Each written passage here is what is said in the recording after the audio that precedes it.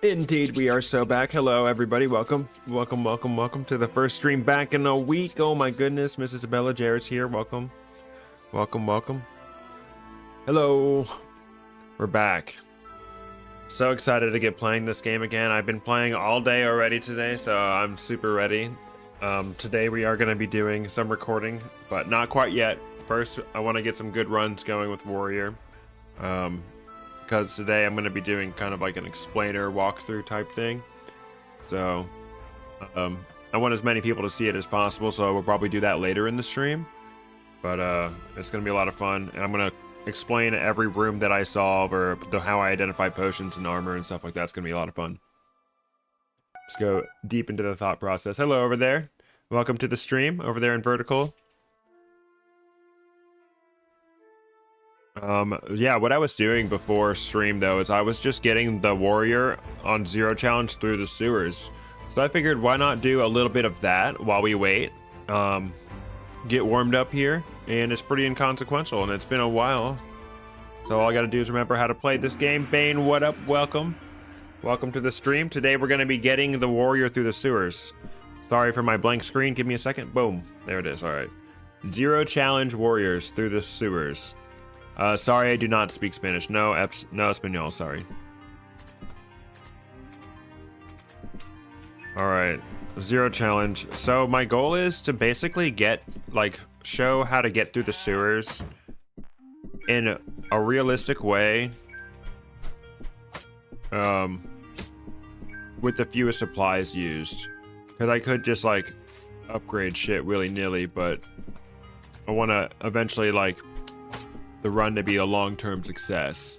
Hey Bane, I appreciate you saying that. Thank you. What up, Knife? Welcome to the stream. We're back. We're doing some sewers only stream by choice. Okay, I don't quite yet have a way to deal with that tombstone right off the bat. Okay, we get a cool room here. I just love the crystal key choice rooms. Those are my favorite. Alright, what are we gonna get? An artifact or a ring? Let's go for the artifact. Rose is pointless, and I'm stupid. Upgrade my seal. Can just use scrolls willy-nilly until I get a remove curse scroll.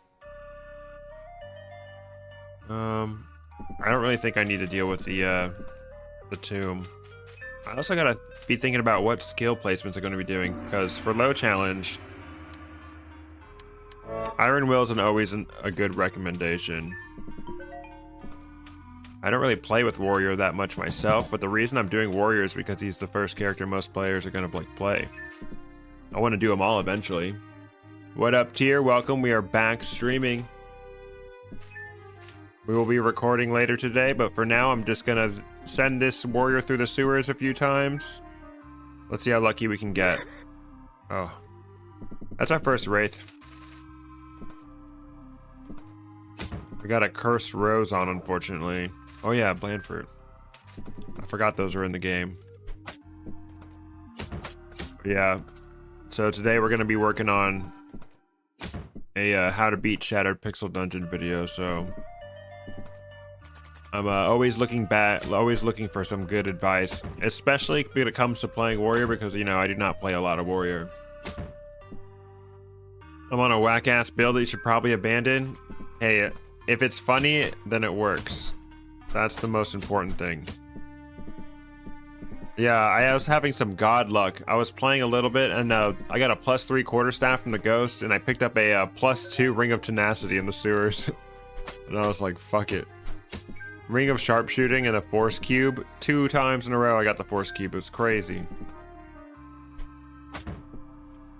Come on. Probably could have met him. Alright, Kunon is not... I already know what upgrade it is. Okay, so Azure Potion is gotta be the Frost Potion, and then Silver Potion's gotta be the Strength Potion. Easy. Easy game, easy life.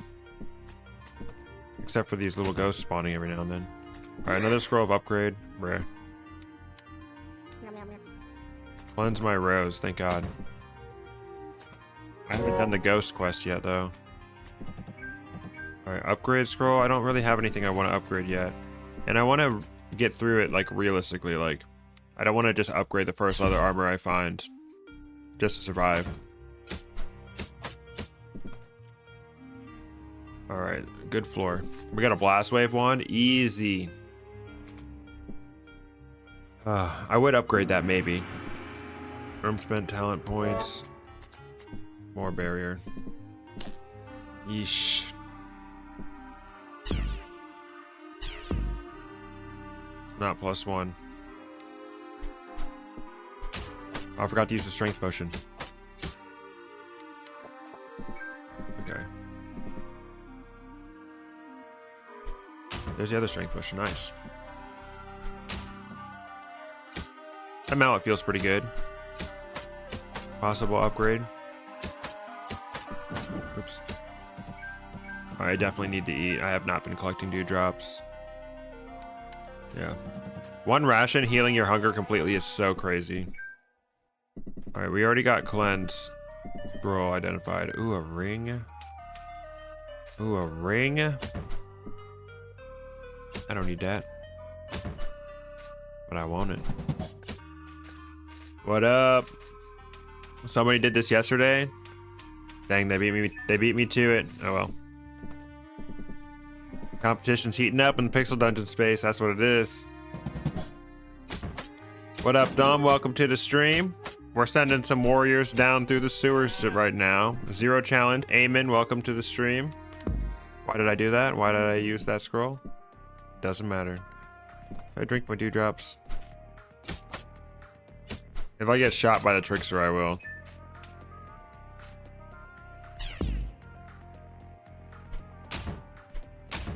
Dumb idiot. Boom. Easy clap. Alright, let's see what he's gonna give me. Anything worth upgrading? Okay. Oh, I didn't need to use that scroll on it. I'm stupid. I forgot about warriors, the freaking thingy, even though I upgraded it earlier. Oh well. I'm only playing this guy till the end of the boss, so. Alright, let's jump. Let's do jumpies.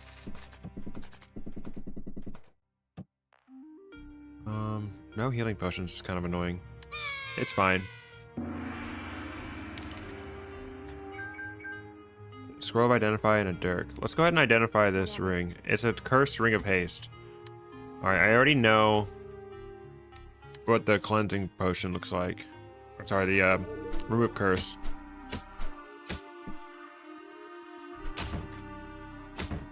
Oh yes, my armor makes me like invincible, dude. Dang it, I can't believe I wasted an upgrade scroll on that freaking armor. Oh well. It's fine. Oh my god. What is that? Lucky or enchanted? It's a lucky tomahawk. Okay. They really want me to win, huh? Can't tell which is which right now. Alright.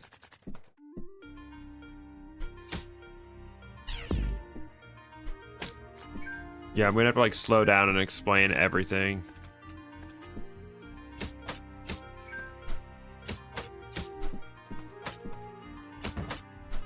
And then I'll just like edit out the parts where I'm just like just doing something uninteresting, like clearing a room or something. I'd be interested to see how long, how short I could. Oh my god. Wrong target, fuck.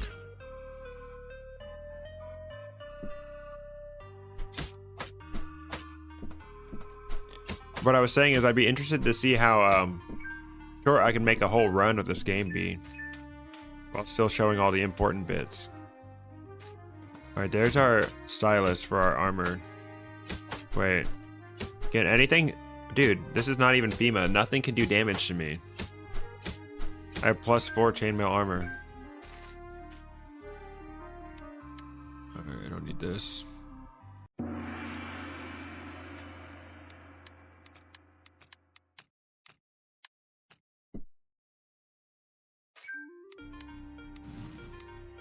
Oh, flow. That's diabolical.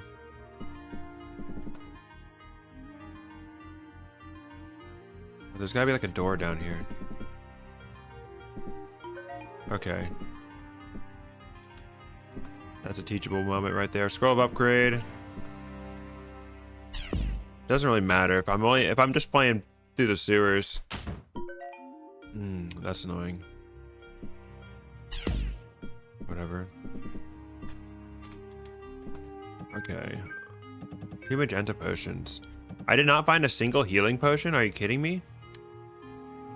Not a single healing potion before the entirety of the sewers. That's crazy. I've never seen that happen. So what am I gonna upgrade? Not that shit. Easy. Flow with haste. Forget about it. And I didn't get any crab meat either. Salt cube, don't need it. Trap mechanism, whatever. Alright, let's go kill Goo. I also want to find Rat King before I kill Goo. Oh, the dewdrop is fine. Whatever, skill points. My weapon kind of sucks. Might as well equip one of these random weapons.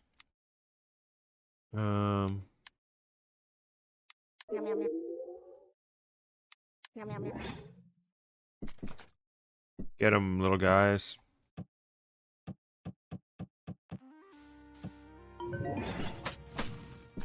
All right.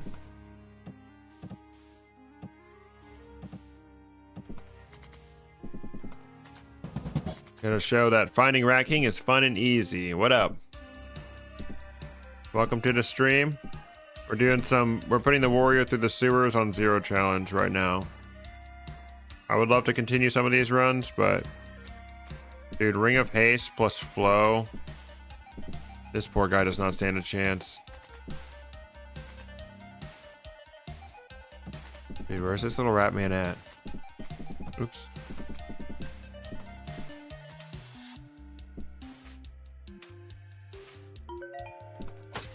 You dumb idiot.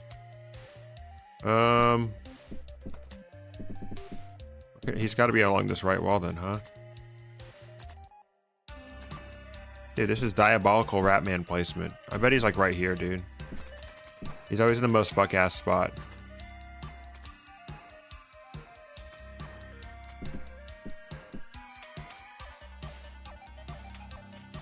Dude, without batter bosses on, you don't even need to kite him around grass.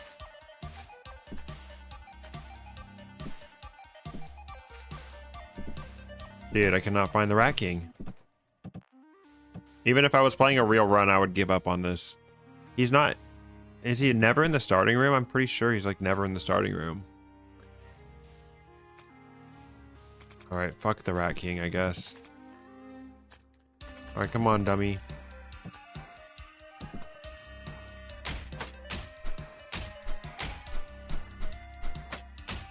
How to beat the Goo on 0 challenge.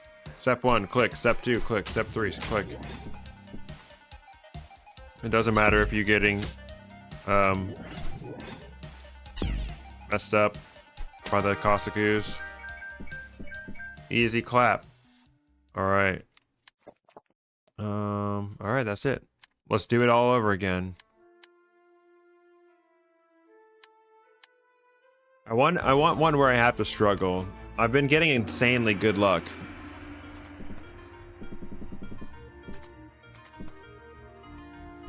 Let's see if I can get a run where I get nothing. Although the +1 cloth armor with FEMA on is so goated. You can't do better than the +1 cloth armor with FEMA off. It's gotta be my favorite thing.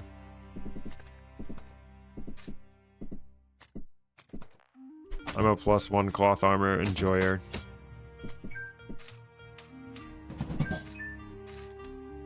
Yo, what up, Ali? It has been a long time. It's been a week.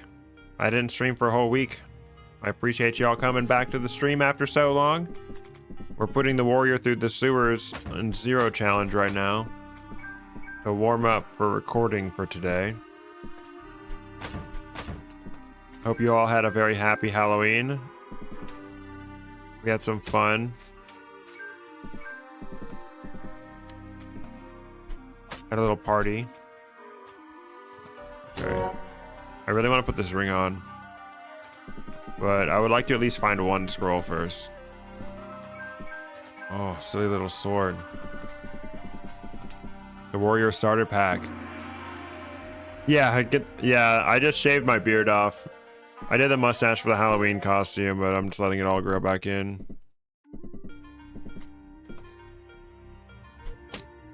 Okay, not cursed. Very cool. Not cursed. It's not might. 4 to 8 damage. 2 to 5. It's haste ring. I was like, I want to run where I struggle. Gets haste ring.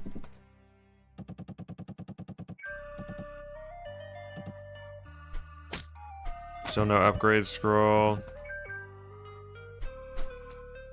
Oh shit.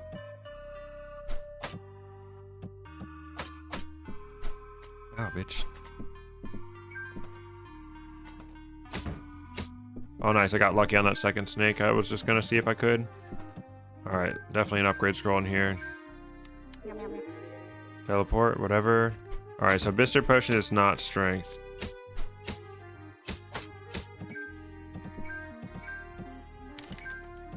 Potion of healing, there it is. We got a potion of healing before goo on this run, imagine. What is Bister Potion, dude?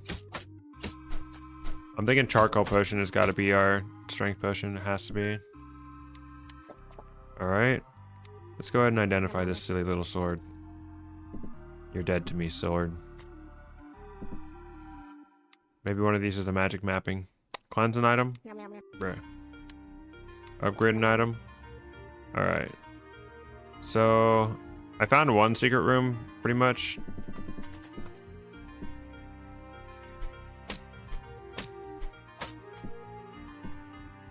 Alright.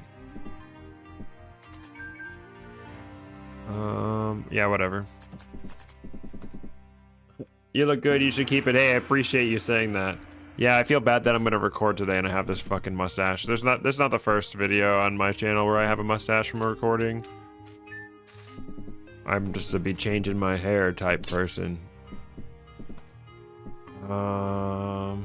Fuck it, we step into potion. Okay, we have the strength potion right there? Yeah.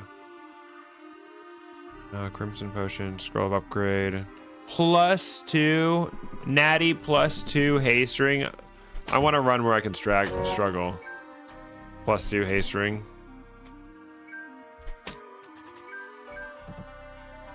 Are you freaking hecking me, dude? How about I just run away from you? Bye.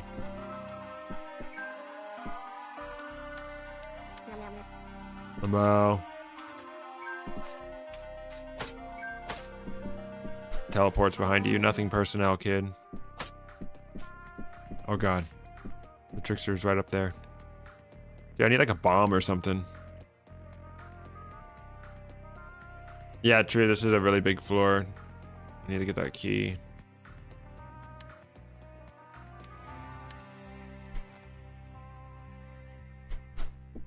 Crab, will you wake up? Oh, thank you. Dude, the +1 cloth armor got my back. No, if no one got me, my +1 cloth armor got me. Maybe also the +3 haste ring helps a little bit, but I wouldn't put too much stock in that one, honestly.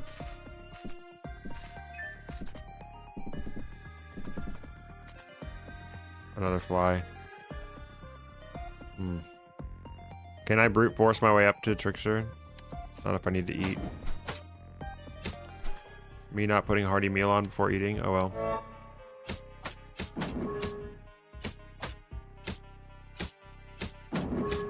I better not die, dude. More freaking flies, dude. What do we have? Just to find the Trickster. Another healing potion. Very nice. Thank you, flies. Thank you. Yes, for real. I do indeed go fast. I'll run this crab.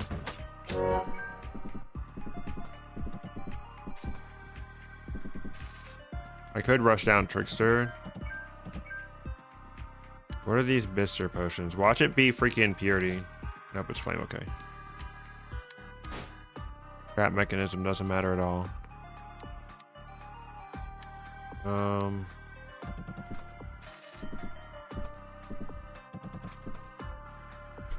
Oops, wrong fucking target, dude. Oh, he dropped me a little seed. Dude, where is this trickster at? Oops. I'll just chase him down. Hee hee. Sorry, trickster. Another freaking tomahawk, dude. I cannot stop being so lucky. Unupgraded armor. Should have went with the weapon. Oh well. The worn short sword is goated. I'm waiting on a reworked imp. Oh, yep. I think that's going to be part of the next update.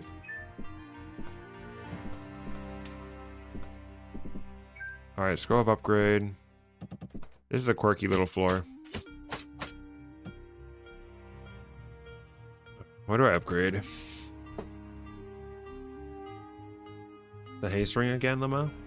That's not really going to help me that much. Let's get a weapon on this floor.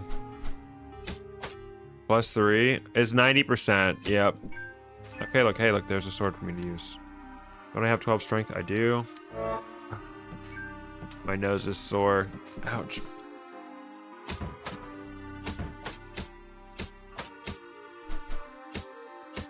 I got some flour on my face. I'm allergic to flour. No. I'm so soft. Let's try throwing these fuck-ass tomahawks at something. Hee hee hee hee. Haha. He's the GOAT. Warrior is the GOAT. Literally the strongest character. I will not be told otherwise. Oops, I thought I had a key.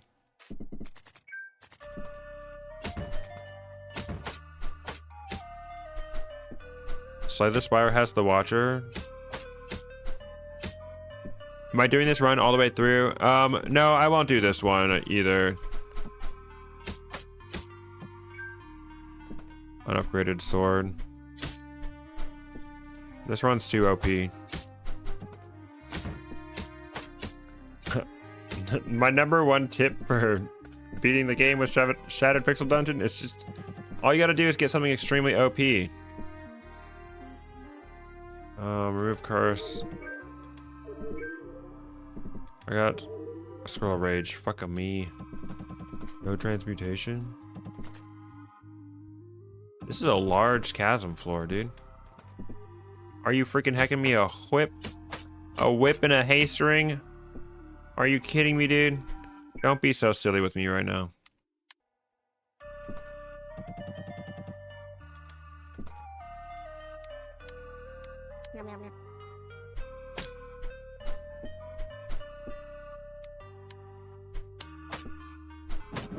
Dang, I'm gonna die because of this whip. That's the only weapon I have in my inventory right now. I don't need to melee him.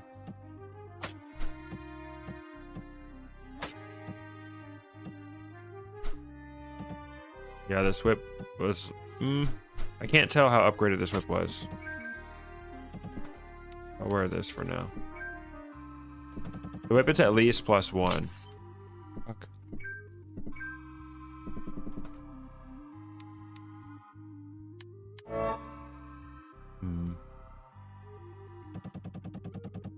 Whip the fish, you're so right.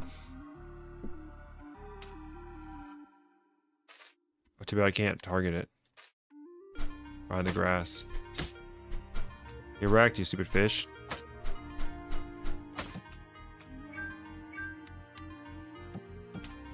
Dude, +1 cloth armor goes crazy. Whatever. Whatever, Fly. I have a +3 ring of haste. I don't deal with mortals like you. I'm not even gonna get to identify the whip. Oh yeah, I gotta eat.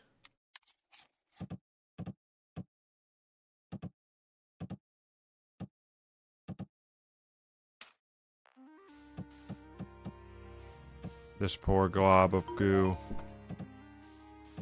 He doesn't stand a chance. He has no idea what he's in for.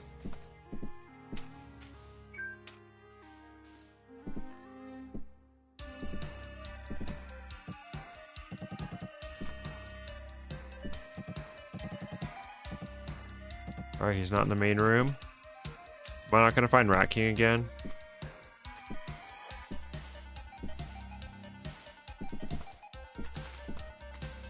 Let's see.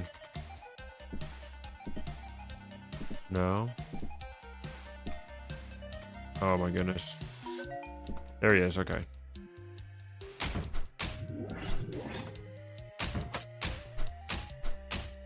World's easiest clap. Oops. Watch me die. Oh well. Ugh. Rest in peace, that warrior. I think we're pretty warmed up. I think we're ready to get started on the real run.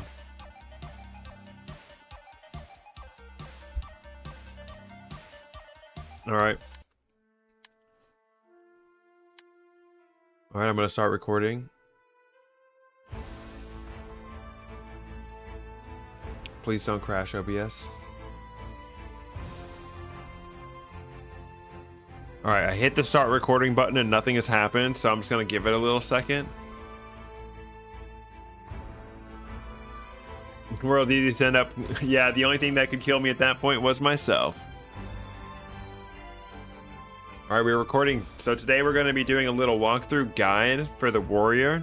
This is how to win Shattered Pixel Dungeon as a new player. So highly recommended going to start with the warrior. He's a super easy class, and what I'm going to do during this playthrough is I'm not only going to explain how to play the warrior, but I'm also going to walk you through my thought process of how I identify potions, scrolls, how I engage combat encounters and everything. So I'm going to go through the run in a pretty granular manner, and we're going to show you how to efficiently play Shattered Pixel Dungeon. So at this point, I'm pretty consistent at winning high challenge run. So, and by high challenge, I mean 6 challenge. I've never beaten 9 challenge. But anyway, without further ado, let's get started. So the warrior starts with the rock, the throwing stone. It's not particularly strong throwing weapon, but it's good for getting enemies' attention and picking them off one by one. So I'm just going to start a typical run like you would normally do, and as we go through it, I'll kind of explain how I'm identifying potions and scrolls and armor and stuff like that. So you come into a room like this. We're actually really lucky because we only alerted one of the enemies. So what we can do is we can fall back to this spot and we can kill this guy and get a surprise attack on him. And here you have 2 options. You can just start throwing your stone at him if you want to deal extra damage. I'm going to save my stones, and we got lucky and high rolled him. So with the warrior, he has a special mechanic called the broken seal. I will detach it, but I don't want to do it in front of some enemies. So let's clear out these rats before I detach it and talk about that some more. First, explain the skills. I will explain the skills as we get skill points. It's a lot to front load, but I will explain the seal. Here we go. So the warrior's broken seal is basically, it's a free armor upgrade. You can use an upgrade scroll on just the seal, and then you can transfer it between armors. So that always, whenever armor is upgraded, it always lowers the strength requirement by 1. So if you have 11 strength and you find some leather armor, you can attach your upgraded seal to it. So it's pretty safe early on to try to identify the upgrade scroll as warrior, because you always have something to upgrade at least once, which is your seal. So we're going to go ahead and put it on our armor. And the if we use this scroll, it is indeed an upgrade scroll. I'm going to go ahead and upgrade the armor, and it's going to go ahead and upgrade the seal, not the armor. So now we have +1 cloth armor, the goat of armor pieces. And we can transfer that to the first leather armor we find, after drinking a strength potion, of course. All right, so 2 snakes in this room. They're both alerted. So that means they have really high avoidability. So I'm sure at this point, I'm kind of understanding that you played the game a little bit, so you know how to deal with snakes, but obviously you want to get a surprise attack on them to kill them. But we lost our chance by entering the store. So both of these snakes are alerted. So what I'm going to do is I'm just going to try to throw a stone at him. Got lucky, you know. And I'll try to throw a stone at this one. All right, now I got to wait for it, and I got to step 1 back through the door. And now this is going to be a surprise attack. Easy clap. All right, so we've got our first skill point.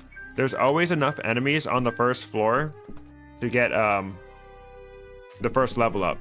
There's anywhere from like 10 to 11 enemies, unless there's a sacrificial altar. If there's an unfinished sacrificial altar, enemies always spawn, but that's for another time. All right, so we've used our key to enter this this room. This is called like a crypt room or a tomb room. Under this tombstone is always armor, and it's always cursed.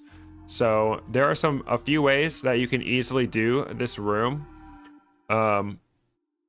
It's if you have a wand, or like the magician's staff, or the rogue's cloak, or something like that.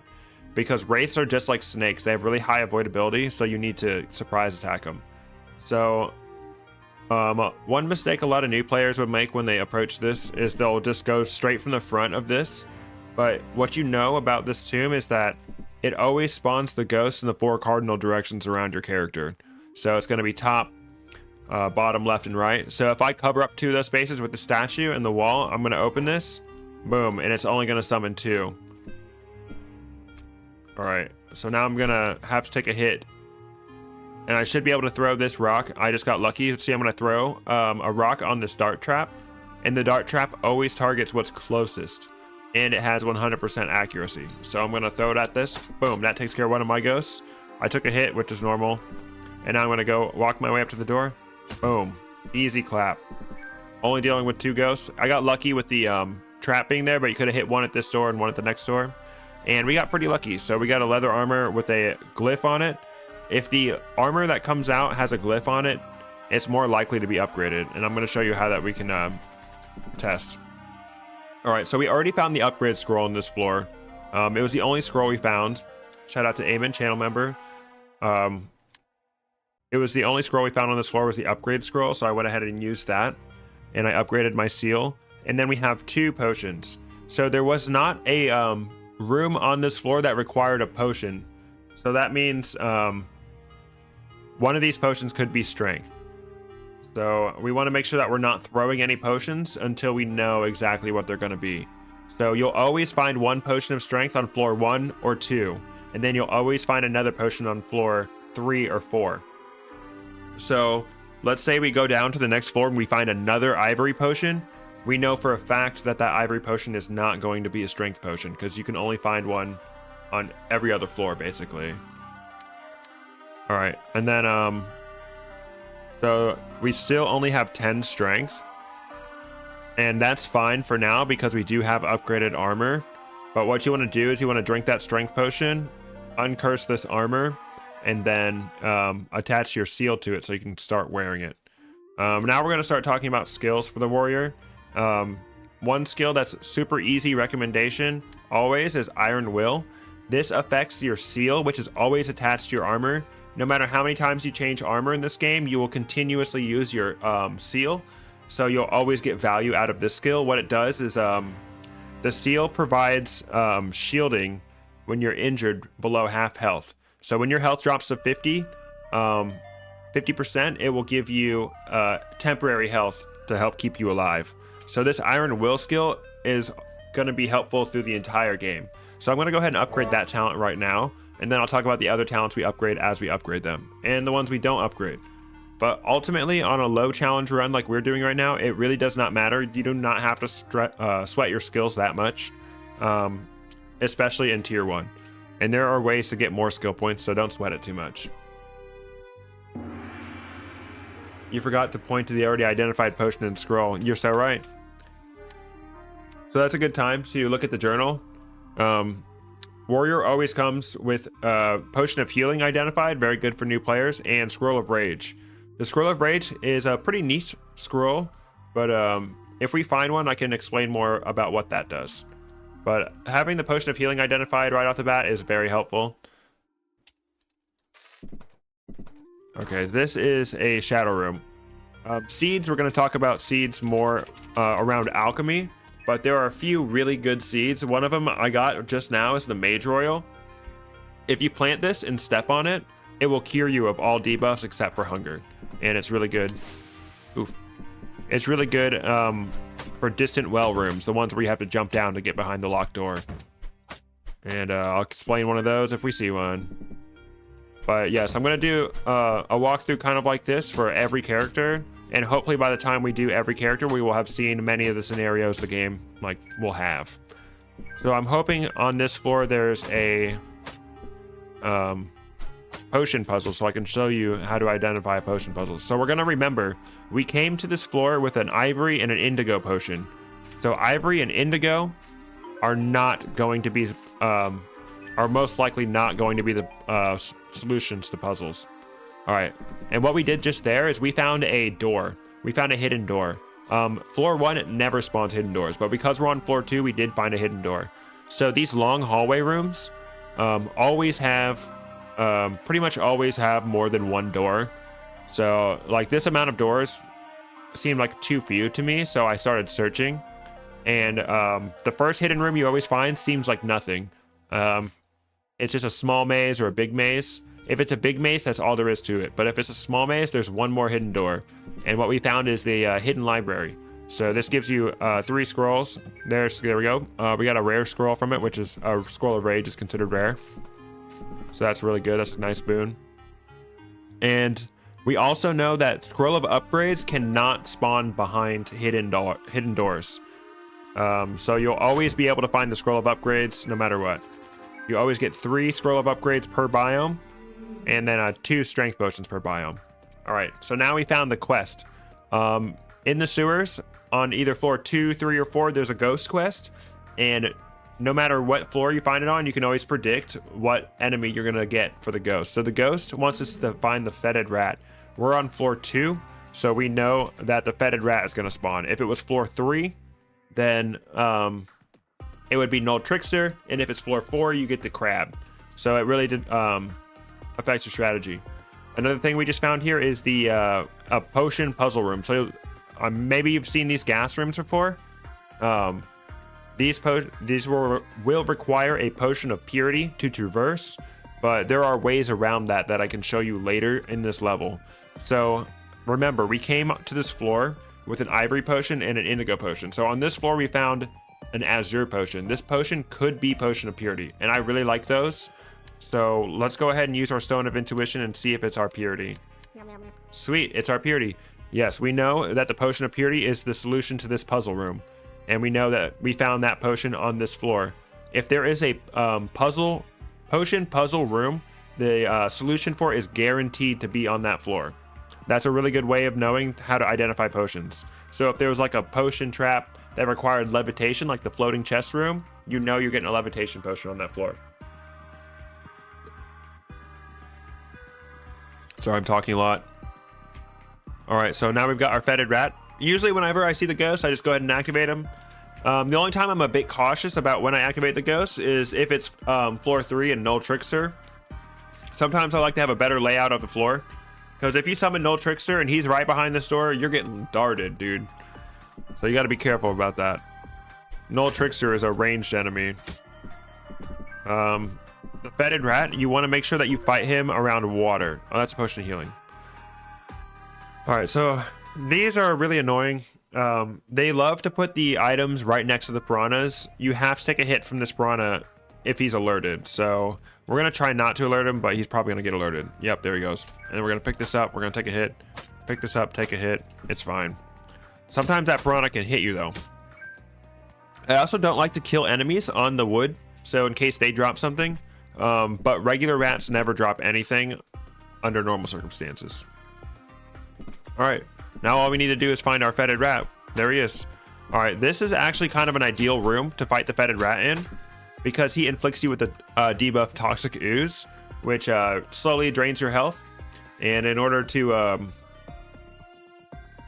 remove this debuff, you have to step in water.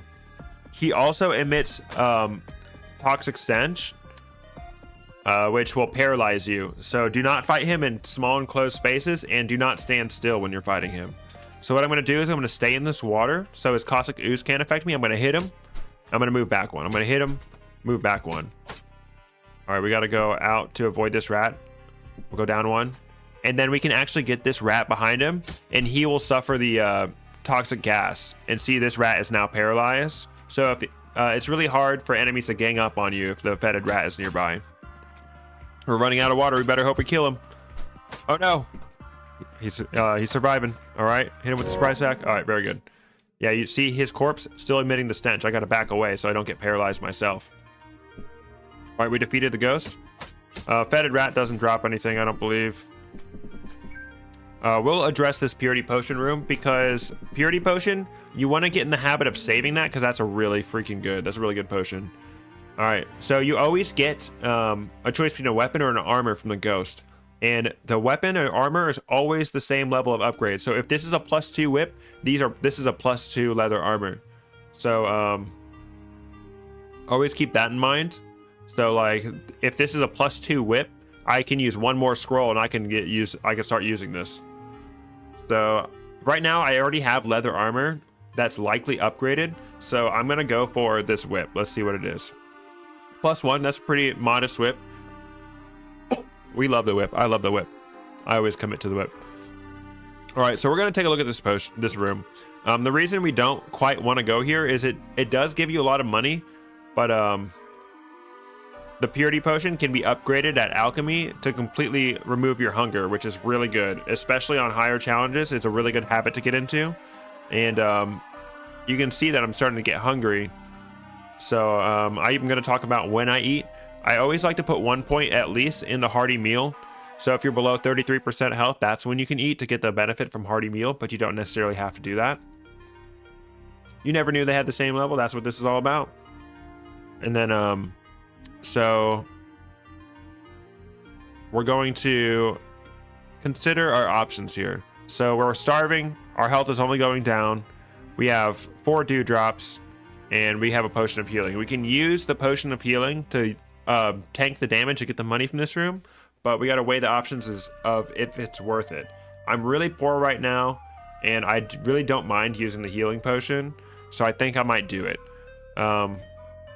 One thing to consider is the magic catalyst can often be found in this room, and usually when the magic catalyst spawns in this room, it's in one of the closest 2 chests. So like, for example, if the magic catalyst was going to spawn in this room, it would most likely be in one of these chests. But it can spawn from the bone pile.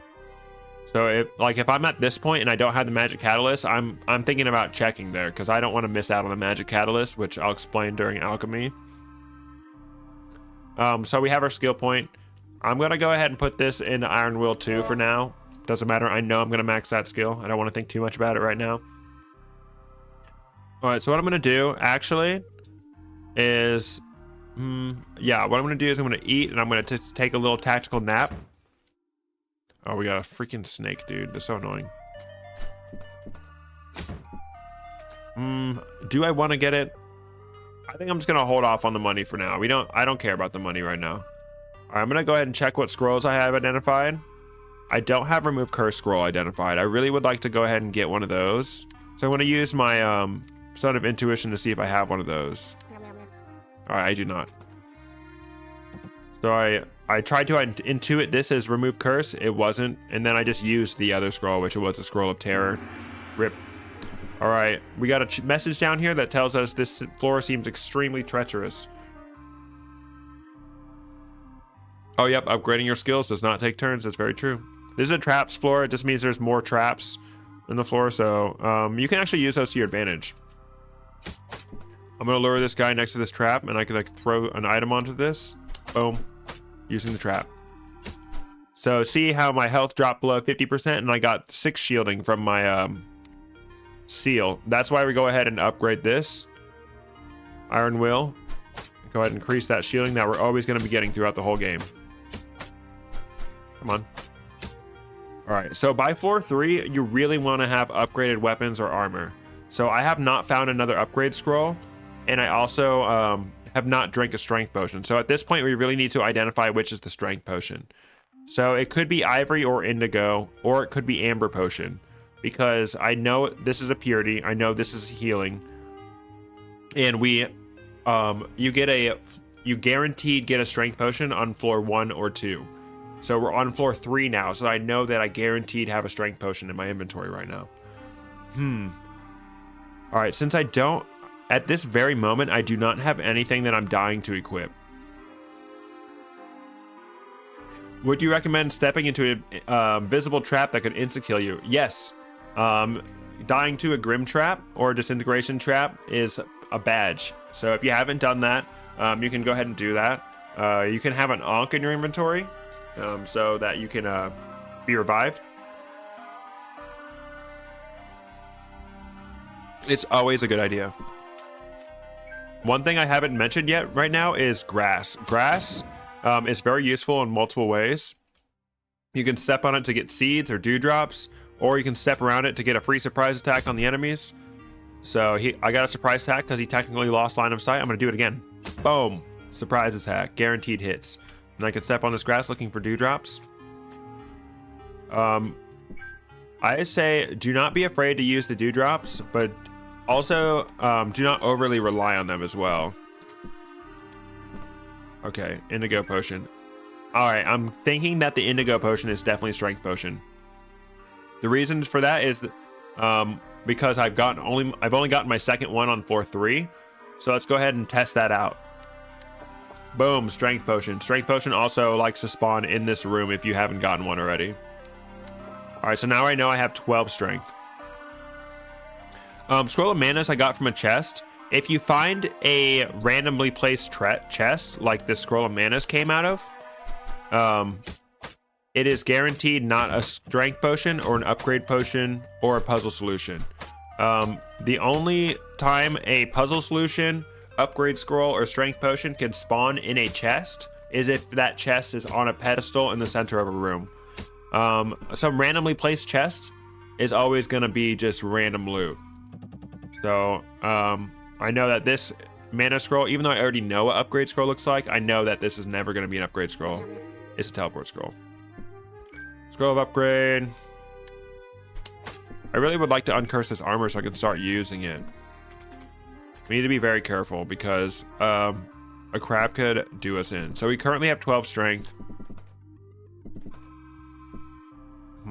Okay. And then we're going to go ahead and talk about first alchemy.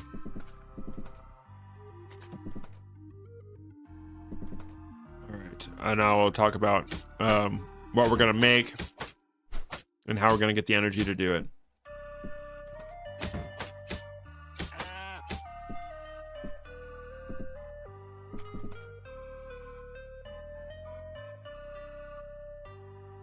All right. What do you recommend stepping into a visible trap?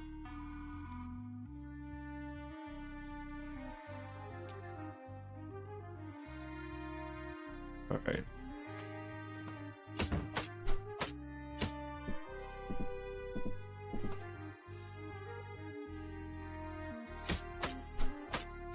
I'm not sure if I'm going to find or remove curse scroll. Oh my gosh, another freaking trap. All right, so one thing you can do is go around, obviously, but this is a toxic gas trap. The best thing to do when stepping in a toxic gas trap is to move diagonally away from it. If you move laterally, like in the cardinal directions, then you'll take a lot of extra unnecessary damage. All right. So we know that either Crimson... Yeah, I think Crimson is the only potion I found on this floor, so I'm pretty sure it's yeah. So with this room, obviously if you have range damage, you can just kill the fish. But I don't really have good range damage. I do have the whip, but I can't wield it yet. So you just use the invisibility potion and then go past them. Even though I can't wield it, I'll give it a shot. Hey, not bad. You don't want to waste too much time, but the crab meat is really important, and this is going to help us a lot for alchemy, so I want to do this. All right, what I'm going to do is I'm about to get trapped by this snake, so I'm going to do something really risky. I'm going to equip my short sword while I'm still in this door. I'm going to try to hit him. Miss. Try again. Miss. All right, so what I'm going to do is I'm going to get behind this door. I have to kill this snake right now. Oh, he lived. Oh, no, now the piranhas are mad at me. Okay, we have to kill this snake. Okay. This is actually a really bad situation. All right, watch this. I happen to have a Stone of Aggression, or what I could do is I could use, whenever we get into a bad situation like this, we always want to stop and take stock of what we have. So there are a couple different options. We could go Unga Bunga and just use the Potion of Healing and try to out-tank everything. That's a bad idea. Yep, we could use the Stone of Fear against the snake. and the snake will start moving in the opposite direction. We could use a Stone of Aggression on one of the piranhas, and that way that will lower the health of the piranhas and make the snake run away. We could use Scroll of Rage, which will give the enemies the status effect called Amok, which will make them attack each other. So actually, I think I want to use the Stone of Aggression on this guy here. Boom. Yeah, let's see who wins this fight. I'm standing in this doorway so that I can get a guaranteed sneak attack on this snake when time comes. Dude, the snake is goated. Boom. That was easy. See, all it takes is one little rock. All right. Oh, look at that. So here's what I mean about the toxic gas traps. It spreads in the 4 cardinal directions. So if I were to move straight up, I would be in the gas every turn. But if I move diagonal, see, look, the gas is here to my upper right, but it's not where I'm at. I'm gonna move diagonal again. Boom. So you can go ahead and use that against enemies. It's really nice. Using traps against enemies is so cool. All right. So right now, we're going to go ahead and enter our alchemy screen. And right now, our first priority is we have 3 main priorities here. We want to make a trinket. Honestly, that's a little bit lower on my priority right now because I'm starving. We can craft a meat pie. If you're not crafting meat pies, let me tell you, you need to be crafting meat pies. They're so freaking goated. And right now I am lucky enough to have a potion of purity, so that can also restore my hunger. So what I'm going to do is seeds are really good. If you combine 3 types of the same seed, you can get a potion identification off that, but unfortunately I don't. So what I'm going to do is I'm going to go put 3 seeds together. And how you want to use your seeds is up to you, but early game, to get extra energy, I like to do this. 3 random seeds, very high chance of this being a levitation potion, because if it was 3 Stormbind seeds, it would guaranteed give me a levitation potion, and it would also identify the levitation potion. But let's go ahead and use it. It's a potion of invisibility. Okay, cool. I know I don't need that for a puzzle, and also I know that this ivory potion and this amber potion are not needed for a puzzle as well. So I can energize any of these potions I choose. So I think I'm going to go ahead and energize one of the unknown potions. When you energize it, it says at the bottom, potion of paralytic gas. It's now identified. So I have 11 energy. The first thing I want to do is I want to craft this meat pie. And then I will go ahead and upgrade the potion of purity. So what this does is it turns it into a potion of cleansing, which removes all debuffs, including hunger. So this thing is as good as a full eat.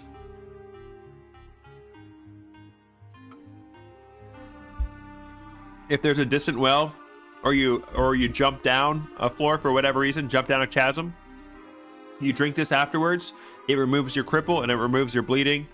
Or if you're in a really bad situation, like you just got crippled by a prison guard and you're trying to struggle to survive, this is a really good option.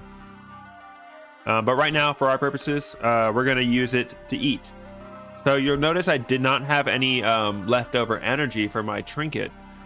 This is up to you. If you want to go ahead and energize another potion to make this trinket right now, you can do it, or you can wait until next biome. It's up to you completely. I'm going to go ahead and energize this ivory potion, which it was haste. Sad to lose, but whatever. And now I'm going to do my trinket. So trinkets, it takes a lot. It takes a lot of kind of game knowledge to understand what the best trinket is. But trinkets are never, they're never like a win or lose scenario. You're never going to be like, oh, I got the God trinket. You know what I mean? This portion is brought to you by my lovely YouTube members. You can subscribe to my YouTube membership by hitting the join button below. Supports us over here on the channel, trying to make Shattered Pixel Dungeon a thing on YouTube. Speaking of channel members, Grunt, welcome to the stream. A 0 challenge run winning tutorial. Yes, I am granularly explaining everything that I do. So we just got to alchemy and we're making our trinket. I don't like any of these trinkets. Trap mechanism is pretty good because using traps against enemies can be really strong. And also it creates chasm floors, which you can, there's various ways to knock enemies down off the floor. So, and then parchment, just gives you more enchantments, not upgrades, but enchantments or curses on your equipment. Not super fan of that one. Dimensional sundial is poo-poo. I don't like it. I'd rather have the energy, honestly. It increases the amount of enemies that spawn at nighttime. It depends. It depends. There are times when it's genuinely useful, but this is looking like a fat random to me. So I'm gonna go ahead and go on random. Chaotic sensor is so annoying, dude. It just spews random gas whenever. I don't have any leftover energy. I would like to usually upgrade my trinket if I really like it, but I don't really care about upgrading this one right now. So, doing any tips for pacifist ascent? At least 3 health potions per biome is recommended. Unequip your weapon for pacifist ascent, so you don't accidentally kill anything, and watch out for enemies killing each other. Also, when the amulet's curse is at its strongest, haste effects are disabled. So get rid of your haste ring and don't bother making potions of stamina. Alright, I'm going to show you something really cool. We have this shocking trap right here, and the shocking trap is an electric trap that spawns in a 3x3 grid. So I am out of the range of the shocking trap, but the shocking trap also affects any water that's nearby it. So this guy is standing in the water that is next to a shocking trap. So what I'm going to do is I'm going to throw something in this trap. Boom, he's paralyzed. Easy clap. And now if I had like a wand or some sort of range damage, I could unload on this guy. But basically it's just free damage. He's going to take some electricity damage, and boy, wasn't that fun. You could walk up to him if the water permitted, but that's a really good thing to keep in mind is the shocking traps that are next to water. All right, so we got to decide on the beginning of this next floor how we're gonna eat. Are we gonna use the cleansing potion, or are we gonna use the meat pie? The meat pie, it gives you a buff. It restores your hunger fully and gives you a buff that makes it so your hunger does not go down for a certain number of turns. It's super cool. Does a muck count as your kill? No, a muck does, because if any enemies die at all in any way, then the amulet's curse is reduced. So even if an enemy kills itself or kills a DM300 shoots gas, and the enemies walk through like a gassy robot, then it will still count as reducing the curse. So make sure no enemies die in any way. All right, I'm gonna go ahead and eat this meat pie because I want to regain my health. So we'll eat the meat pie, and we have 448 turns of well-fed. It heals you over time and makes it so your hunger doesn't go down. And welcome, Anderson. So I know there's a secret door on this room because of this indentation right here. This indentation makes it very obvious, but also there are always 2 unlocked doors in every starting and ending room. So I know there's only 1 door here, and then there's a locked door down here. I'm thinking, where's the other door? Because there has to be 2 unlocked doors in every starting room. So I'm gonna go ahead and search up here. Boom, there it is. Ooh, it's a hidden garden. So there is actually a way you want to go about this. If you would like to get this buff. If I just hit the seed pod immediately, it would disable, it would land on this flower, and I might as well get the buff, right? So I'm gonna step on this blessed flower. The black flower is one of the only ones that's just straight good for you. And now I can go ahead and break through everything else. These hidden garden rooms give you the shadow melted buff. These are a great place to take a nap. I personally would not take a nap right now with my well-fed debuff, but it makes your satiety go down slower when you're in here. Oh yeah, your profile pic. That's my mugshot. Not actually a mugshot. So I still have this upgrade scroll. And this is not a remove curse scroll. I really want to get some armor on. All right, let's deal with this battle. And this is our last floor to find equipment. So we'll look for some good equipment. Oh, look, hey, an axe. I really want to get this whip equipped. But at the same time, I don't have any speed or way to create space between me and the enemy. So is the whip really the best option? Right now I have 12 strength, and I have a skill point I have to apply.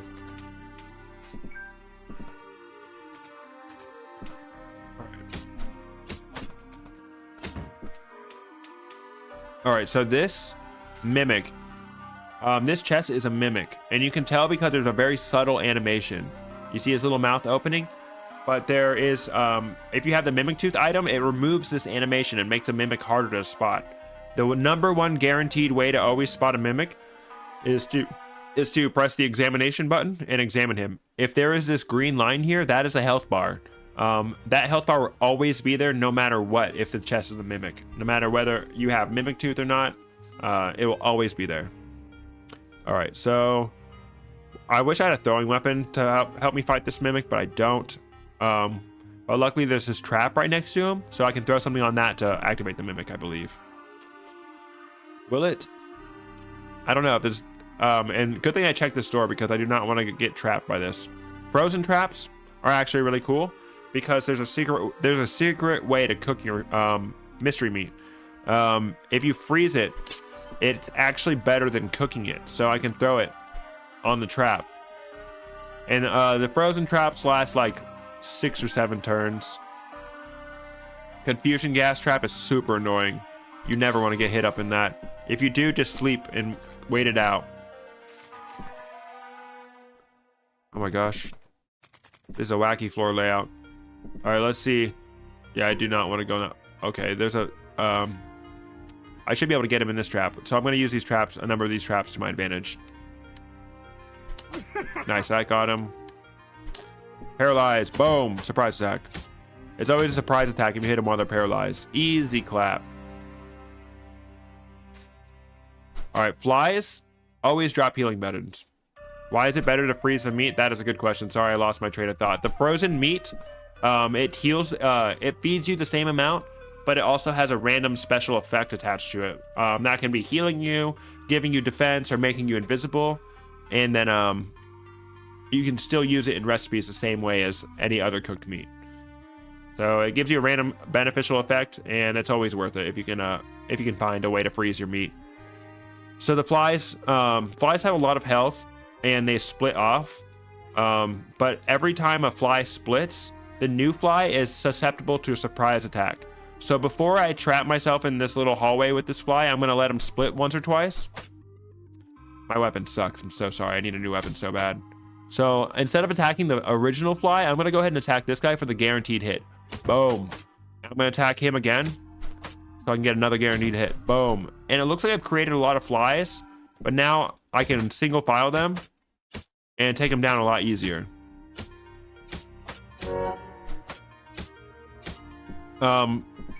Flies have a diminishing drop on healing potions. I believe you can only get 6 healing potions per biome from flies, so you can't just you can't just make unlimited. Oh shit, the chaotic centers shut out burning gas. That's really annoying.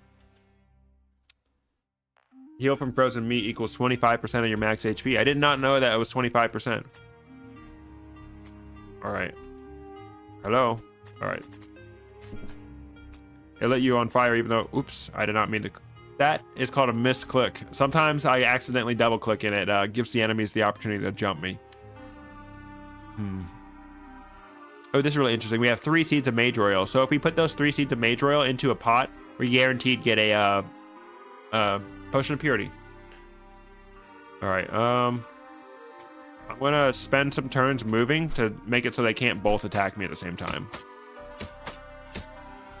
Oh man, this +1 cloth armor is so freaking goated. What is up with them putting traps right in front of doors? That's super annoying. All right, we'll deal with that in a second. All right, we found 2 crystal keys. That means there's a triple crystal door room on this floor. Yeah, yeah, I'm pretty sure.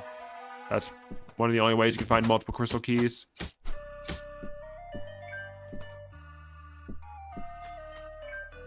Let's wait for this goo. I'm not going to do anything fancy to kill this guy. Sometimes you just whack. Sometimes you can just smack and whack. Oh, that crab is scary. I don't like him. Crabs move really fast. Oh, this is not good. This is not a good situation. All right. What I'm about to do is I'm about to lock in, okay? So we're in a bad situation. And I think that my best option right now is to go Unga Bunga mode. So what I'm going to do is I'm going to I'm gonna examine what I have, and I'm thinking right now my option is I have a couple different options. I could use my Amok scroll from earlier, my scroll of rage, and make all these enemies fight each other. There cannot be both a pit in a crystal room and a triple crystal door on the same floor. That is true. So we got a scroll of rage, scroll of upgrade. What I think I'm going to do is I'm going to use the Seed of Earthroot. So what this does is it gives you a big defense buff when you're standing on this plant. So I'm going to throw the seed right here, take a hit, and I'm going to go here, and I'm just going to tank it, dude. I'm going to tank all this damage. I'm killing these crabs. Right now, my priority is killing these crabs. I don't think the Null can do damage to me, but the crab might still be able to do damage to me. Nice, okay. There's always a solution. All right, so this scroll might be a remove curse scroll. Let's see. Oh, it is remove curse scroll. Finally, I can wear some armor.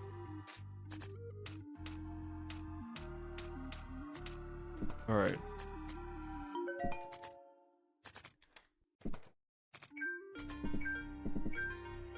All right, we found a throwing weapon. Very good. Throwing weapons are good. Low level throwing weapons, don't be too overly attached to low level throwing weapons. They're temporary. So I could deal just a little bit more damage to this guy before he gets to me with this throwing weapon. I'm going to do it. Sometimes it's advantageous to not just immediately trap yourself in a 1x1 with the flies. You want to let them split up as much as you can before you like do that. All right, I bet that this is the 3 crystal door room. Yep, it is. Okay. All right, now I gotta figure out how to shoot this. All right. Go ahead and disarm that trap by throwing something on it. Scroll of upgrade. Right, we already did the ghost, which he gave us the +1 whip. I always like to commit to upgrading, using my upgrade scrolls before the boss. So once we get down to the next floor, we'll decide what we're using our scrolls on. All right. So the triple crystal door room, you get 3 scrolls or 3 potions to choose from, and sometimes you can have one. You'll know that a strength potion or an upgrade scroll never spawns in here. So if you don't have a strength or upgrade scroll identified, you can look and see like, okay, so a silver potion is in here, and then there's a silver potion in my inventory. I know for a fact that the silver potion is not strength. There's always a solution. Not true in higher challenge runs. Very true, very true.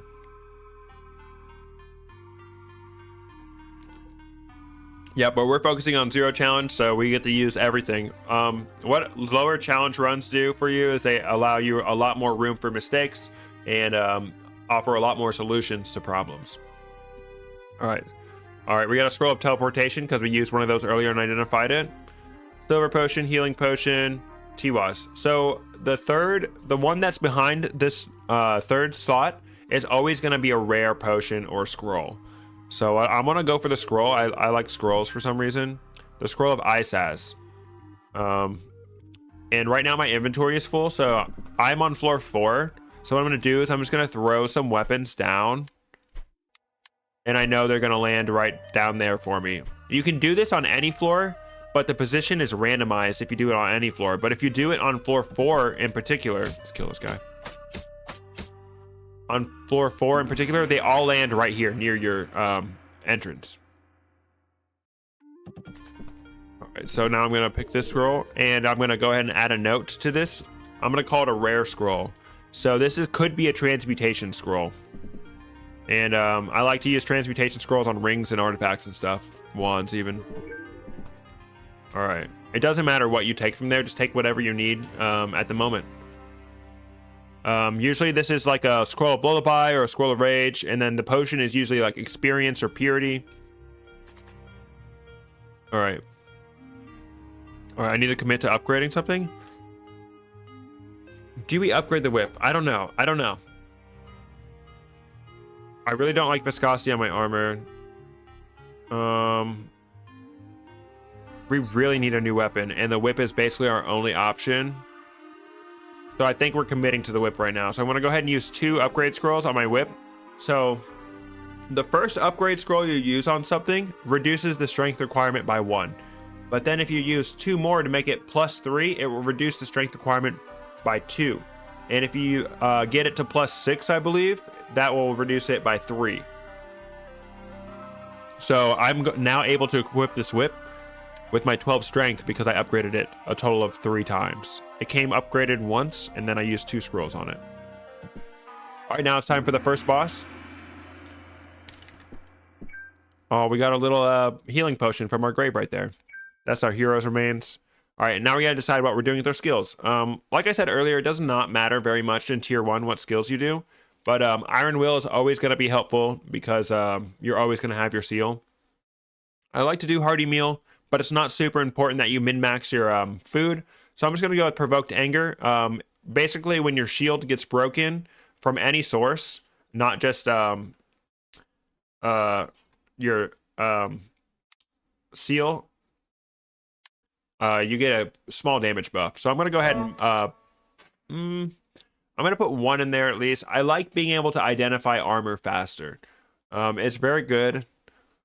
And the problem with identifying armor is obviously you don't want to put on any cursed armor, but I do enjoy having instant armor identification.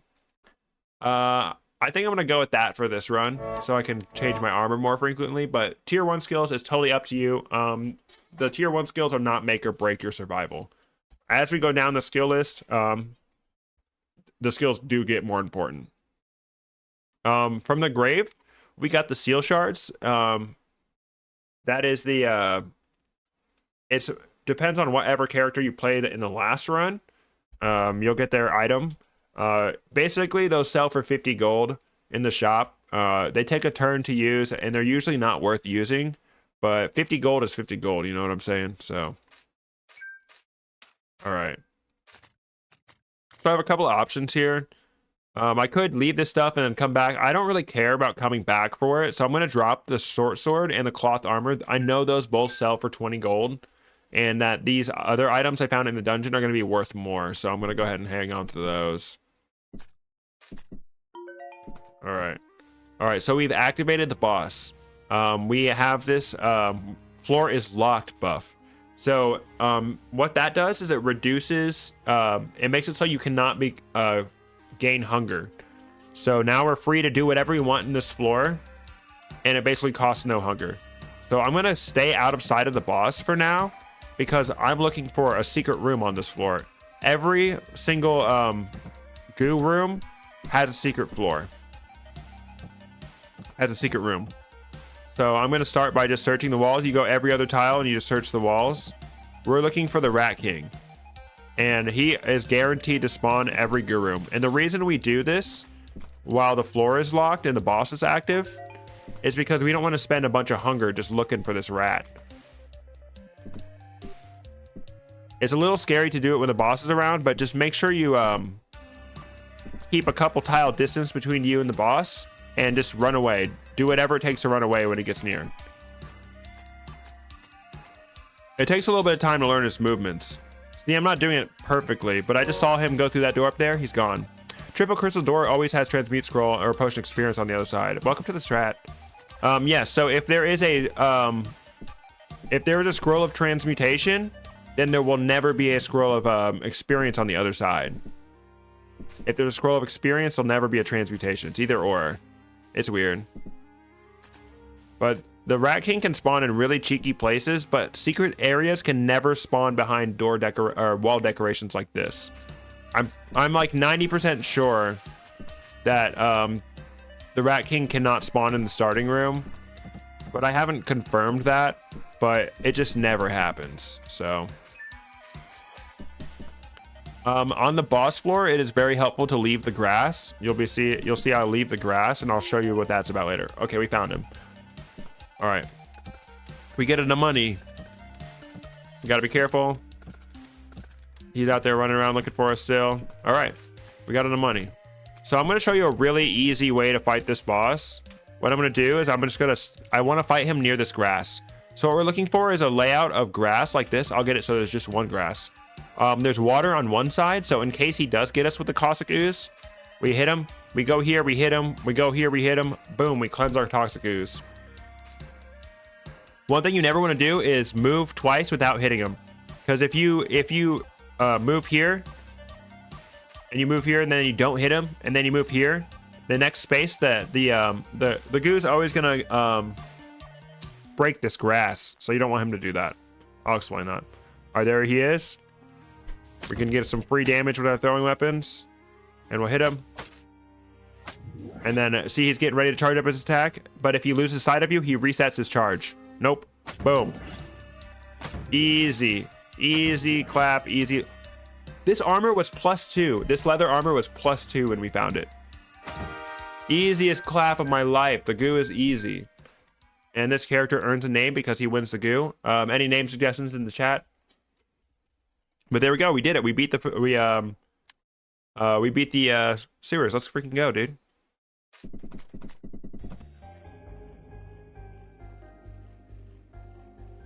All right, before we go down to the next floor, I just want to ask, if you're watching this and you've gotten this far in the video, please hit the like button. It helps a lot. We're trying to make Shattered Pixel Dungeon a thing here on YouTube. It doesn't seem like a lot of people play this game, so I really want to put some content out for this game, and I appreciate you guys checking it out. We stream Monday through Friday at 5 p.m. Central Time.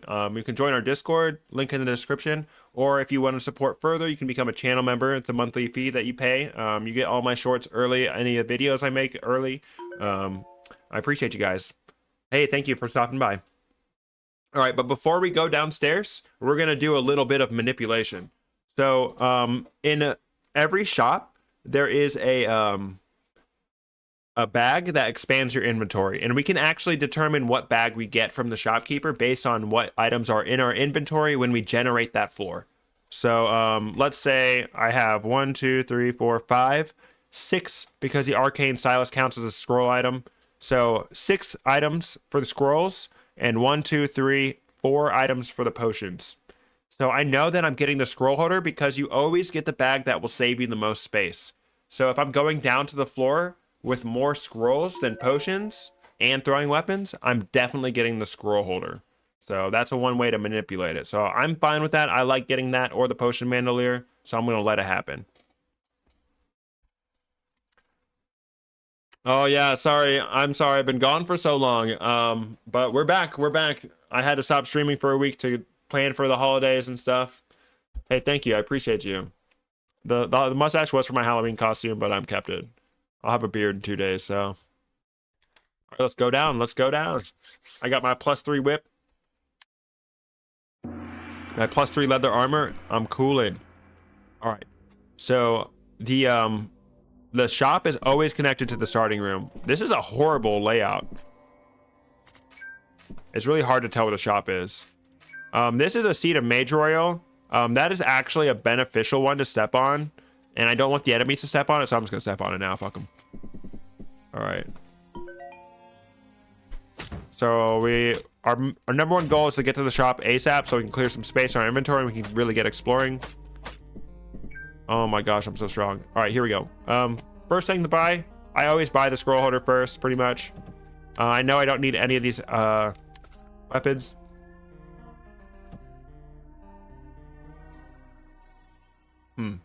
All right.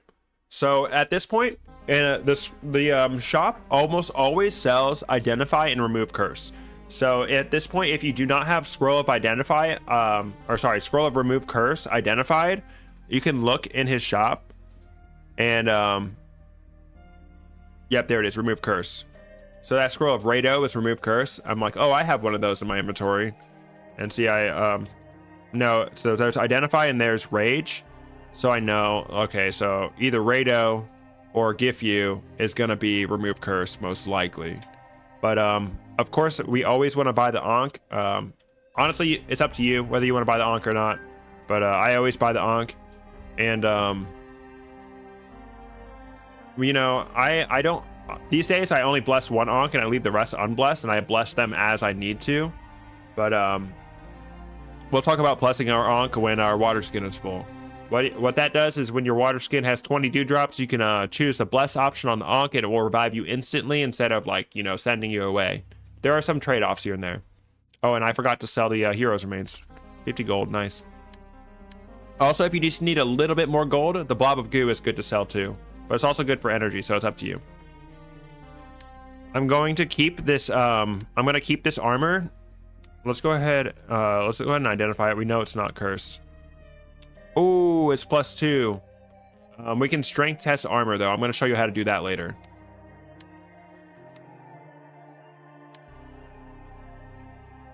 All right, no, we can actually do it now. Holy crap, +2 armor. All right. So what I'm going to do is I'm going to equip this armor that I cannot equip right now. Let's say I found 1 strength potion and I had 13 strength. If I wanted to know if this was upgraded, I would put it on and move. So look at my turn wheel down here by my health bar. I'm going to move once. It took more than 1 turn. It took 1 1/5 turn to move. That's why there's a little bite taken out of my pie right here. The excess strength requirement that I do not meet for this armor is taking a bite out of my turn wheel. So boom, it keeps getting smaller until eventually I will have taken a whole extra turn to make all these moves.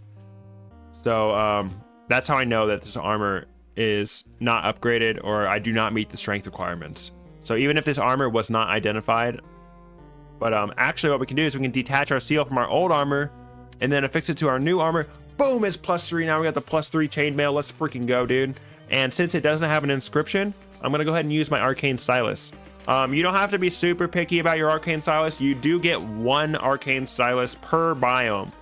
So you always have the opportunity to get 4 guaranteed in a run, but you can buy more from the shops. What did we get? Obfuscation, that word I can't say. That one's okay. I mean, most glyphs on armor are not make or break your run. This leather armor is really good and I'm gonna miss it, but let's see how much it sells for. Ooh, 180 gold. I'm selling it.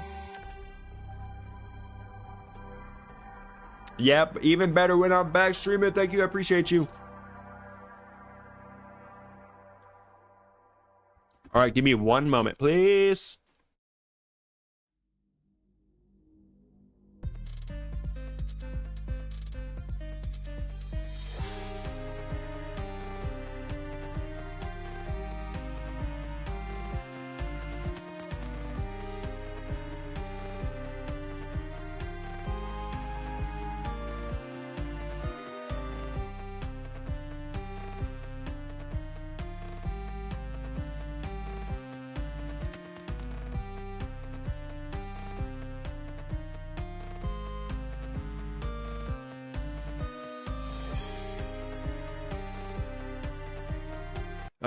Back. It's dinner time. I got some mushroom pasta.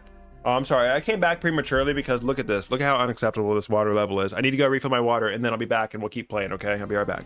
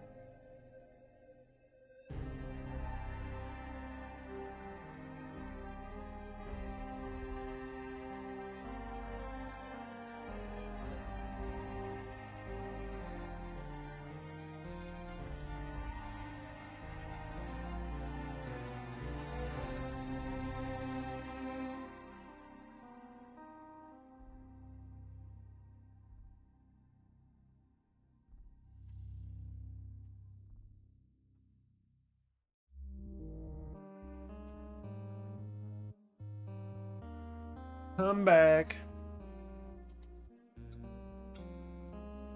All right, yeah, I'm not muted. Good. Just read the title. Is he being serious right now? He's got a meta for warrior to win 7 challenge. The chief of firefighters is crazy. I would never. All right, so this is the bare minimum what I would buy from the shop. Oops. All right, we're back. Hello. This is the bare minimum I would buy from the shop. So we got the bag, which was the scroll holder, and we got the Ankh. But we do have 500 gold. Most things cost 300 gold. One thing to consider buying for runs in general is the Stone of Augmentation. I don't necessarily need it with my armor right now. It'd be a bit overkill. But the Stone of Augmentation, if you augment your armor for defense during the prisons, it basically reduces a lot of damage that you'll take. The augmentation, it's trading one stat for another. So if you augment for defense, it lowers your evasion, but your defense stays high. If you augment for evasion, it's the same. It's vice versa. But since we're not playing with challenges, I'm going to go ahead and leave that. I would actually prefer to buy a scroll of Remove Curse so I can equip the next thing I find. Little random moment. All right. Toxic gas doesn't affect the skeleton. This is sad. I have a whip which gives me range damage, but I have no way to create space between me and the enemy. So we'll have to see if we can sort that out. Easy. All right, let's go ahead and root through some of this grass so I can get my dewdrops full.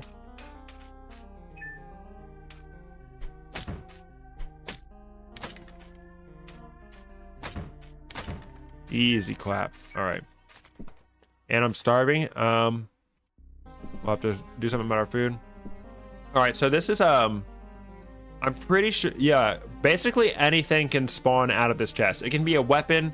I don't think armor can come out of this chest. I don't think I've ever seen armor come out of this chest, but it can either be a weapon, a ring, a wand, or an artifact. And then the other room is going to be just supplies. Turquoise, jade, golden, identify. I don't have any of those identified. The stream would be super valuable, so thank you for doing it. I know I hear something new. Hey, Luke, thanks for stopping in the chat and saying that. We are recording this. I'm going to condense this down and upload it to YouTube, so we'll see. We'll see. Yep, nope, not weapon. All right, so I really need a ring, an artifact, or a wand. Like, literally have nothing on my hotbar. I have no equips on, so I'm always going to go for this chest early game. So let's go see what it is. The Wand of Corrosion, the best wand in the game. Holy. All right. So we're going to test if this wand is cursed. So I'm going to do it in water and by a door in case the wand shoots out gas or lights me on fire. All right, so let's go and zap it. Ooh, it's not cursed. Let's freaking go. All right, that's a really good wand. Oh, look, another wand. Let's go. All right, so same thing. I'm going to do it in water by a door. Not cursed. The Wand of Prismatic Light blinds enemies and it reveals things. So it can map out the area or it can reveal doors. So let's say I had a sneaking suspicion that there's the hidden door along this wall. I can stand right here and zap down, and it would, if there was a hidden door along this wall, it would show it to me. Yeah, I know. I keep getting god luck. All right, sheep trap. The best way to get out of a sheep trap is just to continuously click a sheep.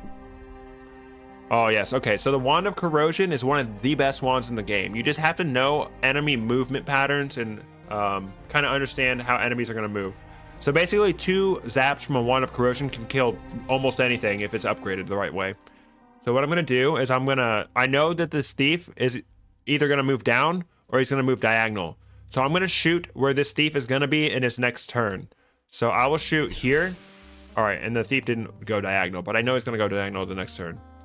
And boom, he's going to walk through that corrosion. I'm going to shoot it in front of him again. And I'm going to keep him trapped in this corrosion. And I know if he steals from me, he's going to walk back into this corrosion. This thief is cooked. Boom. All right, he's dead. But now we got to wait a little bit for our corrosion to dissipate. But I can shoot one here and then get his attention. Hey, yo, idiot. And he's just going to walk through the corrosion.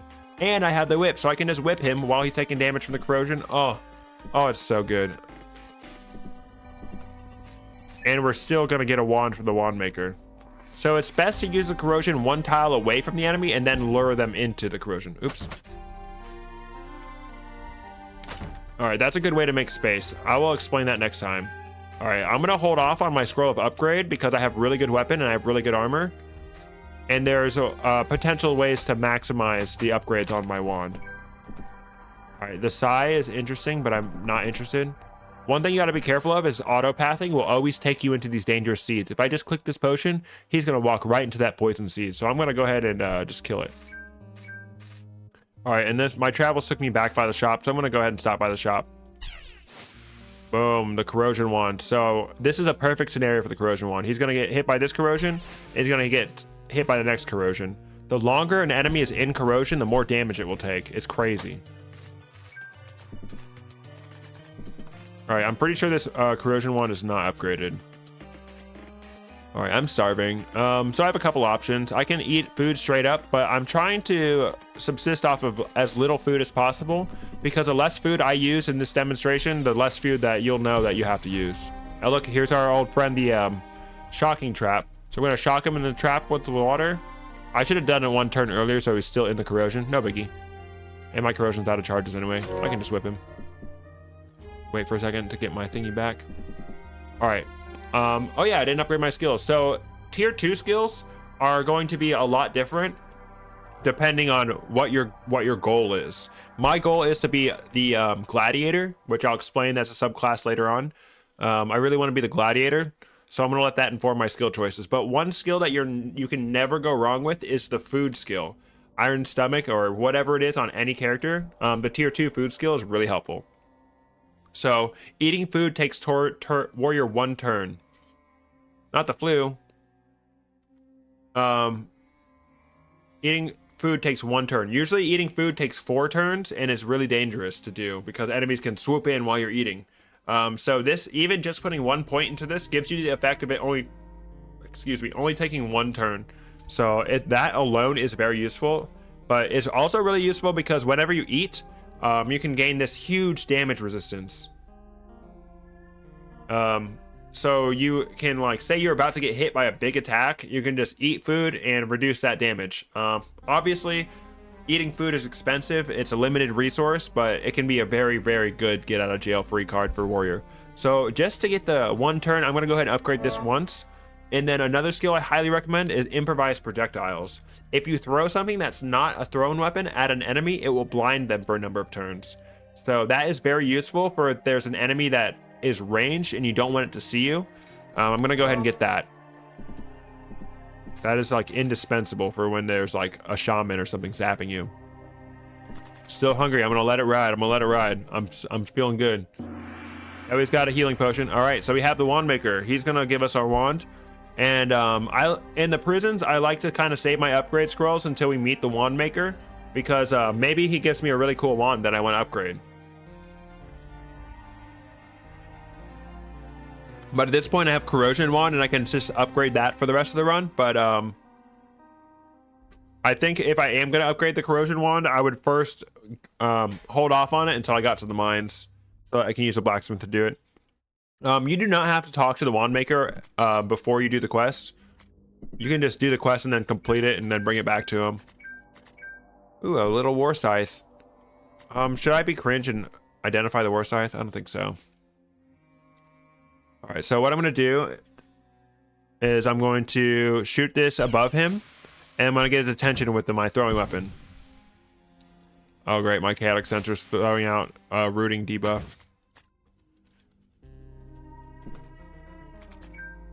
Oh, did I lose that earlier? Or is that a new one? Oh, it's a fresh spear.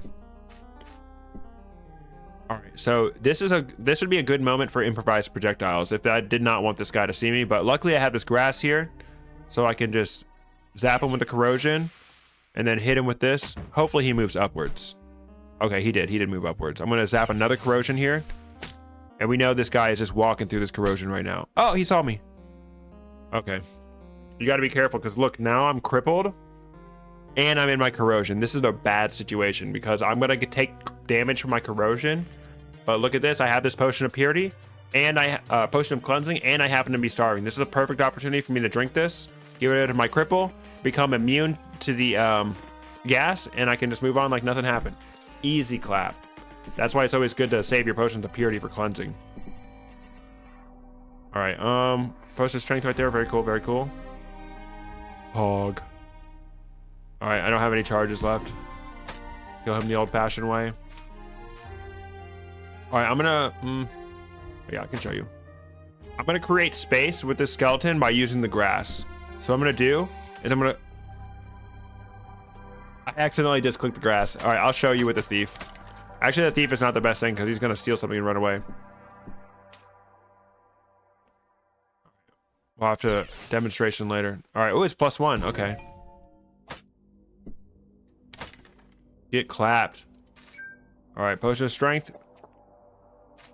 There's pretty much no reason to not drink it right away, but there are some niche scenarios where drinking the strength potion right away is not advisable. But you're pretty much always safe to drink it right away.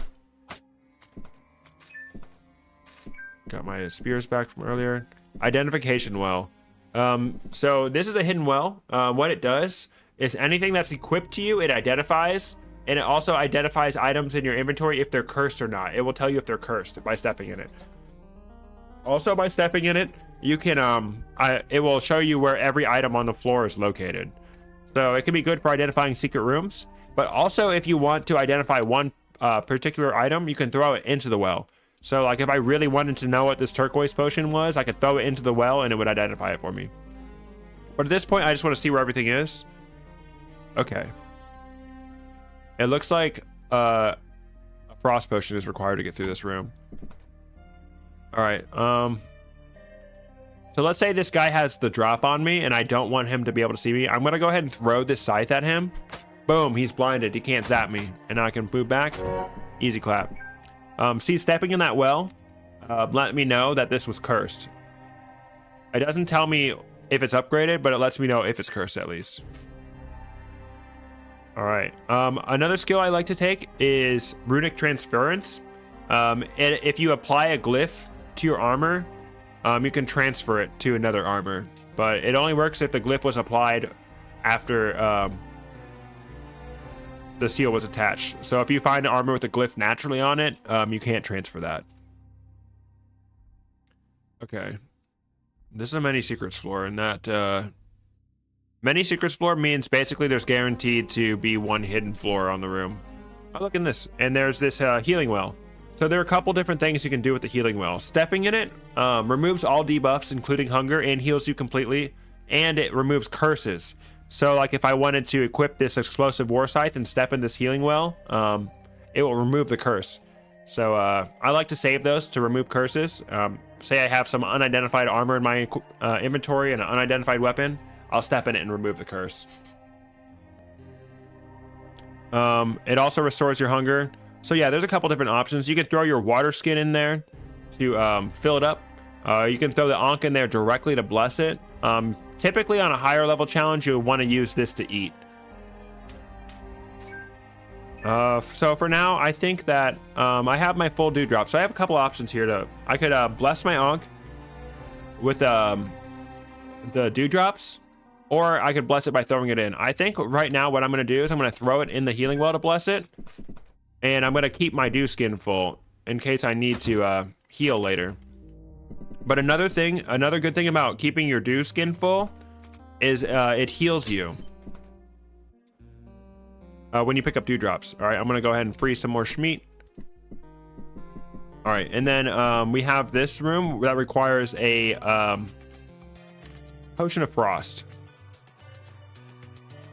There are a couple different ways to solve this room, but a common misconception is that you have to be right next to the fire to use it, but you can actually be one space away like I am. You do not have to catch yourself on fire to disarm this trap.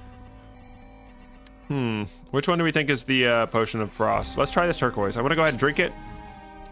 Dang it. That's the opposite of frost. That's fire. All right, so let's try this Bister. Mind Vision Lamau. All right, so this jade potion is 100% the potion of frost, so I can throw it right here, and it puts my fire out. But you want to, you only want to be in the frost for one turn, so I'm gonna go up and around. I don't want to get frozen. Oh, freaking chaotic sensor, dude. Dang, this freaking skeleton's Jason Bourne. All right, so we have the all right, so this guy, the prison guard, is pretty dangerous. He cripples you and makes it really hard to run away. If he gets you in a big open room with that cripple debuff, it's really dangerous. So I'm gonna fall back and I'm gonna go ahead and blind him. I'm not gonna use my wand because you might not have the wand, but you can always use this first. Boom, blinded. And I'm gonna hit him with this. Whip him one time. Oh shit. I didn't know he would be able to see me. All right, it's fine. It's fine. It's because he was only blinded for 2 turns. I should have counted that out. I forgot it wasn't +2. I thought I had another turn. All right, so I have all 4 of the candles. So to finish this quest, you throw the one at each point. But before I do that, I want to think about where I'm spawning him. He is going to shoot out fire in a pattern. I want to make sure I have plenty of water to avoid that. So I'm going to make sure I stand at the edge of this water. Because I have corrosion. Oops, I'm stupid. Because I have 1 of corrosion, I do want to stand back from him a little bit. Come on, stupid skeleton. All right. All right, let's go ahead and get it done. All right. Corrode him. And this boss is really nothing to be scared of. So we're going to move out of the way of his fire. And that actually puts some space between us, which is good. Easy clap. He's so easy. All right. I wish I had a scroll of magic mapping. I probably do. All right, another bad guy. All right, let's try to blind him with that. Nope. This one, when the prismatic light wand does blind enemies, but it's pretty unreliable.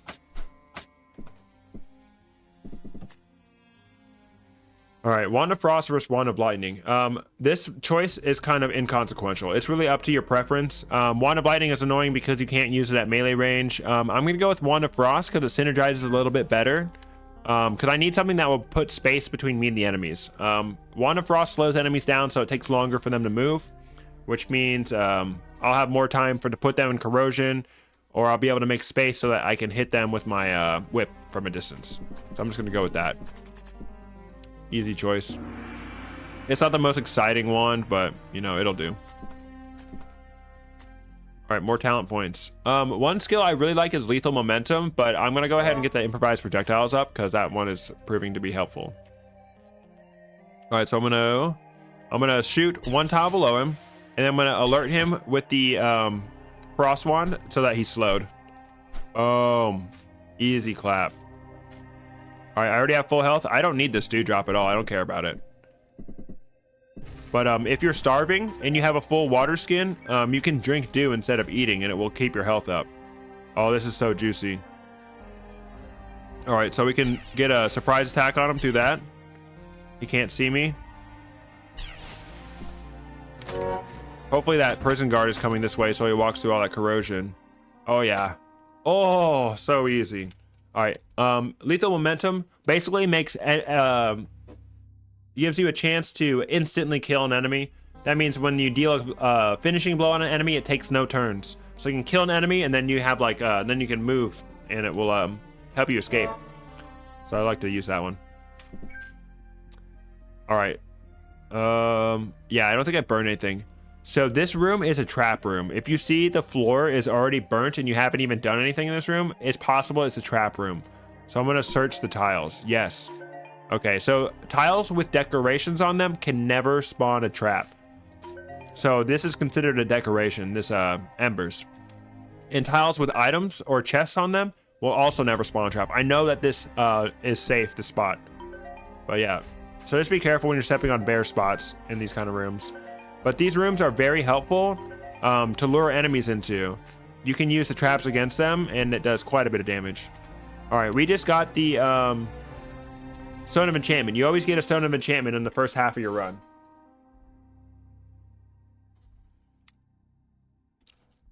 Sorry, I have to eat dinner. I'm trying not to eat during the video too much.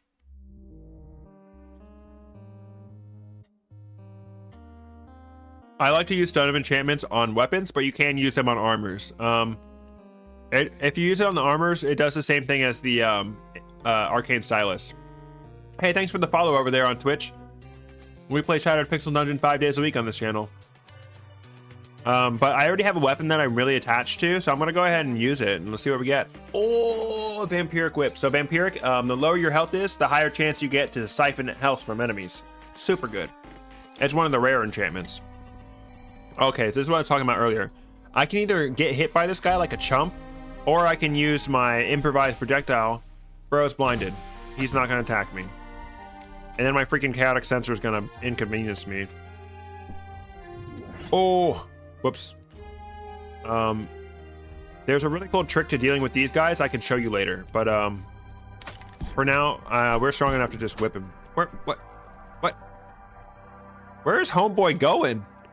Where is he going? Why is he not attacking me? What the hell? All right. Okay.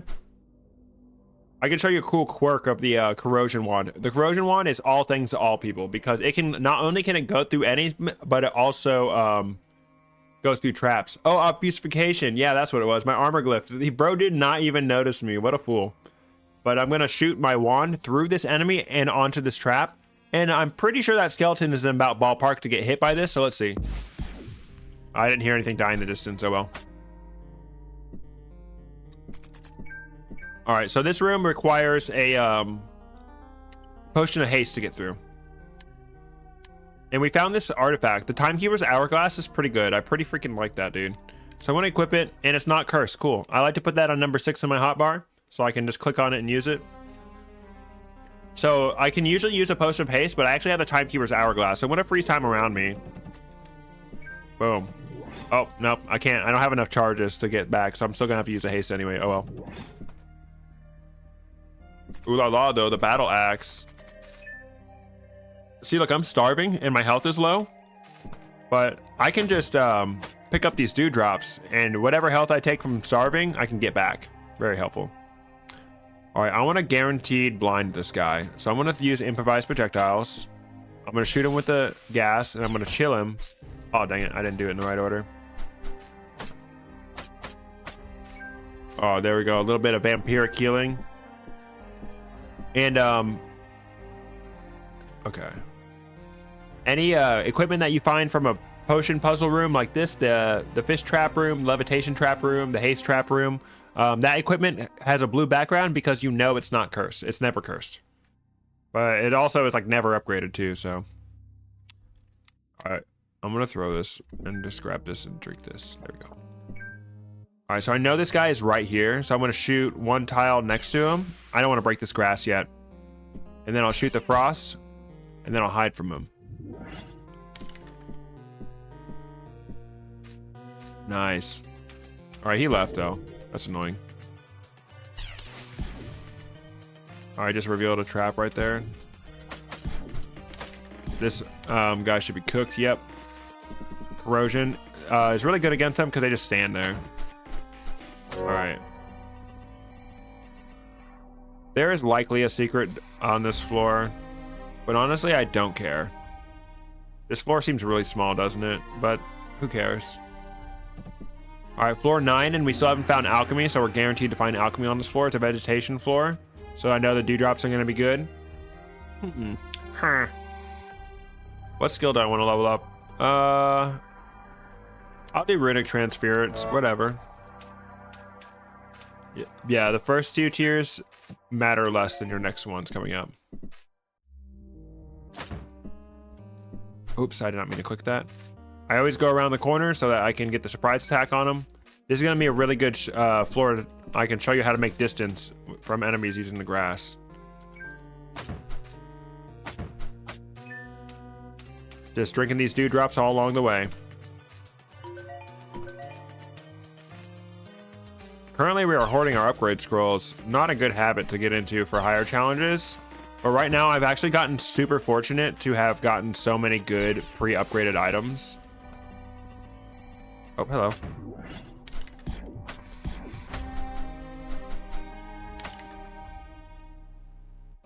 Two zero zero two two. Lethal momentum is pretty good. All right. We're going to use this trick that we learned earlier. Oh, dang it. Do not want him to grab me. Oh, you stupid idiot. Oh, well. I'm extremely strong. I'm on floor 9. I can throw things down, and I know they'll be right there waiting for me. We don't do this on earlier floors because we want to be able to find them easily. What a dumb idiot. I could freeze time, or I could just freaking smack him. I can just start whacking. I really like Alchemist Toolkit, but I don't really feel like using a remove curse scroll on it if it's cursed. I know I'm about to find alchemy right on this floor. All right, let's use this mimic to demonstrate creating space with the grass. All right, so I know this is a mimic because he's got that subtle animation tail. All right, come with me, sir. So I'm gonna go around the grass. I'm gonna go once. I'm gonna move again. He doesn't know where I'm at. So now, boom, I've created space. I'm building too much space. But you can do this repeatedly. Unless your freaking chaotic sensor interrupts you. He's rooted anyway. I'll just start smacking him. I'm about to get rooted.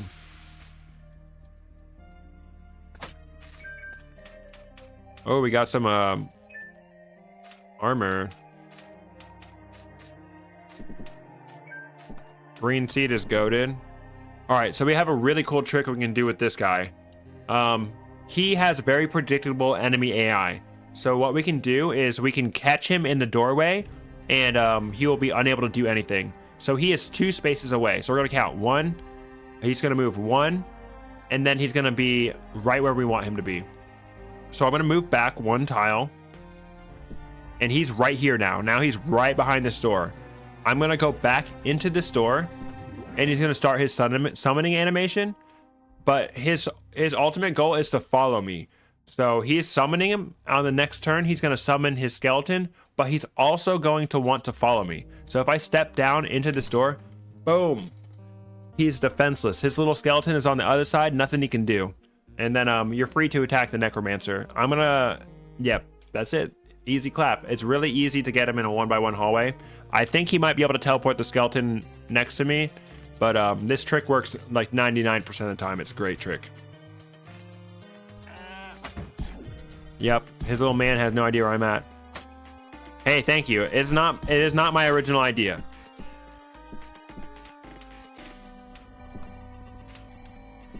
Oh, alchemy room. Let's go. Okay. All right. So right off the bat, I don't care about upgrading my trinket, so I'm not going to bother. I don't have a pasty, so I can't make a. Unfortunately, I can't make a meat pie, so that leaves me my only option of being a potion of cleansing. That's going to go ahead and take care of my hunger. So I got a meat pie and 2 potions of cleansing. Those are the only 3 things that I've eaten this entire run. So I used 1 raw meat, 1 pastry, 1 ration, and 2 cleansing potions. That's it this whole run. I'm on floor 9, and I have not eaten a ration straight up yet once. All right. And we have, if you combine 3 of the same seed, the potion outcome is guaranteed. So I want another purity potion, so I'm going to put 3 mage royals. Yeah. Yeah, for real. He patched the ghost with the whip cheese on DM 300. All right. And I feel like I have a lot of these scrolls that I want to identify. So a really good way to identify scrolls is to actually turn them into stones. The stones are really useful, and at the end of the day, you can ultimately energize the stones if you need to. All right, let's see what scrolls I don't have identified. So I know I have a magic mapping. I could have a magic mapping, or a energy scroll. And I don't have any unidentified potions. Yeah. DM 300 does damage. So I want to go ahead and make some random potions. I'm going to do that a few times. Now we really need to think about alchemy in terms of the boss fight. So was looking forward to something like this. Hey, I appreciate you, man. Yes, this Pixel Dungeon does not have any guides like this out there. So this is going to be a long one, but it's going to be worth it. All right. So we're thinking about Tengu. The Tengu fight, there are some things that really help with the Tengu fight. So for phase 1, one thing I highly recommend is having good range damage as well as invisibility. So what I'm going to do is I'm going to upgrade an invisibility potion. Actually, I'm going to, I need some energy first. So let's go ahead and solve that. I like to energize these goo blobs. There are some good things you can make with the goo blob. Goobob, but honestly, it's better spent as energy, so I'm just gonna go ahead and energize it. Get me a little sip right here.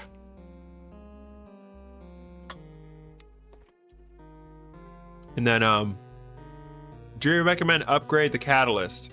The Cadux sensor, I don't really care for it personally. It doesn't matter. This one in particular, I don't care to upgrade at all because I don't really like benefit it from that much.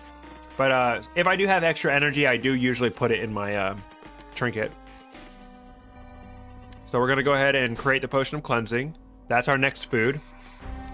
And then so we have possible transmutation. I really want to know what these scrolls are before I go stoning them. So what I'm going to do is I'm going to Huntress trinket for sure. What I'm going to do is I'm going to take the scroll of identify and turn it into 2 stones of intuition. It's a really good thing to do with it. And then let's see. Is this transmutation? No. Is this transmutation? No.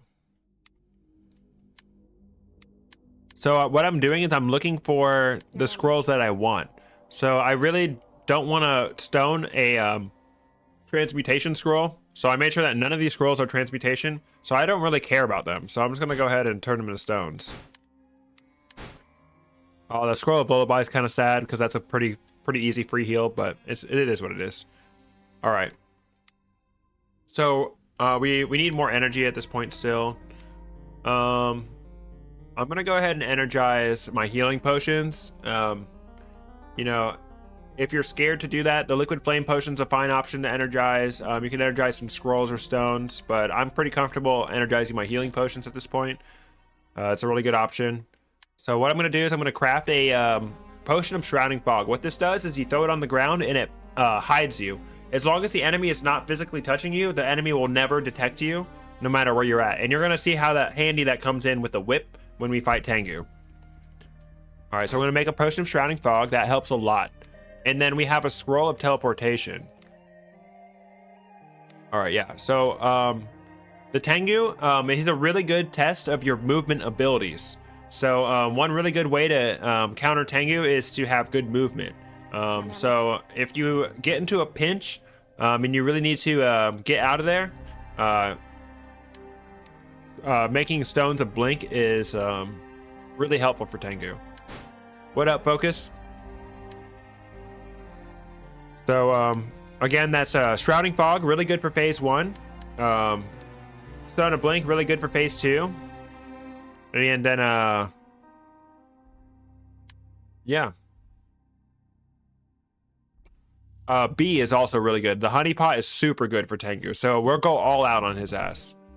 Wow, that was crazy. I just heard my voice. All right. The problem is if we alert this fool, he's gonna immediately start summoning. I can't do the trick on him. Yeah, see, he's immediately summoning. So I can just use my insane strong abilities to kill this guy easily. Lethal momentum 2, I think I'll take. Oh, I should have taken Iron Stomach 2. Iron Stomach 2. Aqua Brew is all you need. Yeah, Aqua Brew is amazing. I want to talk about Aqua Brew, but I have not gotten a freaking levitation potion. Have I gotten one at all? I know I have not gotten a levitation potion this whole run. Hey, yo, Leo, welcome to the stream. We're doing an explain through of Shattered Pixel Dungeon. All right. So this guy, this is a perfect opportunity to use improvised projectile, because we do not want him zapping me the whole time. I could just go around the corner, but we don't have to. All right. So let's try our prismatic light first. He's not blinded. All right. Improvised projectile. Get wrecked, idiot. Now he's in the corrosion. Now he's frozen. Go around the corner. Easy clap. Ooh. We have a 45 turn cooldown on our improvised projectile, so I can't blind this guy too. What are my seeds looking like? I have lots of seeds.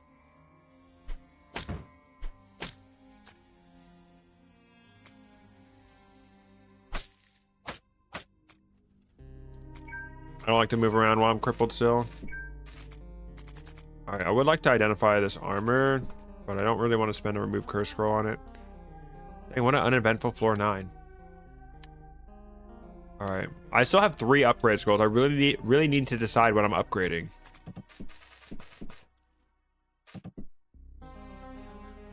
Stone of Shock is amazing too.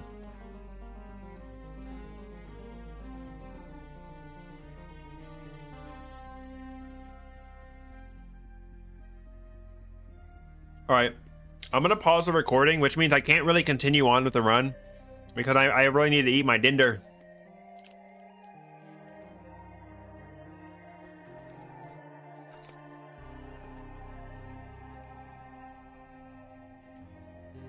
Yeah, the Wand of Corrosion. The problem with upgrading the Wand of Corrosion is we have some tomato pasta for dinner. Really good. My girlfriend always makes this. It's wonderful. I want it to be more of a generalized guide, and obviously it's like just upgrade the corrosion one. It's not going to be applicable for every run.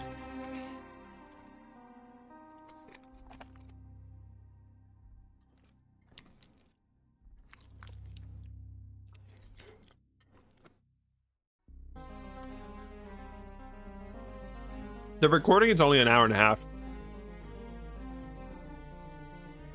I don't know if I should upload this all as one video or do like one biome per video. Probably all as one video. Try upload it as 70,000 shorts.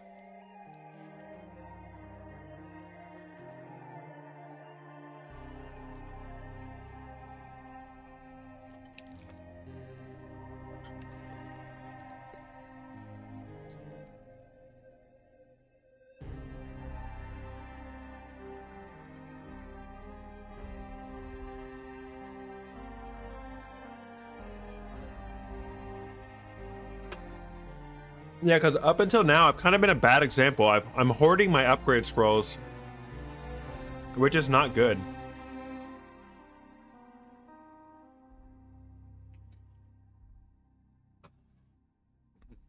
But I put 2 upgrade scrolls into my whip in the sewers, and then my I put 1 upgrade scroll into my armor, for my my seal. So I found a natty +2 chainmail armor, natty +1 whip.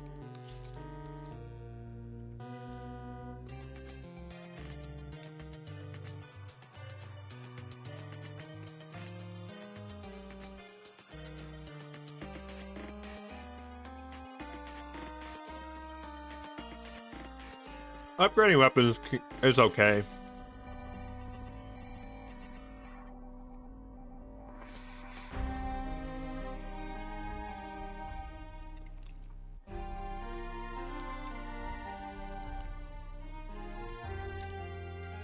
Sorry, I'm just fucking scarfing down my food right now.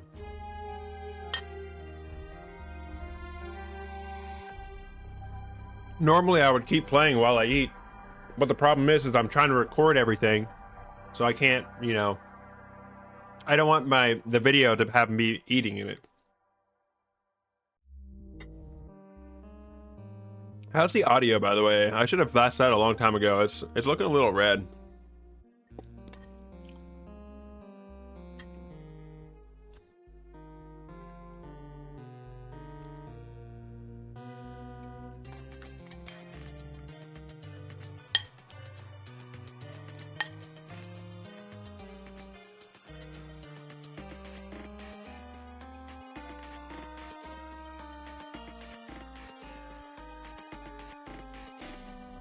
That's true. You can get through the game without upgrading weapons, basically.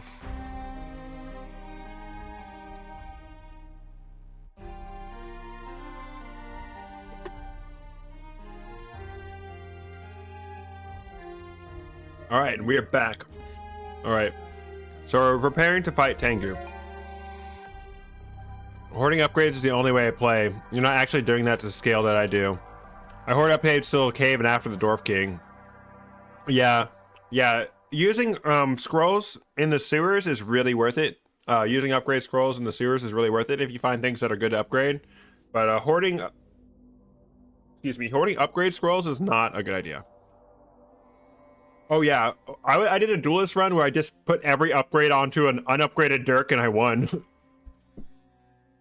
All right, so let's take stock of what we got. We know we don't. This armor is most likely not going to be better than our currently equipped armor. I'm not going to use a spear.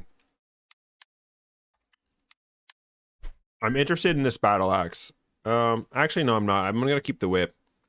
But we can equip this armor. All right, it is 15 plus 1. So our auto identify is not worth it. Let's go ahead and equip the alchemist toolkit. I think I'm currently in a position to not upgrade anything. But if you're not as well off as I am at this point in your run, I would highly recommend knuckling down and deciding what you want to upgrade with your scrolls. A really good option is range damage. Range damage, no matter who you play as, is always really good. Especially the higher challenge levels you go, the less meleeing you want to be doing. So the more you can base your playstyle around doing range damage, the better it is. Yeah. Armor upgrade is always a logical dump. I always try to get to scale or plate armor. Plate armor is better. Obviously, it scales better, but the scale armor is so goated. But I'm going to teach you this really OP strategy. If you have range damage and 1 potion of invisibility and 4 energy, Tengus hate this one trick. I'm going to sleep so that my alchemist toolkit is ready to go. It's charged up. I can do alchemy during the fight. Best tier 1 talents. Tier 1 talents aren't super important. It's more up to what's important to you. I would say Iron Will 2 is pretty much an always pick because it gives you more shielding from your seal, and you keep your seal the entire game. So you're always going to be getting the value out of that one. But it's up to you, and it depends on what challenges you're playing on. But I like to be able to identify armor instantly, so I go for that one. Hearty Meal is really good, but it's less necessary on lower difficulties. All right. Our goal right now is once we start the Tengu fight, we want to get to the center of the room. Because if we're directly in the center of the room, with my whip, I can hit any tile that the Tengu can move to. So I'm going to go ahead and summon him. I'm going to shoot one behind him, so I don't have to deal too much. Oh my god, it's the Chaotic Center's throwing the glass. Still trying for the first win? Well, I hope this video helps you. Alright. This throws a wrench into my plans because this Chaotic Center is putting gas that I can't stand in. But I'm going to go ahead and do it anyway. So I'm going to throw my Shouting Fog into the center of the room. And now there's no way for Tengu to see me. What my goal is to stand in the center of the room and just hit him with my whip. And it's a guaranteed hit every time because he can't see me. I can move down one. Boom. Easy freaking clap, dude. Range damage plus Shrouding Fog. Dead Tengu. Alright, so at this point, we're about to enter phase 2. What we can do before we do is we can sleep for just a little bit, gain a little bit of health, recharge a little bit of our wands, and we'll be fine. And at this point, if you do not have the scroll holder, I recommend dropping any scrolls because he can burn scrolls. Oh, using the brown seed as well is a really good option to stand in the doorway and just tank him down, especially if you're like Huntress. All right, so we're gonna start phase 2, and I'm gonna go all out on this dude, okay? So the first thing you always want to do on phase 2 is try to do some range damage, because the very first time you hit him, he's gonna teleport. So let's do some range damage to him. All right, get him teleported. He's throwing this bomb at me, which is gonna explode in 3 turns. But there you have a couple of options. I can use Timekeeper's Hourglass, freeze time, and get up to him, or I can just move away from him and let him dictate the pace of the battle, but I'm not going to do that. I'm not going to let him dictate the pace of the battle. So what I'm going to do is I'm going to throw the bee at him, and I'm going to get out of the way of this bomb. Oh my god, dude, this Chaotic Center is throwing a wrench in all my plans. But I'm going to let the bee distract him while I focus on avoiding his traps and closing the distance. All right, the bee is blinded by this freaking grass. Thanks, Chaotic Center. Another good option is also to use a haste potion. You can just run right up to him. All right, so he's got these fire trails he's going to start sending at me. And they always burn the tile they're smoking on. So the next turn, they will burn. And same for these little electric traps. They shoot in a cross pattern. So I'm safe in this tile, but I need to move down to this tile to be safe. And if, see the flame, he's got me in the pincher attack. So if I stay here, I'm going to get flamed. But if I move here, I'm going to get electrified. This is why we brought the Stone of Blink. So I can throw this behind him. And I can nothing personnel, kid. But look at that. He's once again outsmarted me by having his flame. If I sit here and attack him, I'm going to be on fire next turn. So remember, always think about expending your resources in a smart way. There are many different things that we can do in this point. I can catch on fire and throw a healing potion on myself to put it out, or I can use my Timekeeper's Hourglass, freeze that time around me, get behind him, nothing personnel, kid, smack his ass. All right, he's really low health. Ooh, and he teleported right next to my bee, so I'm pretty sure my bee has got what it takes to do the 12 damage to finish him off.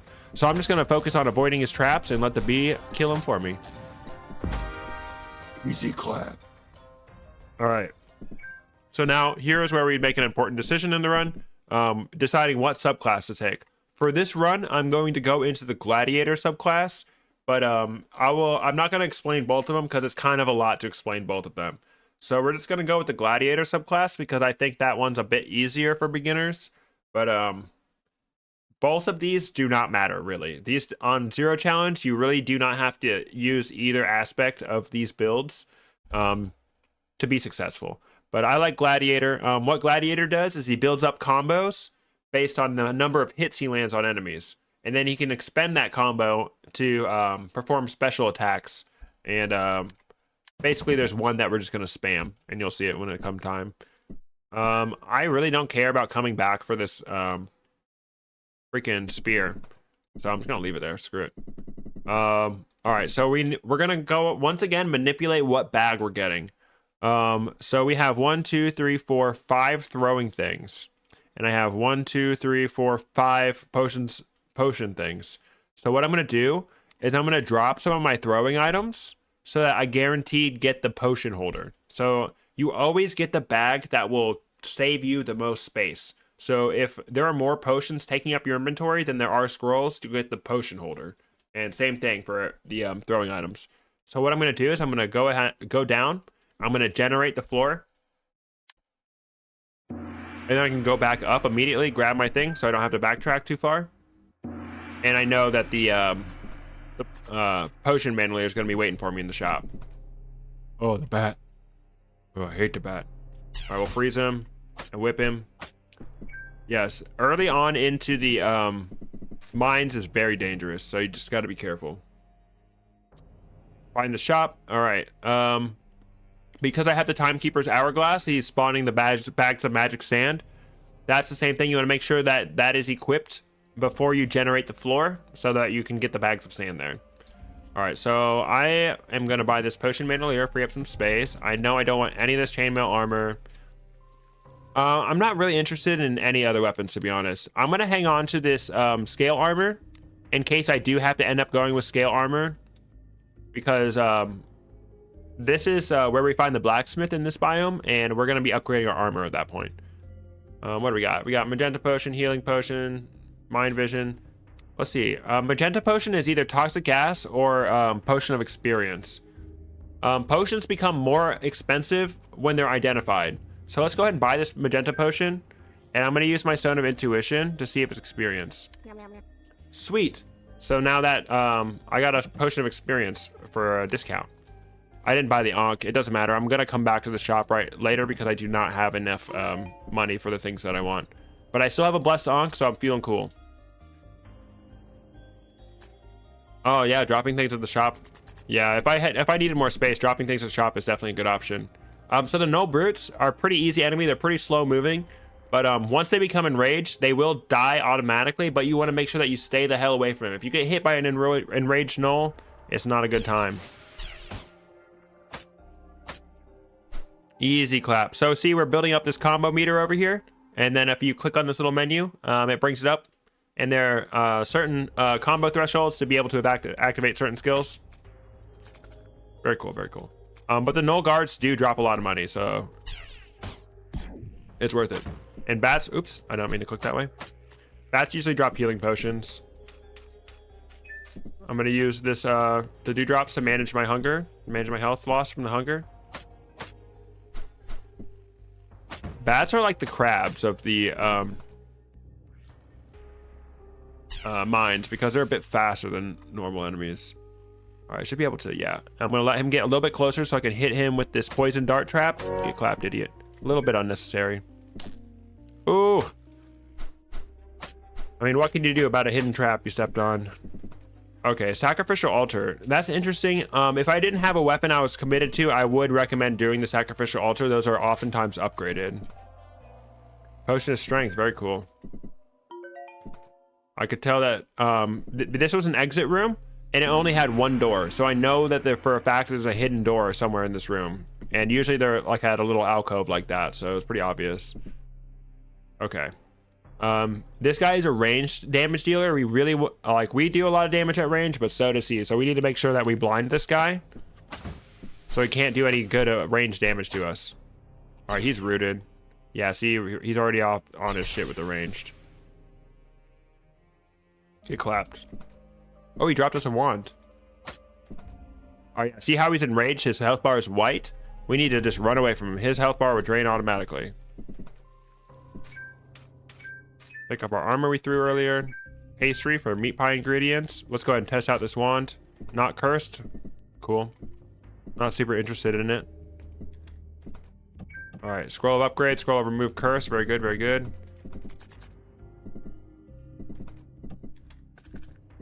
Free money. Bat. But yeah, a very safe option always in this game is to upgrade your armor. Armor will keep you alive. All right, let's go ahead and use a slam. Slam is really good. And it scales with the armor. The more armor you have, the better your slam is.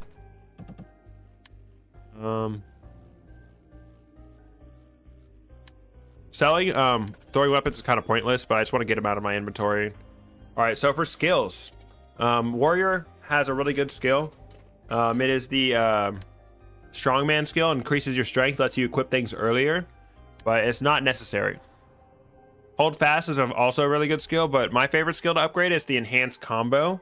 It just makes your combo abilities even better. So for me, this is always an upgrade, enhanced combo. And then also I like to do cleave. So I'll talk about cleave once we upgrade it.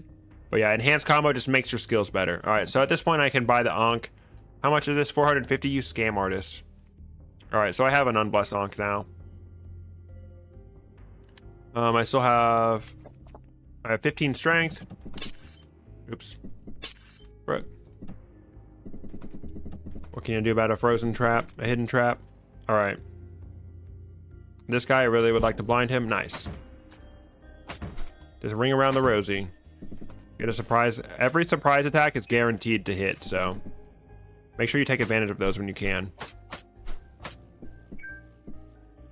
All right. Potion of healing. All right, so we know there's another door in this room somewhere because this is an entrance room and there's always 2 doors in an entrance room. But we only see one, so we can search around. It's not going to be to a hidden area. It's going to be to the normal part of the level. Okay. There it is. Not really worth it, wasting time. Look. Ooh, I'm so glad we went and searched out that door. You never know, though. All right, so we want to try to do as much range damage as possible, and I don't want to alert this bat, so I'm just gonna go ahead and deal with this guy right now. Oops, I meant to use the ice wand against him. Oh well.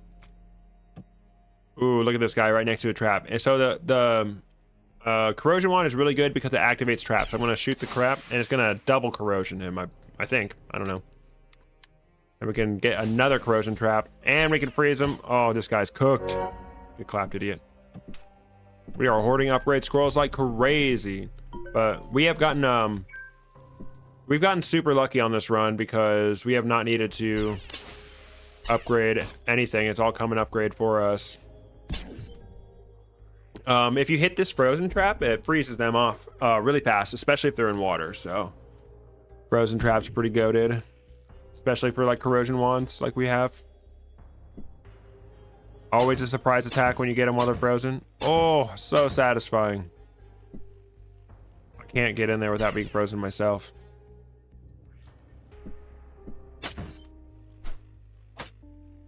All right, he's still frostbitten.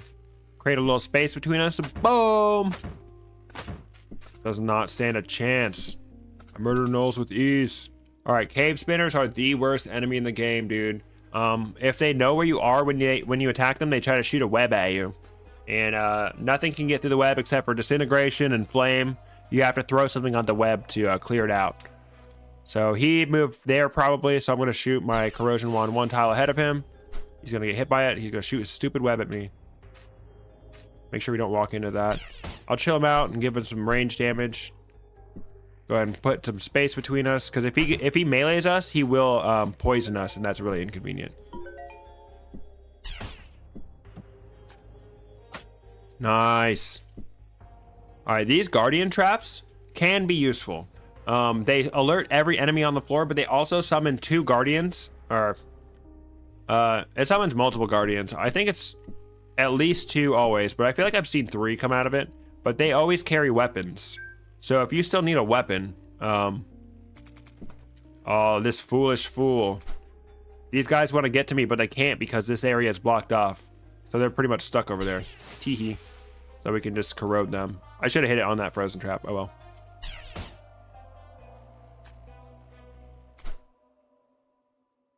Yeah, so if you need a weapon at this point still, you can activate the guardian trap and you'll get weapons from them. But it's not super worth it. All right, so in order to disarm this trap, I'm going to throw something in the doorway. I'm going to throw something on the trap. I'm going to wait a billion turns for it to cool off. Oops.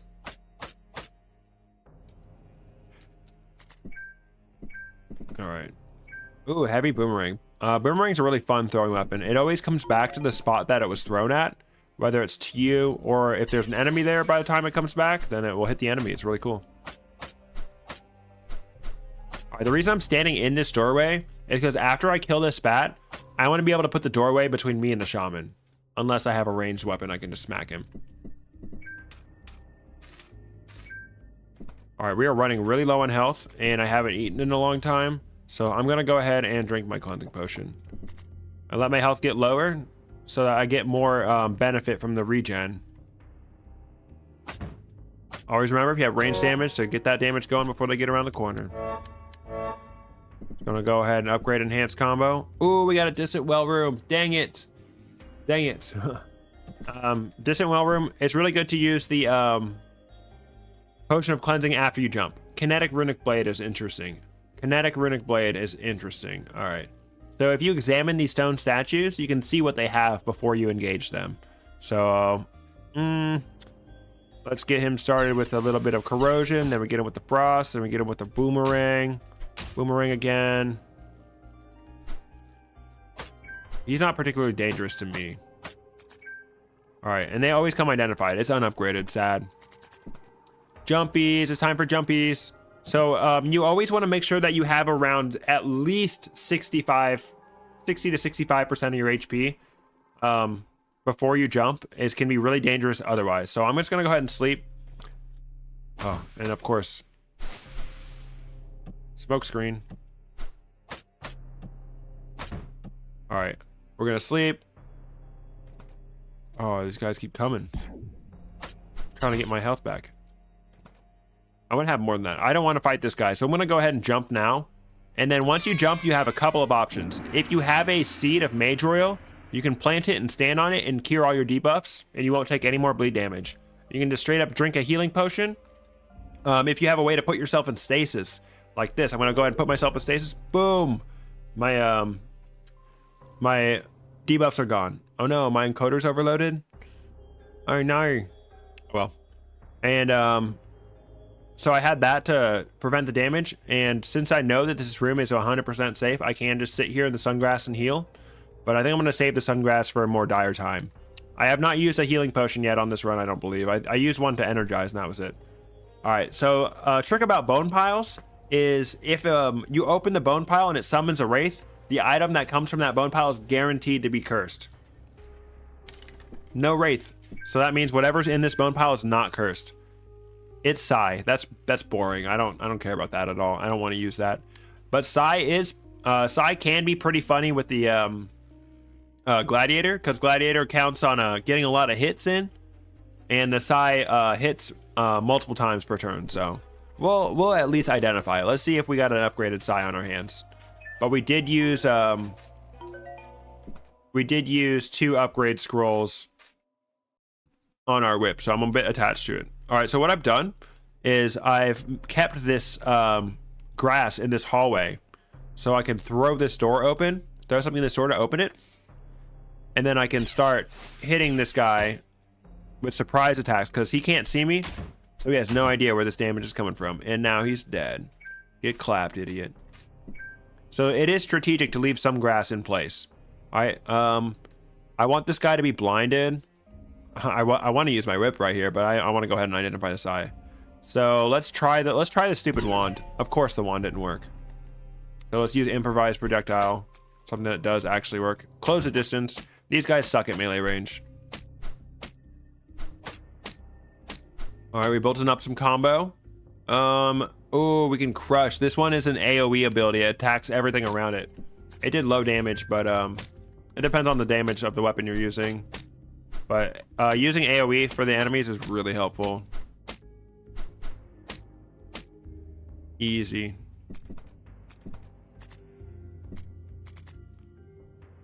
All right, this guy, we don't have any fancy way to kill him, so we'll just let's spawn the confusion gas, vertigo. Maybe he'll fall down the edge. Oh snap. So I have a couple options to deal with this guy. I still have 11 terms of improvised projectiles cooldown, so I'm going to try to blind him. Ooh, that didn't work. All right, so what I want to do is I want to close this gap, so I can use a Sonar Blink. I can deep sleep him, so I can just take him out of the equation. I don't have to worry about him at all. Or I can freeze time around me and nothing personnel kid him. All right, this Sai is not upgraded, so I don't care about it whatsoever. You're dead to me.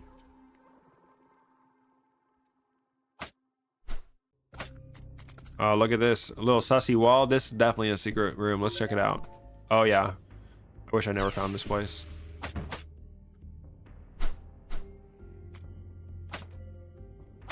Oh, there was no reason for me to get hit like that.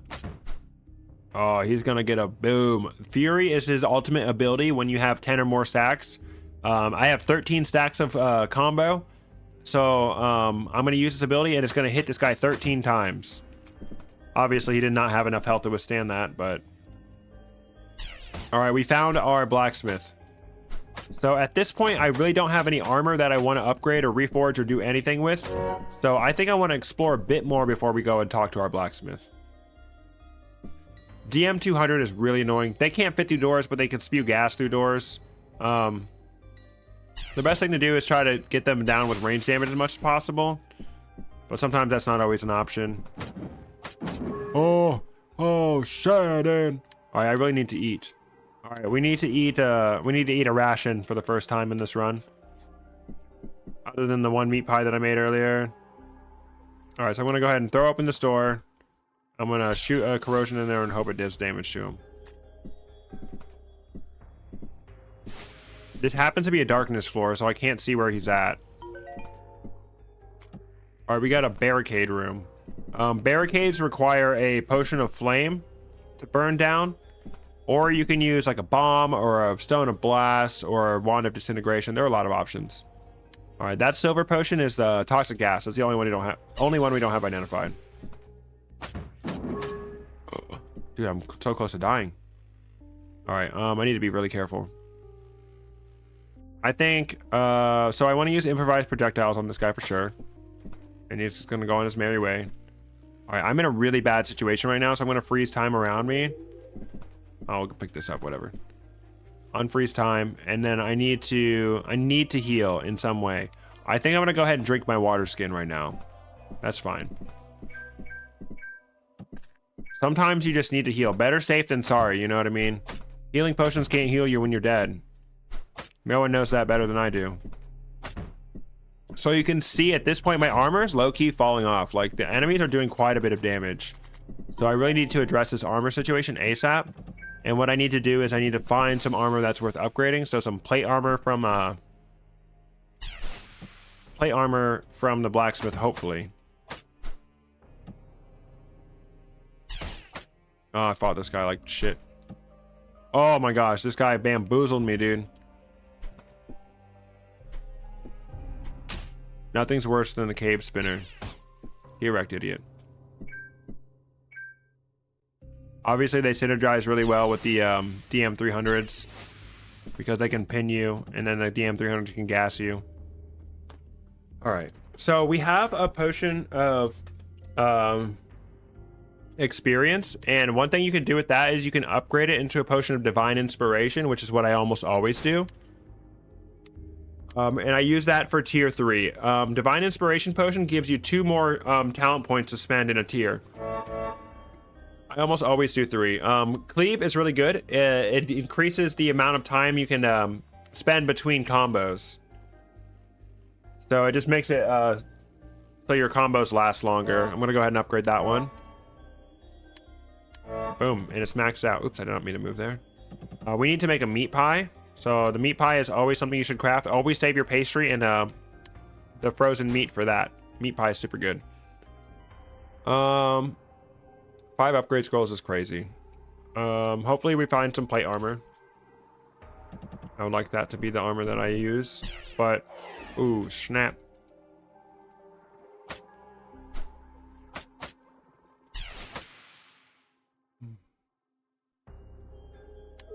I'm gonna put the smoke between us.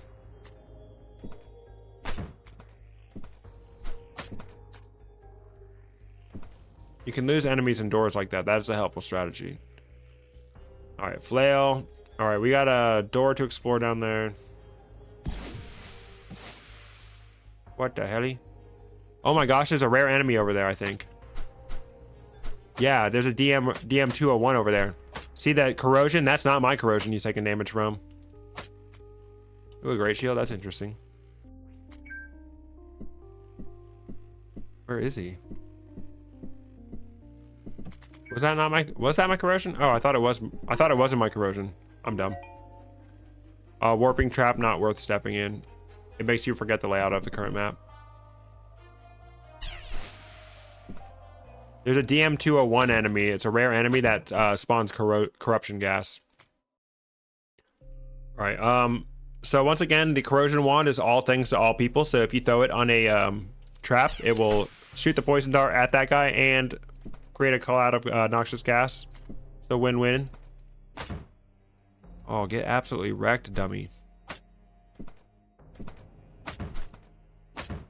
Surprise attacks for days.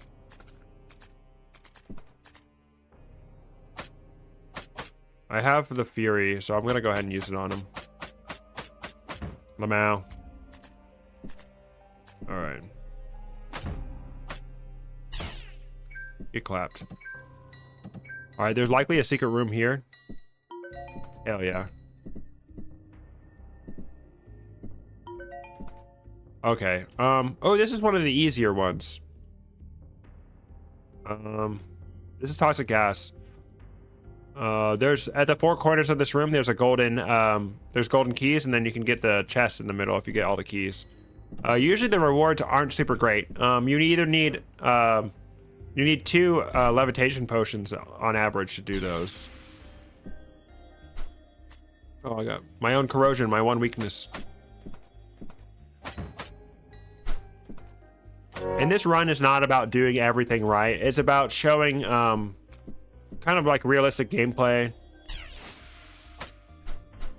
and showing how much knowledge can really like supplement your gameplay. All right, so do I have a bomb actually? I don't have a single bomb. That's crazy. Do I have a Stone of Blast? Okay, I'll use a Stone of Blast against this. Just for a little zazz. All right, I'm gonna go ahead and eat the meat pie to make space in my room and cure my hunger. I don't have a single potion of levitation. I could use Stone of Blinks to get around that room. All right, so I still haven't found anything I want to use at the blacksmith, so I'm gonna go ahead and go back. Hey, thanks for the follow over there on Twitch. But before we do the next floor, I'm gonna go pee real quick. Device not supported. What the hell? If you failed at no challenge, then we should do something about it. That is very true. Once you get to a certain like level of knowledge with this game, it's almost impossible to lose zero challenge. Sometimes you just get really unlucky, but can you give some tips? Yeah, one general tip that I give to everyone starting out, the number one tip that I give them is use this magnifying glass button.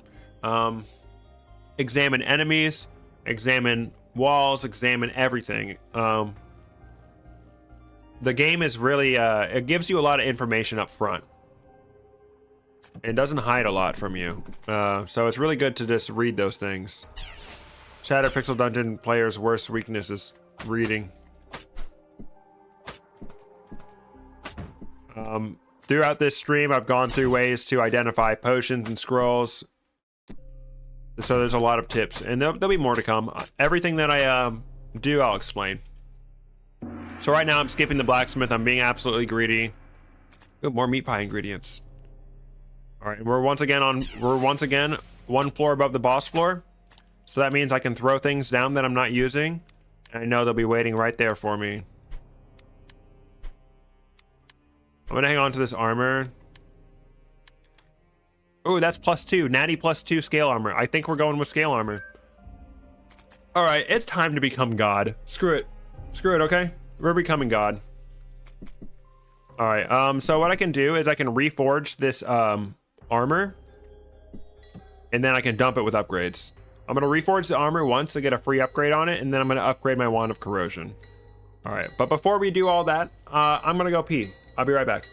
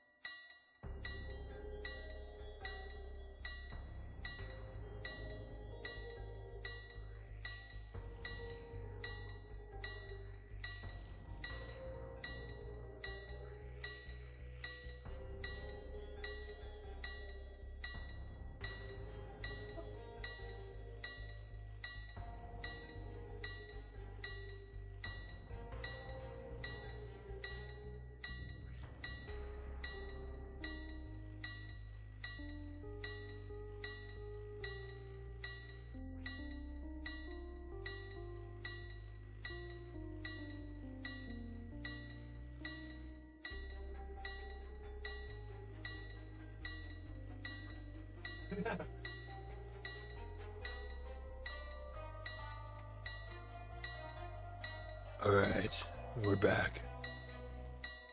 All right. All right, here we are.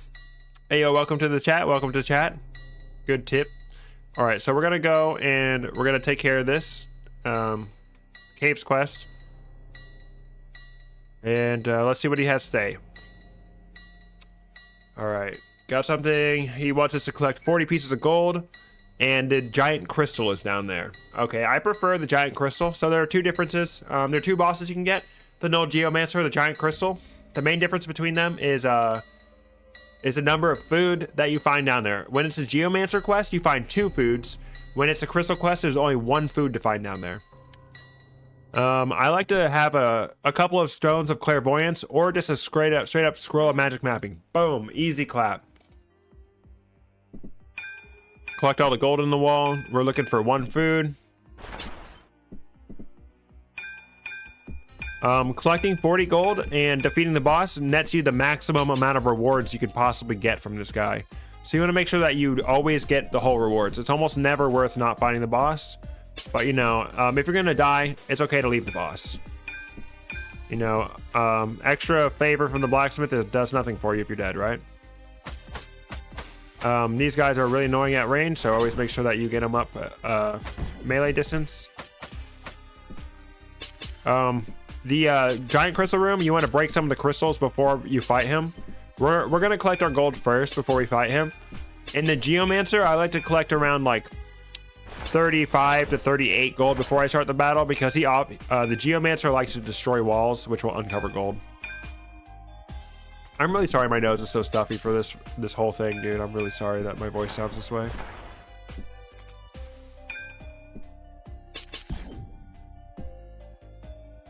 I'm really feeling the effects right now. Man, imagine if we had a new eye for this run. Mind Vision is one of the best things you can get in this game.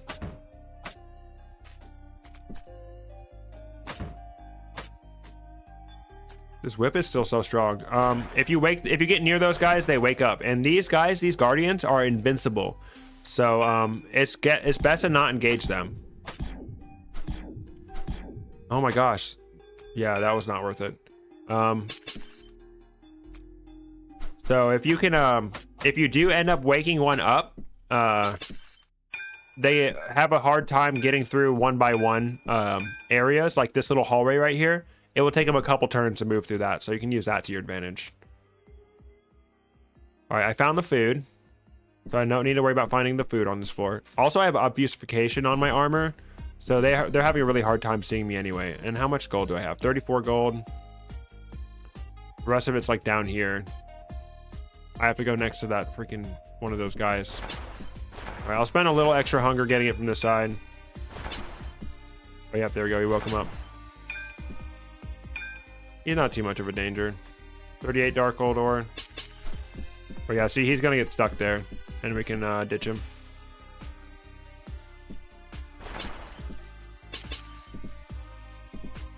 Oops.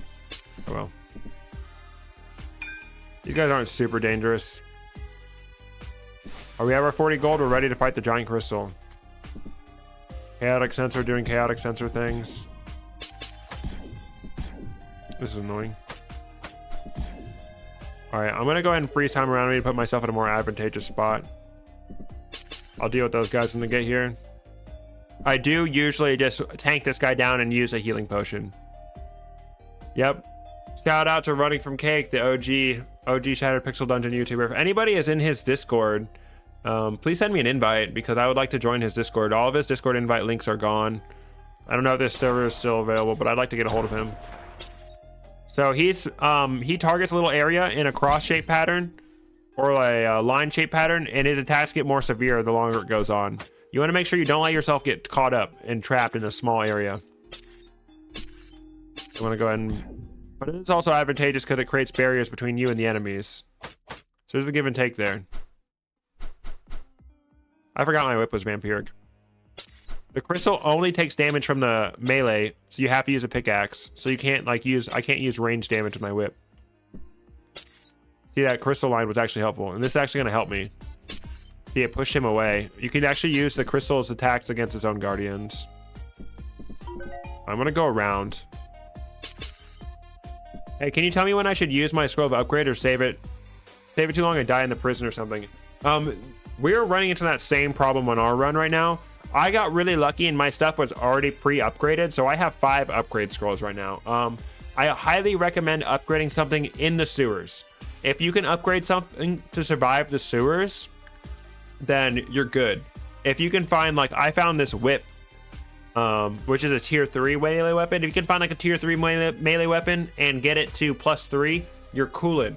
I'm still coolin'. I'm in the mines and I still am using this +3 whip.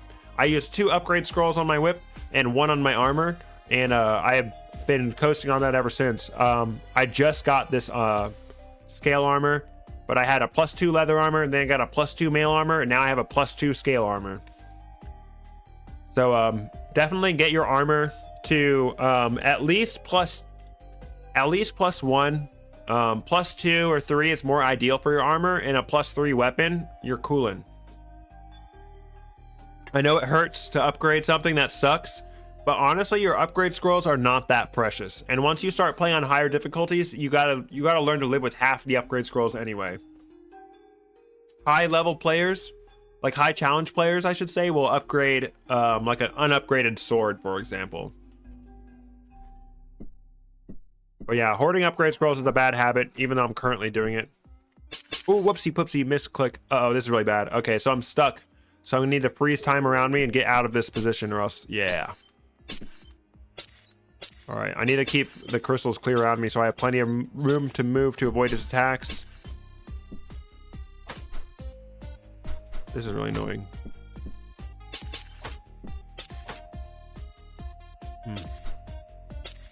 I think I might just tank these guys down and use a healing potion. Because I do often just tank a lot of damage here and use a healing potion. Because I just want to get out of here ASAP.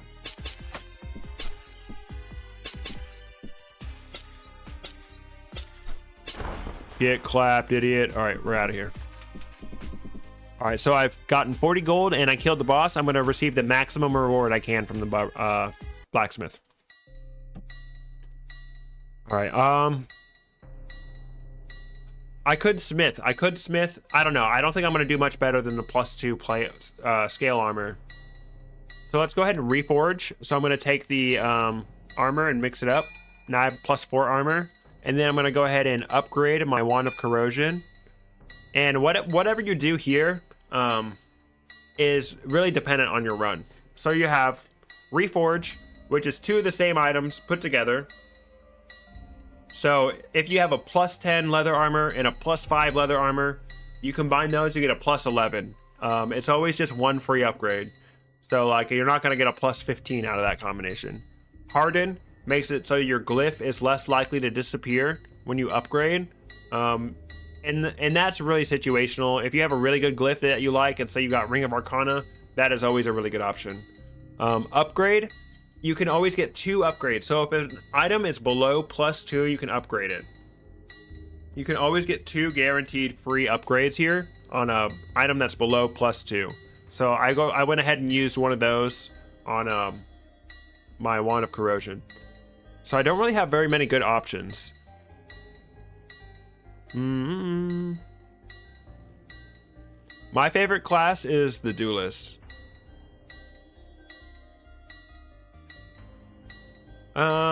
I think I'm just gonna cash out, honestly. All right. So I'm gonna go ahead and drop some.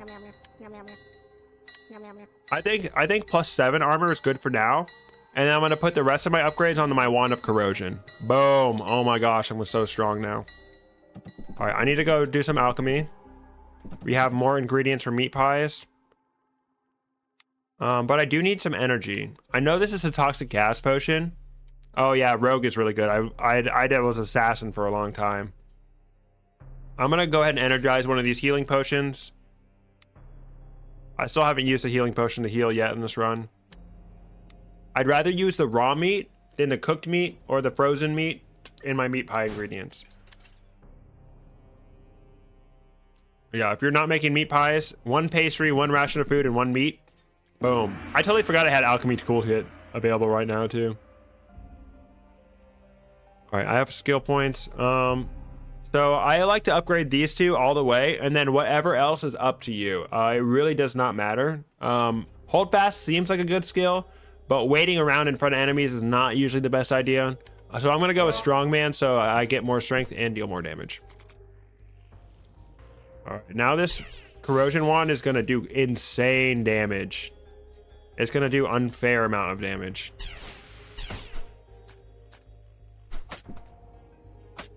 And my armor is really strong. 0 damage, Lamau. 0 damage. All right, we got a mimic. We can tell the mimic because he's got the subtle animation. I accidentally clicked him. He got the subtle animation, and you can also examine him and see that he's got a health bar, whether he is revealed to be a mimic or not. Mimics are actually always pretty strong enemies. Don't underestimate a mimic. They do pretty good damage. So I'm going to ring around the Rosie so I can get the surprise scared heat attacks.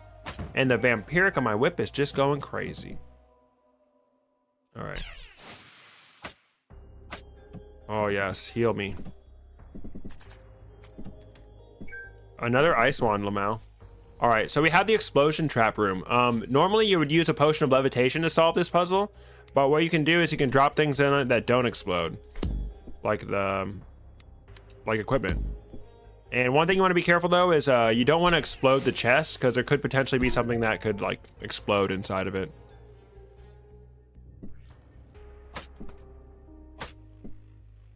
So I'll show you how to avoid that.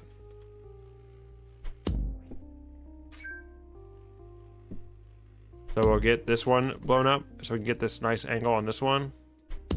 And then boom. Now we have a way to get to the chest without exploding it right next to it. Scroll of upgrade. Scroll of upgrades cannot be destroyed. All right, we have 2 chests. We have a ring or an artifact. Currently I have 2 artifacts equipped, so I can't equip any more artifacts. So I'm gonna go for the ring. Another Mimic Lamau.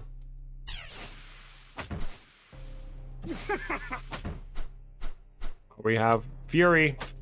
And see, you can really get by without using any of these stupid gladiator abilities. But it's fun to use them. All right, we had a ring here. Let's just go ahead and identify it, bruh. Ring of Might +1, that's kind of pointless.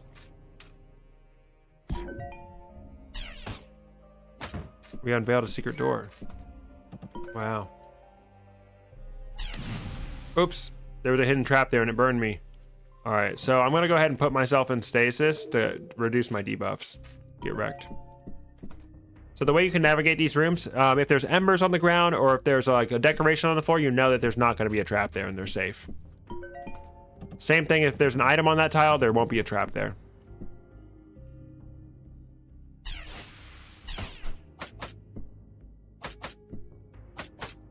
Zero damage. There's nothing that upgrading your armor won't solve.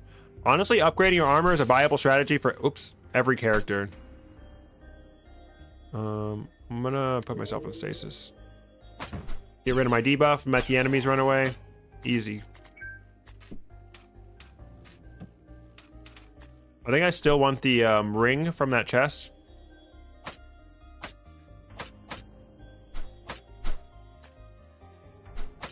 Ugh. Come back, you squid, or snake, or spider. So yeah, we're just gonna pretty much go full Unga Bunga at this point with our upgraded armor. Like I said, plate armor would have been better, but if scale armor is what you got to work with, then it's not bad.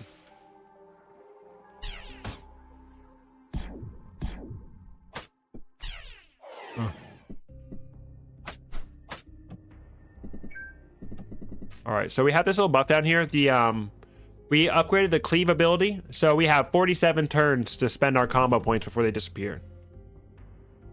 All right, a ring. All I have is remove curse, so we're gonna have to identify this the old-fashioned way. So there are some ways to check what the ring is. If I want to check if it's Ring of Might, I'm gonna go in and see my thing. I already have the +1 strength from this ability. So, what subclass is this? I never play anything except Rogue. This is the Gladiator. So there are a few different checks you can do for Ring. I'm checking it to be Ring of Might. We know it's not Ring of Might because I already have one. But if I had a +2 instead of +1 strength, that's how you know it's a Ring of Might. I'm gonna check if it's a Ring of Haste. Bruh, I'm gonna step on a trap. If it's Ring of Haste, my turn wheel will look different after I move, so I know it's not Ring of Haste. I'm gonna check my heavy boomerang. Does 8 to 16 damage. I'm gonna unequip it. Still does 8 to 16 damage. That's how I know this ring is not Ring of Sharpshooting. So I know it's not Ring of Might, I know it's not Ring of Haste, and I know it's not Ring of Sharpshooting. So there's some other ways to test your ring. All right, I feel like there's a hidden room over there. Let's go find out. On chasm floors, it can be pretty easy to tell where the hidden room might be because, like, look, there's a bunch of extra room over there with nothing connected to it. There's probably something there, huh? Oh, yeah. Ooh, hidden alchemy room. Very nice. Potion of experience. That's so fire. All right, potion of experience. What do I want? You can either drink it straight up to get a level, or you can get 2 more skill points in a certain tier.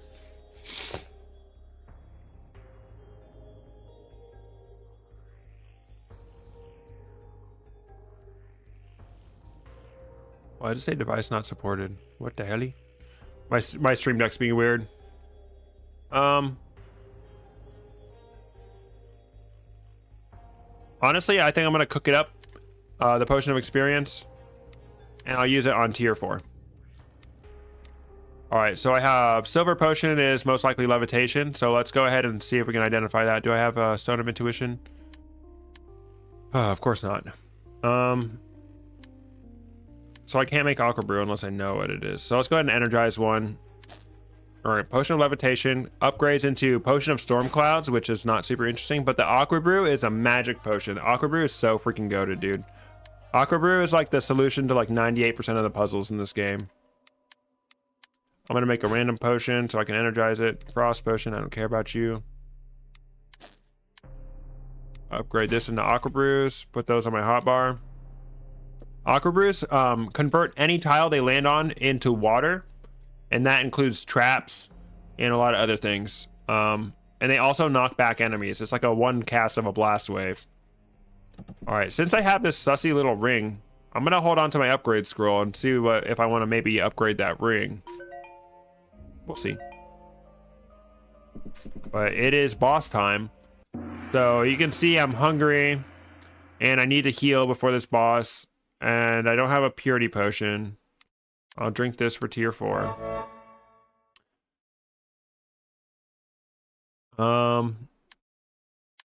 So I think a good way for me to heal right now would be to plant the sungrass and then sleep on it, get all my health back, and then I will eat.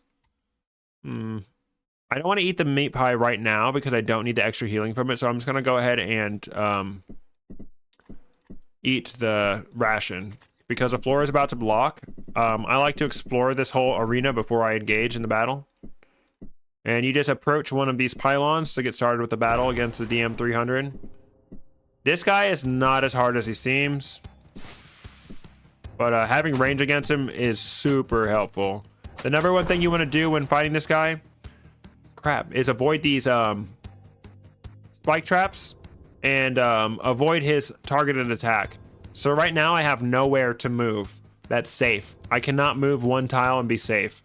So I either need to teleport or freeze time. Those are my 2 options right now. I can use a stone of blink, which is a non-renewable resource. So I'm gonna go ahead and use my timekeeper's hourglass first because that is renewable. I'm gonna use only the amount of turns I need. Boom, whip him. So I have upgraded armor, so he's basically not doing like any damage to me. All right, so he's phasing now. We need to destroy one of the pylons in the corner of the room. And the best way to figure out which pylon you need to go to is follow the directions of the particle effects. You can see they're going down right. We want to avoid stepping in this water. I'm gonna have to go around him, sad. He gets a speed boost during this phase, so it's best to cut through the rocks. And then we have to kill this pylon.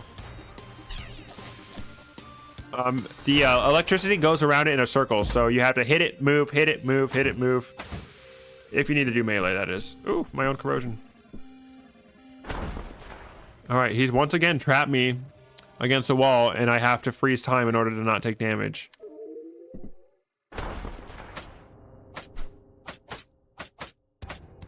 All right, as long as your armor is upgraded to the way it should be, and you have at least a +3 weapon during this boss, he should be a cakewalk.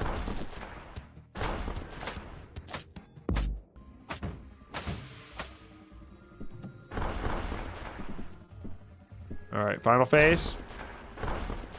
Make sure you give yourself plenty of space. There's nothing really particular that I like to craft for this boss, but one thing that can be really good is a beacon of returning. Like, it's a good option to have. Like, say I couldn't escape this attack, I could use my beacon of returning and avoid him. Oops. He's cooked. I didn't even rely on my corrosion wand for this fight. Just straight up good old melee damage and armor. Get clapped. I'm gonna call him Zero Challenger. He's a goat of Zero Challenge. All right, so this is the final. Made it look so easy. Thank you. Boss is easy. So this is our final bag. So we don't need to do any manipulation on the bag. You can just go down there and get whatever bag you're gonna get, which is the holster for me right now. I'll be back for that equipment. You can kind of peek behind the doors. This one has carpet. The shop always has carpet. This one doesn't have carpet, and this one has water. So I know that this one is the shop. I still needed to buy stuff from the mine shop, but it doesn't really matter. All right, I'm not going to use this flail. I'm not going to use this. I don't know about that ring yet. Definitely buying the Ankh. And I want this magic sand to upgrade my thingy. These golden potions are toxic gas. Magic mapping is really helpful, especially for the next biome. 3 times in a row. Yeah, the best thing you can do against him is spacing. The pylons can be killed by the bees easily. So you can throw the bee at the pylon and focus on dodging the guy. But yeah, that boss kind of sucks. He's really RNG heavy. So just make sure you have movement options like that. Blink stones, really helpful. If you fully upgrade a scroll of teleportation, how do I see that? You take a scroll of passage and then you upgrade it into the beacon of returning. Before the fight starts, say you can put your beacon of returning right down here and you can teleport it to it at any time. Damn, Bert.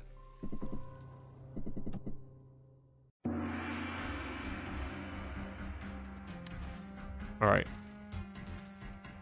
All right, I have some stuff to sell. That's why I went up there.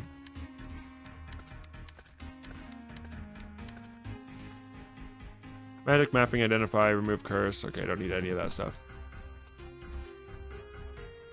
Yep, wand of warding is really good against him as well. Equipment found in shops is never upgraded. Welcome back, Knife.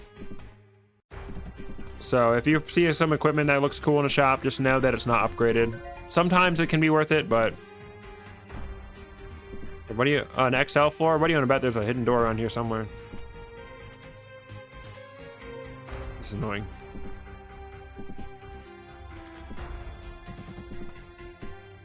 Holy dude, there's so many enemies. Good thing I have the ultimate crowd control option, the Wand of Corrosion. And it's spewing the stench gas. Oh, my gases are mixing down there. The dwarven ghouls come in pairs. And if a ghoul is too close to another ghoul's corpse, they will continuously respawn. So because there's so many of them in this area, boom, they all died at once, and I got all the experience at once. But they would continuously come back. But I'm insanely OP. We became OP when we upgraded our armor. So that +7 armor is really good. So what I can do is I can go ahead and blind this guy right away. Hit him with this, hit him with the frost, and then boom, he's done. He's cooked. Remember to keep using that improvised projectiles. I don't like these guys. All right, these things do magic damage, which is really hard to mitigate magic damage. So your armor's not going to be good for everything. All right, can I aqua brew these guys off? I don't know. It's not really worth it either way.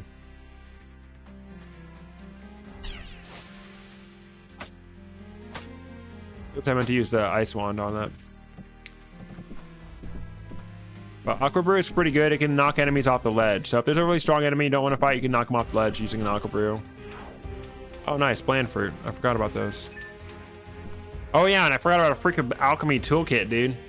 All right, so the alchemy toolkit obviously lets you do alchemy anywhere, and it doesn't cost a turn, so you can instantly brew things. One thing I like to do is I like to take the Shattered Honey Pot and mix it with the healing potion to get Potion of Honeyed Healing. It feeds you and heals you at the same time. The belt. What do you do with bland fruit? So when you have a bland fruit, you can cook it with a seed, and it takes on the effect of that seed. So I have a seed of Starflower here, which is experience. So if I combine it with the bland fruit, I get a star fruit, which basically becomes a potion of experience. If you put like a green seed in there, it becomes a potion of healing. And it feeds you. That is very true. So we're gonna go ahead and eat that, level up, boom, bam. All right, I'm just gonna go ahead and upgrade Strongman all the way. And I'm gonna take a little nap in here. Why not? Okay. Fire elemental. I have an ice wand for you, boy. Chaotic sensor doing chaotic sensor things. Plate armor. Damn. After I upgraded the scale armor. Oh well. You're always gonna find that. You spend your upgrade scrolls on something, and then you find something better immediately. Ring of Sharpshooting. At this point, I'm not really interested in that. Ring of Sharpshooting is a freaking goated ring, dude. The Ring of Sharpshooting is so good. But honestly, it's a little bit late in the game for that, so I'm just gonna be normal about it and ignore it.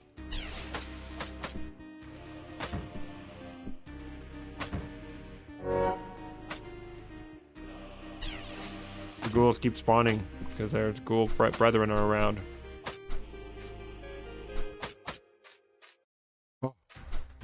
Getting a little dicey out here. It's okay. The Wand of Corrosion is so OP. Look at this. Wand of Corrosion needs to be nerfed. This is the floor of the boss mob forever. Oh, we are beyond prepared for that. We have the ultimate crowd control.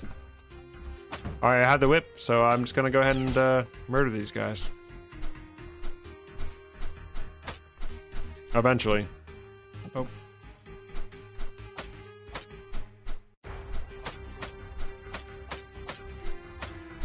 You can do it, warrior.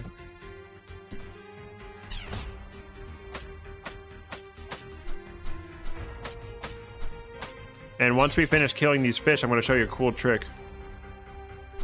All right. He's about to face my fury, bro. All right, so you can actually freeze this meat with the wand, but the catch is you got to drop it next to a wall, and then you shoot the wall, boom, frozen meat. Oh yes, tridents. I'm gonna go ahead and put on the ring of the ring of might just so I do more damage right now. All right, we got to do it just like we learned it. Blind him. Oh, then he left. Okay. Sometimes they don't come towards you. Regrowth, let's go. Get rooted. Ooh. These warlocks are like the most dangerous enemies in this area. Dude, he's Jason Bourne. But the warlocks do often drop healing potions, so don't be afraid to engage. I know I'm not going to equip any other armor on this run, so just go ahead and sell that. I already put a couple upgrade scrolls into my armor. Oops, what the hell? Bring around the Rosie. Make sure that you get the surprise attacks. Oh, you're trapped in this little 1x1 hallway.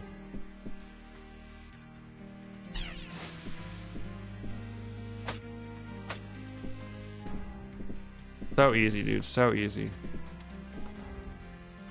All right, I have 2 charges. So yeah, that trap room. Sorry, I should have explained that.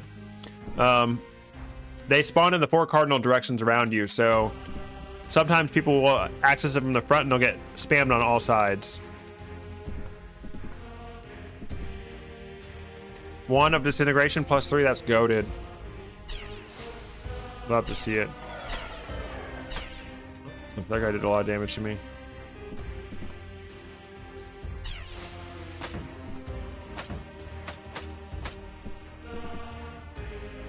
I don't have a key.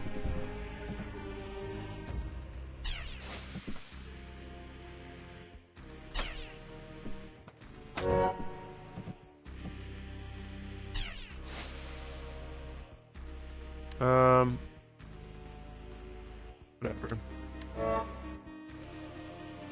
Yes, on low challenges, honestly, your skills don't make too much of a difference, so don't overthink it too much. No skill in this game is make or break, really. There are some exceptions to that, but All right, I'm starving and I need health. And there's 2 mimics. I'm gonna go ahead and eat my meat pie. Do a little corrosion out here.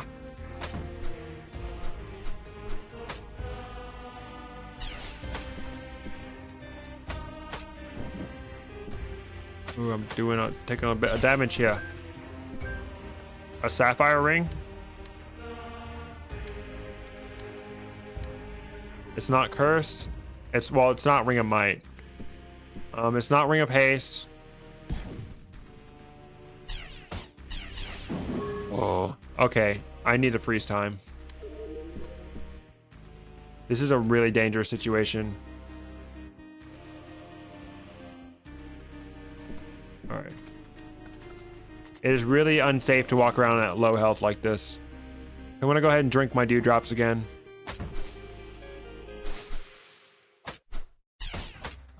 Okay, that dodge icon disappeared when I dodged that. It had a little blue icon. I know that this ring is a ring of evasion because I just saw the dodge icon had the ring of evasion icon next to it. So that's another way to identify rings, is based on the little icon that appears when you're fighting things. So I have a ring of evasion equipped. That's okay. Oh yeah, no. The shamans or the warlocks have range attacks, super hard to dodge. Another freaking ring, dude. It's Ring City down here. This is a Dark Souls 3 DLC. Oops. I love walking into my own corrosion. Another potion of purity, Pog. All right, I see this guy up here. I'm gonna hide behind this thing so he can't zap me. I'm gonna throw something on this trap. Ooh, it lasered him.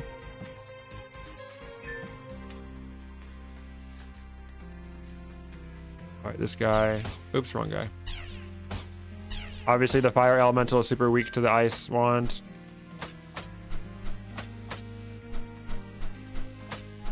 Easy clap. Come on, you'll get him eventually.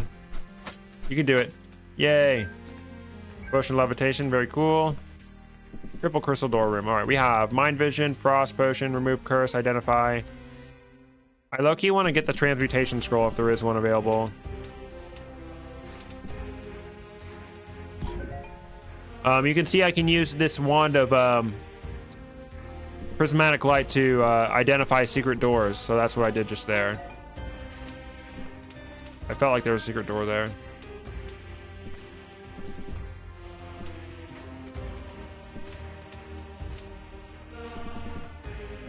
All right, I kind of want to hang on to this strength potion for now. All right, disintegration trap. Boom, get wrecked, idiot. These monks, they have this buff called Focused, which lets them deflect your first attack against them. So it's make sure you don't spend a strong attack on their first, attacking them first. Oh God.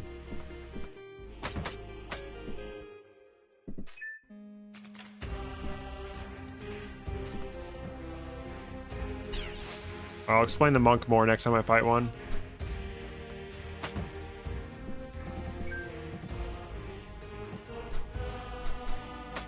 I said I wanted Fire Blast. Evasion ring. There was another icon.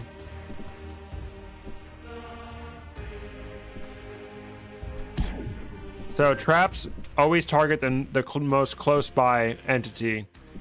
So that's why I was able to use that trap against that enemy. I had to make sure that I was farther away than the enemy was. You don't want to miscalculate that with the disintegration trap. Oh, what can you do? This is a room that can be solved by Aqua Brew. If you throw an Aqua Brew onto these vents, it actually closes them up and the gas begins to dissipate. Now, how worth it is up to you, but I'm gonna go ahead and throw something in the door so the gas dissipates faster. All the enemies on the level are currently alerted to my position. All right, the war side, that's good. I actually want some high tier weapons. So I can demonstrate something.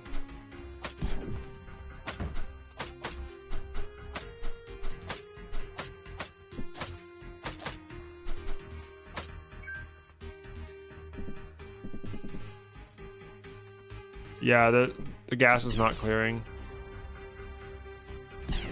That didn't blind him.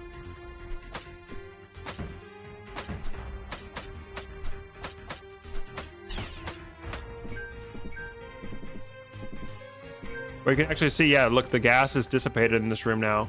It's just one little vent, putting a little 3x3 of gas. Boom. Aqua Brew is the solution to like every puzzle room.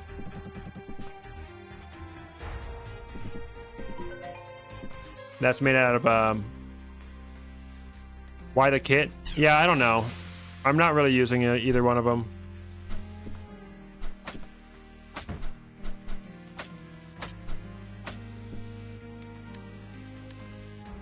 All right.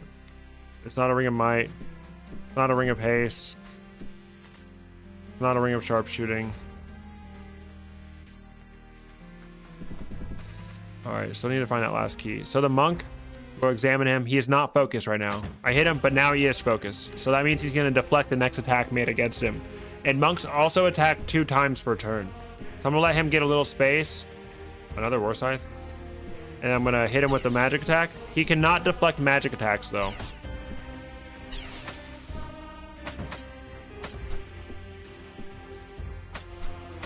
Oh, and he dropped me a ration. I'm pretty sure those guardians cannot drop upgraded weapons.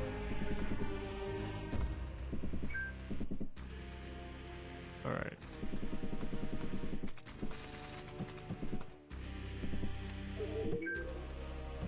Magic mapping, that's still useful. We have so much food, and because I've been using my potions of purity to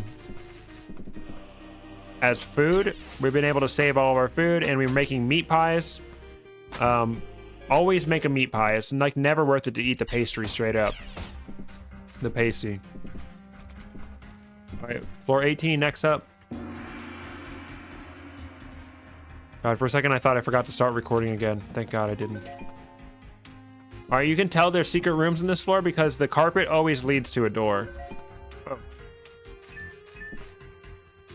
And we have a vegetation floor, but be careful not to start any fires. Scroll of upgrade. I'm waiting to see what reward I get from the imp. So let's go ahead and drink a mind vision potion.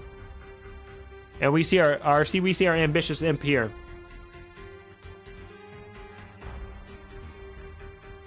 You reach the floor 1 time. Oh yeah, the 20th floor. The ambitious imp. Okay. So we want to make our way to him ASAP because he's going to give us a quest to kill a certain number of enemies. We want to make sure that we're not killing enemies before we need to. Whatever. I can't demonstrate the thing I want to with the strength potion. That's going to have to be for another run when I'm not warrior. All right, what does he want? He wants me to kill 5 monks. So good thing I didn't kill that monk earlier. Now that I have this quest, every monk I kill will drop a thing that I need. I know that there is a secret room over here with this bee because I drank the mind vision potion. I saw the bee. Just gotta find out where the entrance to that room is. We'll find it.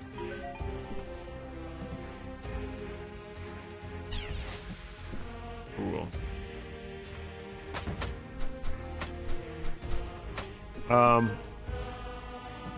What the hell? Oh yeah. I don't know what the garnet ring is. All right, so at this point, if you still don't have equipment that you're like super stoked about using, you can still take the chest. But a lot of times by this point, I usually have my equipment pretty set in stone. And I end up going, I end up going with the supplies. But you know, it's always up to your preference. There's no right or wrong choice.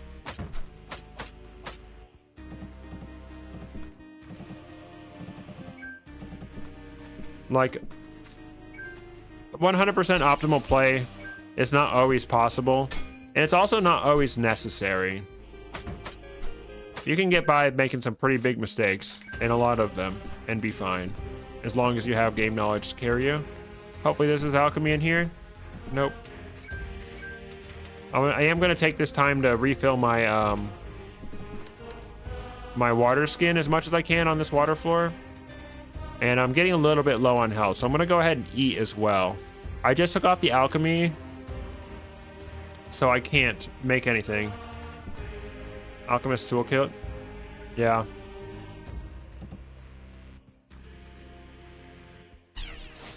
So I would rather make craft a potion of cleansing or a meat pie to eat. So I'm gonna hold off on eating for now. And the way I'm gonna do that is next time my health gets too low, I'm just gonna drink a healing potion. All right, let's close the distance.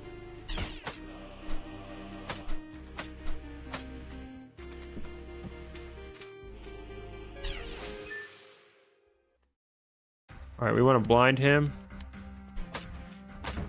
Oh, my own corrosion, my one weakness. All right, there's our bee friend.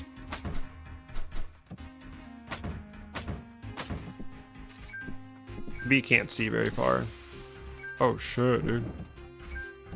Hidden corrosion trap. Bro, do I really have to go all the way over there? There's a monk, we need to kill him. Oh shit, my own corrosion almost killed me, bro. Alright, we definitely need to eat something. So let's just drink the healing potion. Oh wait, why did the bee stop following you? The bee can only go so far away from the honey pot. The bee is attached to the honey pot. I'm gonna drink this honeyed healing. It's gonna feed me and heal me. What a guy. Oh, you think you're gonna do something? Fury! Oh. I was gonna hit him like 14 times, but he died too fast. Oh, dang it. My chaotic sensor being chaotic.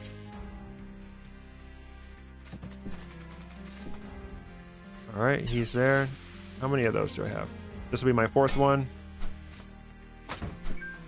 And you don't have to kill all the monks on the same floor as the imp. I used to do that. You can actually go on and come back later. These golems suck, dude. I hate them. Alright, let's be greedy and go for the chest. Let's see what the chest gives us. Another freaking ring, dude.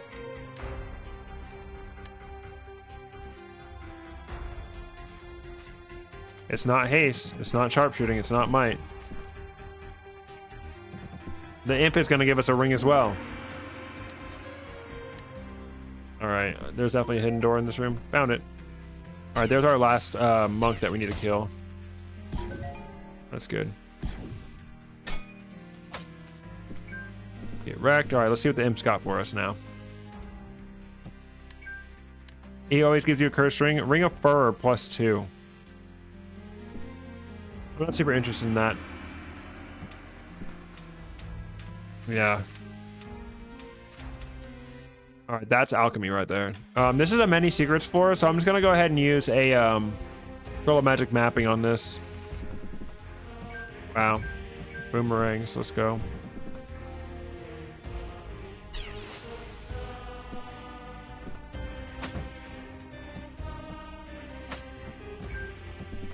Potion of Frost, go figure.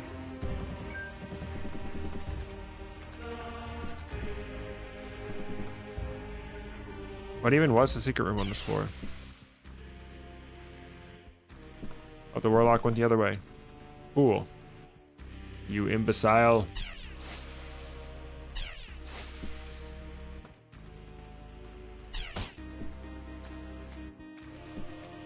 I don't like this guy. Alright, he's doing not good damage to me. This damage is insane. Confusion gas. Dang. Oh, snap. There's 2 of them. Alright, I'm gonna shoot my gas. I'm gonna go the other way. I can't go too far the other way. That shot confusion gas over there. What up, Juan? I just saw a Facebook post on an SPD group saying that the beta with the Imp Quest will be available on the 1st week of December. Yeah. That sounds like a leak to me, bro. I will not comment one way or the other on that. Alright, so we have this trap. There are 2 ways of dealing with this trap. We can just throw something on it and wait it out. Or we can freeze time around, we step on it, move past it. Boom, we don't gotta worry about it. You could even throw an Aqua Brew on there if you're feeling frisky. Throwing spear. A little bit late for that guy, don't you think? Oh shit. I do want to kill this guy. God, these guys are annoying. Oh, these guys will hurt me. All right, helpful actually. Those guys can't get through one by ones.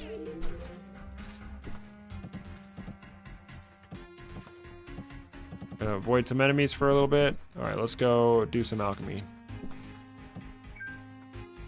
This dude is always in my room while I'm playing Minecraft, dude.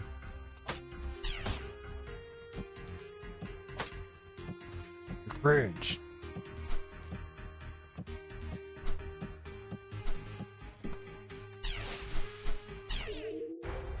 Oh gosh, he's smarter than I am.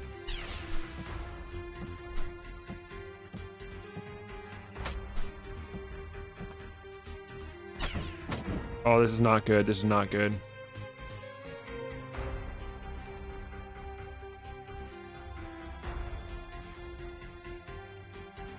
Okay.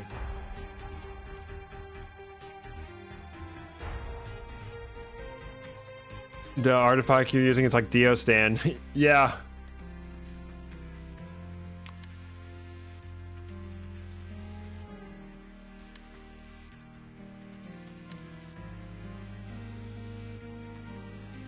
It's okay. I like to, I don't, I did leak some information that one time, but I don't do that anymore. I like to tease upcoming news in my Discord server, link in the description. But I don't see anything more than what's been said publicly. I think I'm just gonna have to drink my water skin.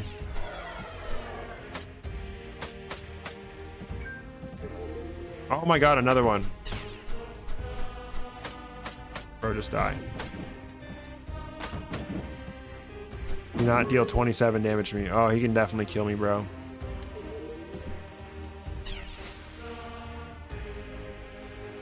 Oh my gosh, dude, I almost died. Oh my god, dude. Lamau. Alright, we'll make a little meat pie moment. Do I have cleansing? I do. I need some energy. And we need to think about, this is toxic gas right here. Oh, I can't make an elixir of toxic essence. Unless I identify it. Laguz is transmutation, I believe.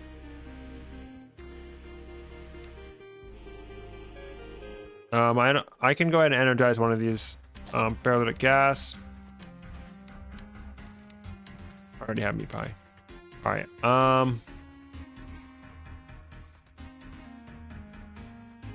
Current stomach is not going to work. Oh, I just unfroze time. Whoops. Oopsie.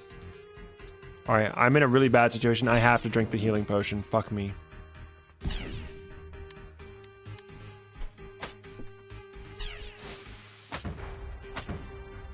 Okay.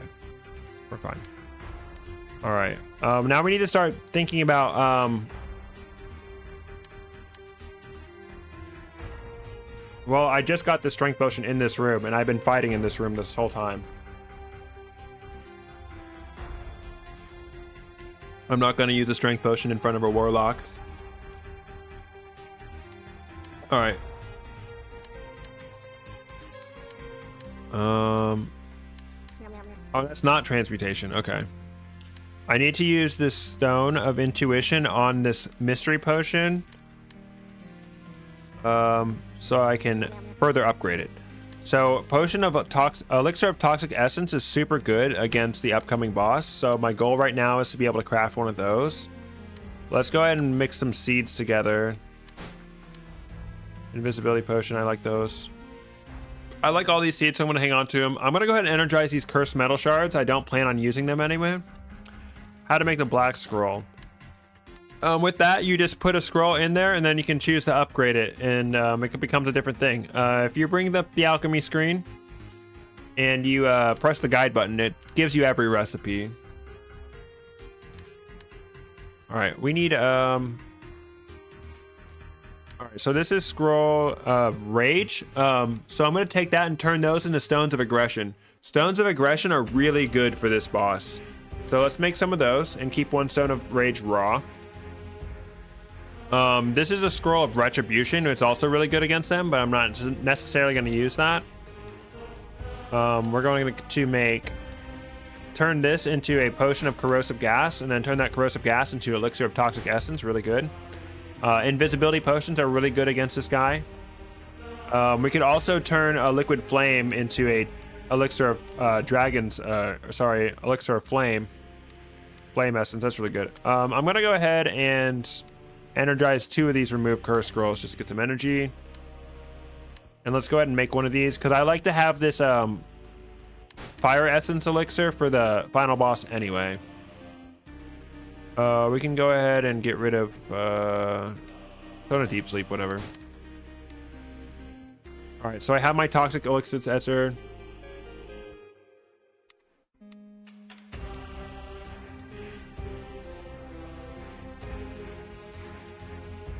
All right, I still don't know what my freaking rings are, dude.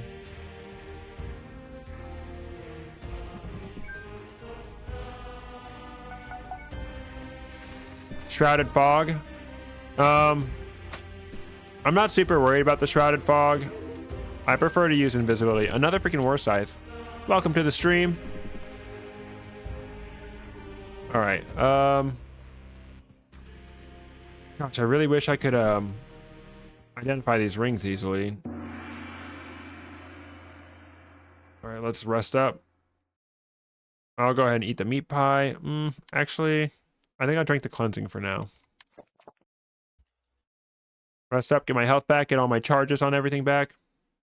Need feather falling for the halls. True. If I need one, I'll go ahead and equip the belt. All right.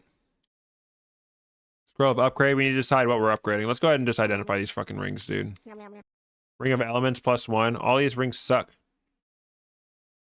I think, how do we feel about upgrading the armor some more? Good luck, thank you. Let's go ahead and, I know I want to put 2 into my wand of corrosion. Commit to Arcana. Yeah, let's just go ahead and upgrade the Arcana twice. We don't need to do our armor like that. Ring of Elements is pretty good in this area, but I think I'd rather have the Ring of Fur just because it's more upgraded. Maybe the Ring of Elements will be a little bit better during this fight, so we'll see. And we're a little hungry. All right. And then next up is +7 is enough. You're so right.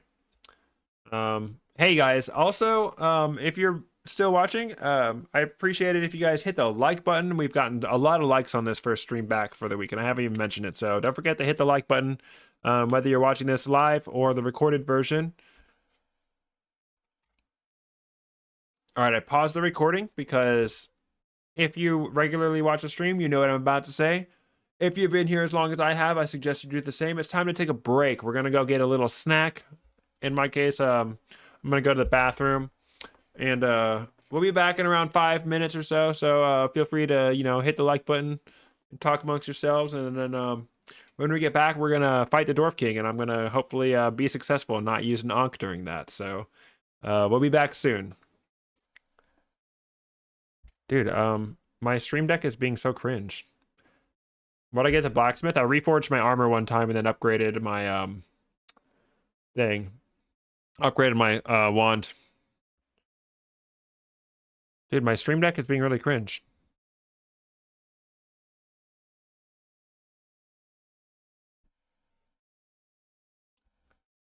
All right. I don't know what's going on, but my for some reason my text button is not working.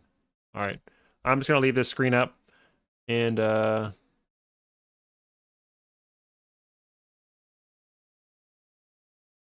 my goodness.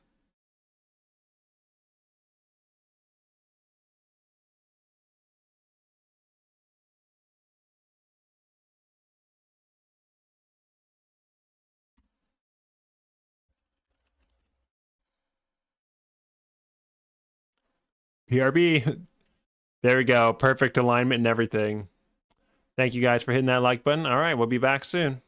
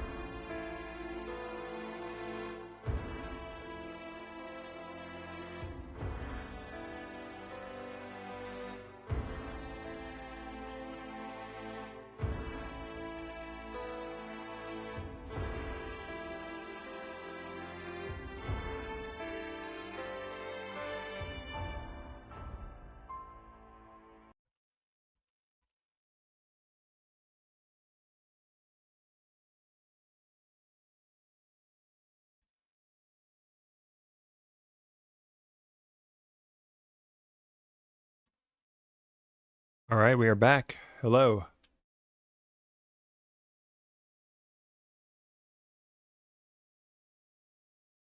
Welcome back, everybody. It's so quiet right now. All right, we're about to fight this boss. We're rested up. We could eat a little more, but it's fine. All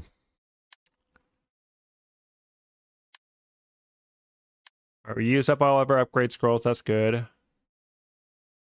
The glyph on my armor is not going to do too much during this fight, so I'm going to go ahead and change it. Thorns. Ooh, that's good. Okay. All right, so phase 1 is pretty easy. I have this 1 seed of earth root. So what I'm going to do is I'm going to throw it right here. And I'm going to throw a Saramos right here for the boss. And I'm going to step on it. He's poisoned, and I'm safe. Hit him with some gas. Smoke screen, very nice. I'm just going to stay on this one spot and just tank him down. Surprise attacks. Kill his goobas. I have lots of defense. I can just sit here and whack him. Build up my... Oops, I accidentally moved. Crap. I lost my defense buff. Oh well. It's fine. I'm really strong against these guys. Get some gas on that guy. You want to kill all of these goobers relatively at the same time. Hit him with the gas. Walk away.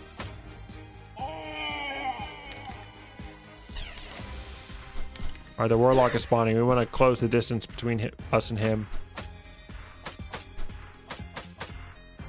The enemies are bleeding because I have thorns on my armor. It's causing them to bleed when they damage me. And Arcana increases the effectiveness of my glyphs and my enchantments.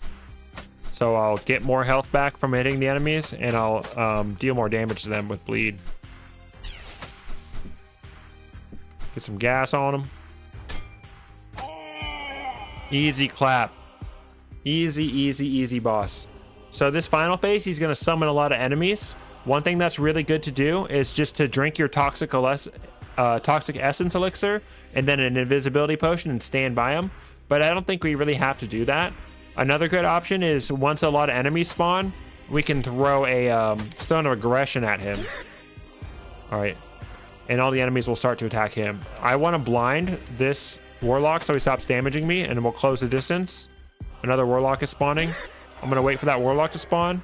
We have a bunch of enemies spawned at this point. So what I'm going to do is I'm going to throw the stone of aggression at the boss, and everyone's going to attack him. He has 45 deferred damage, and he has 33 health. So this boss is cooked. There's nothing that he can do to win against me now at this point. They're going to keep zapping him because he's still aggression. Boom. Easy, easy clap. Wand of Corrosion is super OP. And my armor prevented me from taking barely any damage. So I just finished that whole boss fight with just a half health bar of HP.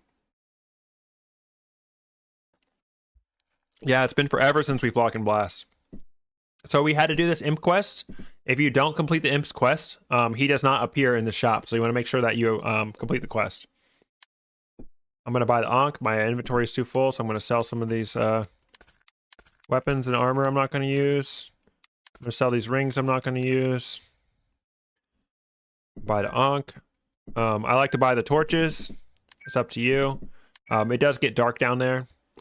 Scroll of magic mapping for 1,000. That's worth it. The more floors you can map, the better. Buy the magic sand. Potion of experience. Yeah, I'll take that. Healing, haste, liquid flame. Don't need that. Remove curse, identify. Don't need those.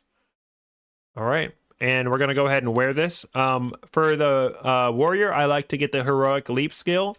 It's totally up to you. You don't even have to use the skill once. You'll see that I barely use it. So, heroic leap lets you just instantly move. Basically, lets you jump over tiles. It's really helpful. We used our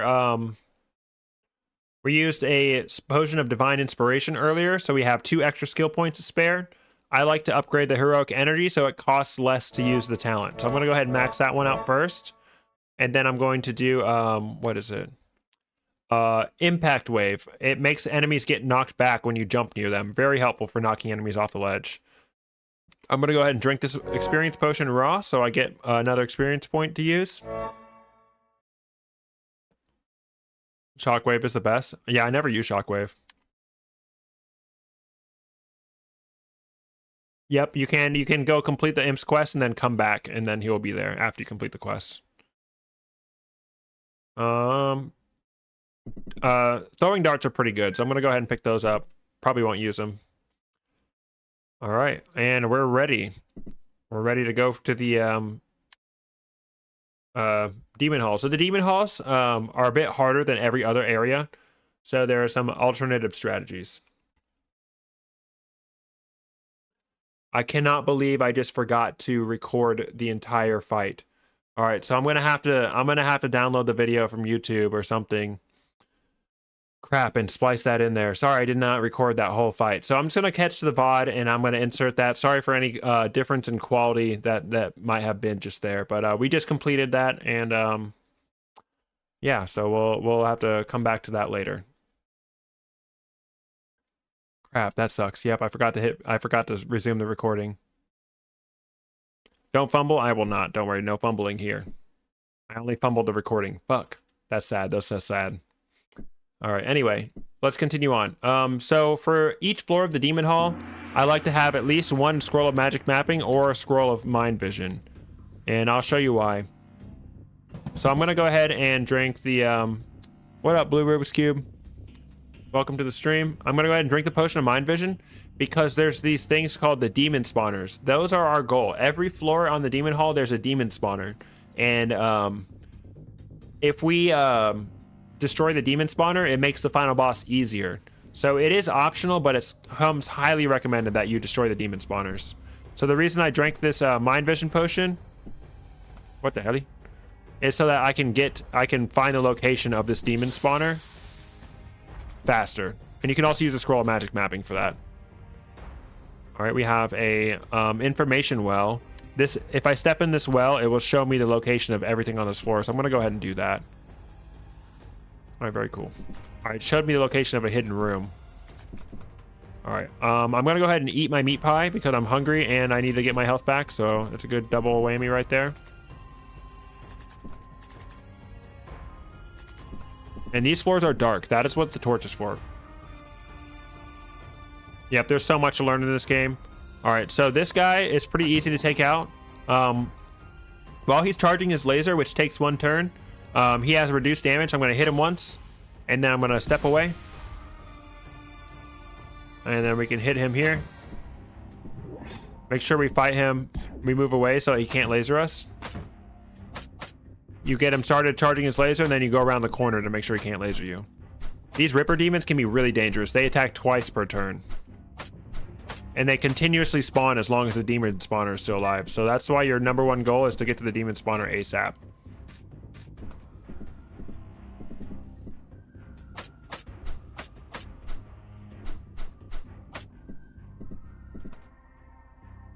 I'm going to start with the corrosion. And I just start whipping. Demon Eye. Oh, he shot the little guy for me. Thanks, Demon Eye. So I'm going to stand here. I'm going to hit him. He's going to charge his laser. I'm going to go around the corner. And because I have a ranged weapon, I can continuously hit him.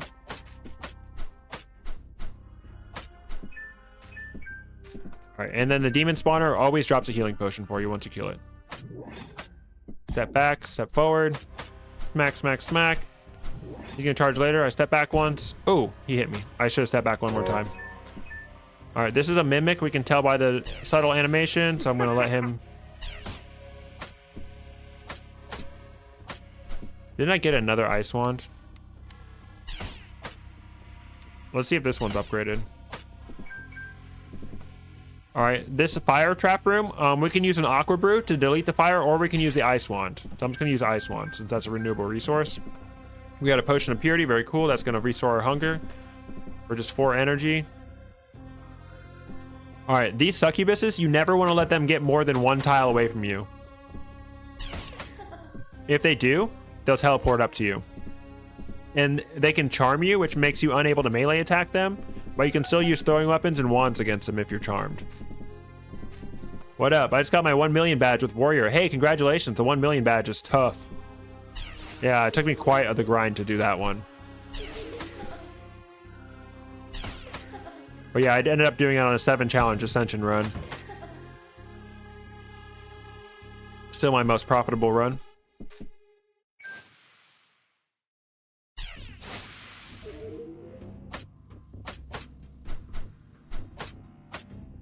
Chaotic sensor doing chaotic things. Alright. Alright, and we see the information well showed me a chest at the end of this floor.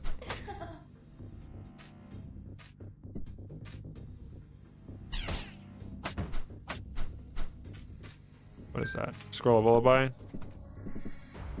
Yep, hidden maze.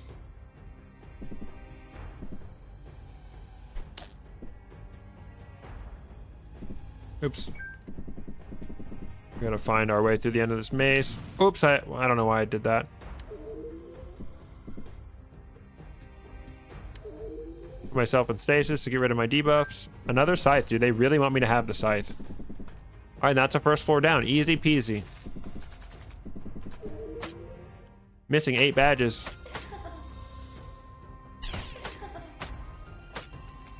Scroll of recharging. The succubuses like to drop scrolls. Unspent talent points. Impact wave again. Alright, I only have 1 scroll of magic mapping. I don't want to use it yet, so I'm gonna throw... Oh, I threw the stone, but it fell down. It fell down. It didn't hit the wall. Ooh. Alright, this is why you have to use torches, because I could not see that guy.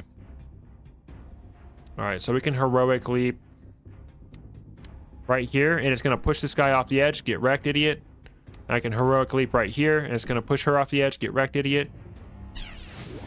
Alright, this guy's bad.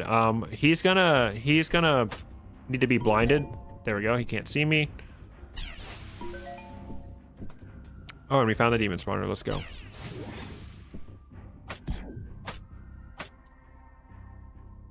The Ripper Demon is preparing to leap. I need to get out of there or else he'll bleed me.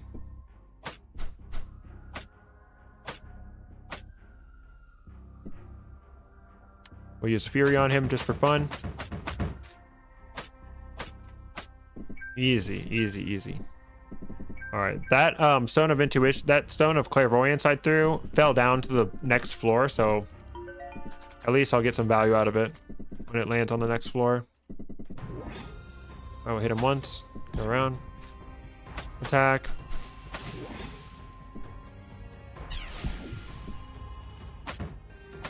Alright, easy.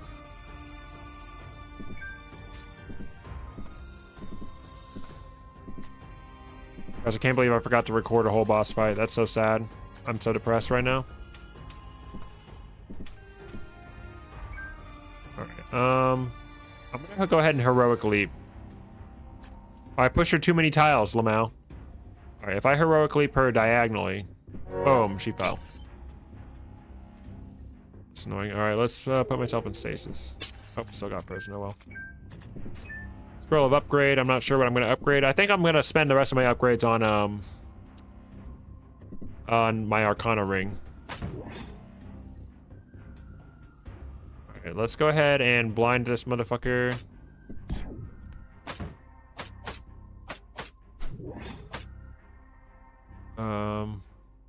Freeze time around me so I can get out of his way. Whoops. This is not a good situation. Let's heroic leap behind her. Scroll of Sowilo. That's a scroll of retribution. Ayoff, welcome, welcome.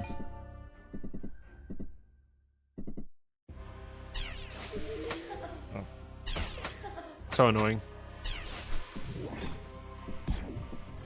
Alright, this is a really cool interaction I've been wanting to show with the Aqua Brew. So, this room usually requires a scroll of potion of haste, or we can just throw an Aqua Brew here. And this, Winston's here. Oh, hello, Winston. He's here. This room, they're actually pressure plates. So you can just throw the Aqua Brew and delete the pressure plates, and the thing cannot detect you.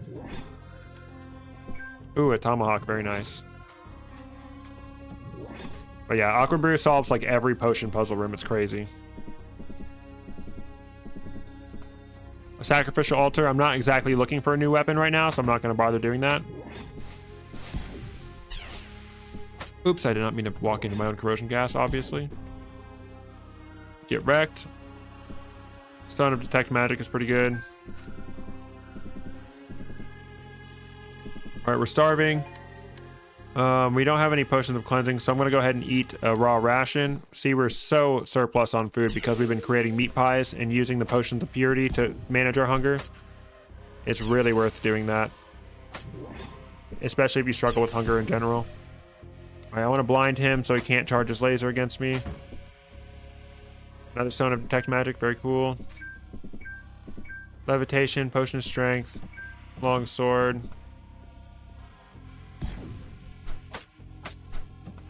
Go through the door, get a surprise attack on her. If you're charmed, you can still use your wand. Both of my ice wands are +1. Another Scroll of Recharging. Alright, and we're done with this floor. Very cool. Alright, let's go downstairs. Oh yeah, my Stone of Clairvoyance didn't fall and activate. Alright, so go ahead and light a torch.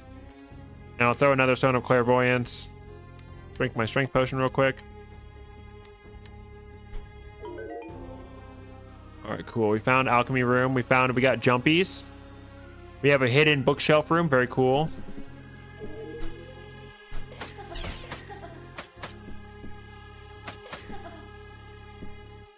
Alright, I have Scroll of Upgrade. I'm going to go ahead and upgrade my Ring of Arcana. I like that a lot.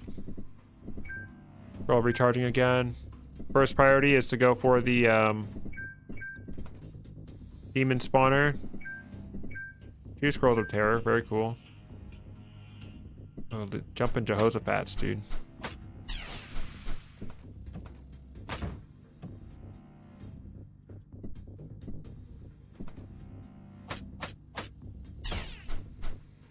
Alright.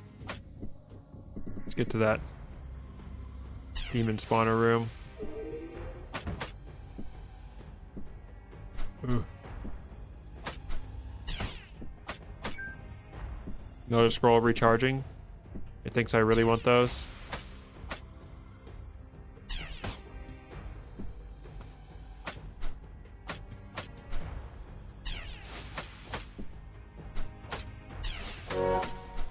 Oh no, I've trapped myself.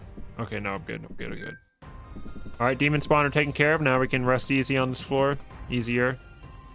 Alright, these Scorpios are super annoying. Their range damage is insane. So whatever you can do to close the distance helps a lot. Alright, I got him right where I want him. I'm gonna Heroic Leap. Boom, you're gone. He dropped a turquoise potion, which was Liquid Flame. Okay, I'm not too upset about losing that. Another Ring of Furor. Don't need that. Oops, I didn't mean to fucking go into my own corrosion. Oopsie. Alright, so let's freeze time around me. Get out of here. And then we'll Heroic Leap right here. Oh! I did not mean to Heroic Leap down the freaking pit. I often die in the demon room.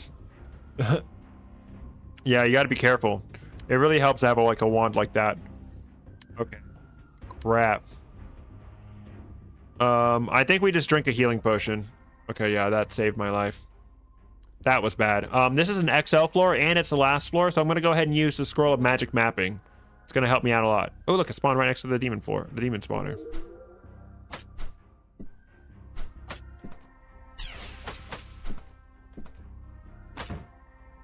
All right, we got a Mimic there. I got to remember to go back and explore floor 23.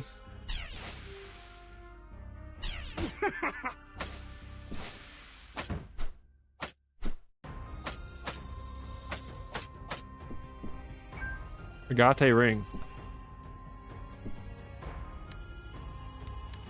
I'm gonna go ahead and equip the alchemist toolkit, since I was about to use alchemy but then I accidentally fell down a floor. That's so funny. Truly heroic. Yeah, luckily I have 1 blessed Ankh. I always try to keep at least one of my Ankhs blessed. There's no reason to bless all of your Ankhs. You can use your water skin. My torch just died down. I'm going to use Fury on him just for the lulz. And you're dead. All right, and then we have this trap room. Usually you have to use a potion of levitation. Or you can do this. I'll freeze time around me and step on all the traps. And then I'll unfreeze time once I'm behind the door. Boom, easy. Or you can throw an aqua brew on them and delete them as well. I'll just show you that. Boom, easy. Multiple ways to solve that room.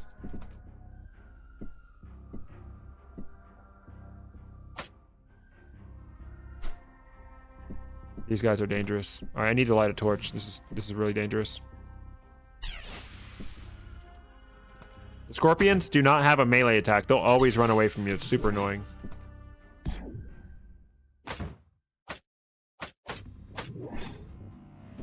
Gosh, I'm so strong. Scroll of recharging. They really want me to have that.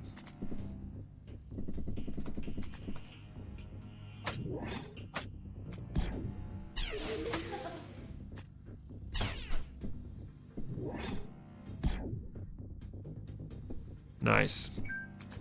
It's gonna be good to use the demon eye to damage enemies for you.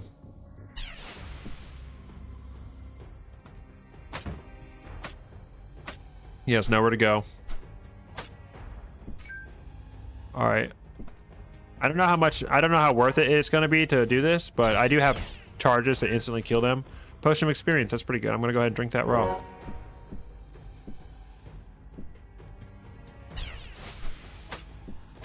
6 damage, you fools. Oops, I let him get away. Yeah, these guys are bad. They cripple you and lower your movement speed on top of doing damage to you. Oh my god. I need to eat so bad. Let's go ahead and eat another regular ration. I don't have any pastries. I can't make a meat pie.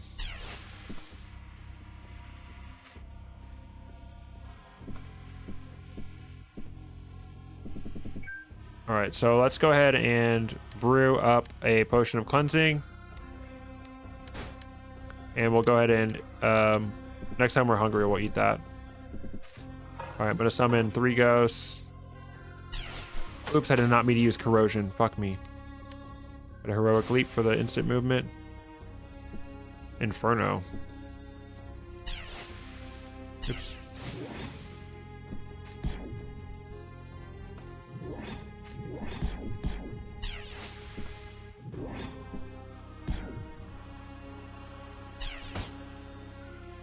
Oh I'm actually out of charges on my freaking corrosion one.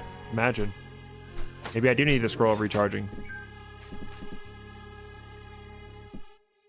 Let's go ahead and blind to this guy. You fool.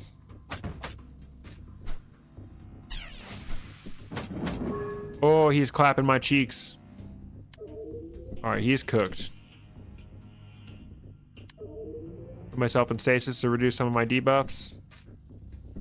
All right, it's very dangerous to be this low health walking around. All right, I have the key for this room. This guy's shocking assassin's blade. I'm not really interested in that. There's my meat pie ingredients. This should be an upgrade scroll back here. Nice. So Wilo is transmutation. What do I want to transmute? I don't know. All right, so we'll go ahead and brew. Let's go ahead and make the meat pie. Very cool. I'll eat that when I'm starving to get my health back. Ooh, that was a bad move. Good thing I dodged it. Oh, fuck. My own corrosion, my only weakness. Feels wrong clapping myself. Yep. Oh. It's always good to have your bro clap you instead. All right, we'll drink the healing potion since I cannot stop taking damage from my own corrosion. Little money. At this point in the game, you don't need much money.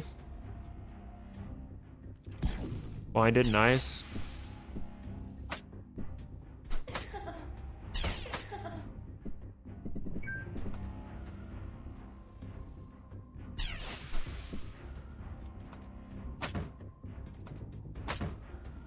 Scorpion's gonna be dumb a little bit. Drop me a potion of haste. Scorpions love to drop good potions. That crypt is guaranteed dropping armor, so I'm not really worried about it. Go ahead and upgrade my ring and drink my strength potion.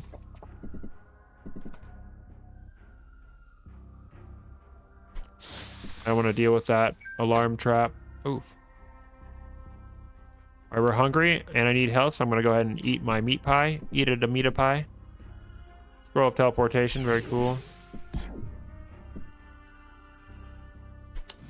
Grim trap executes enemies that are nearby it. All right, that's all of this floor, so we can go ahead and go back up to the last floor that I accidentally fell off of. What's this guy doing?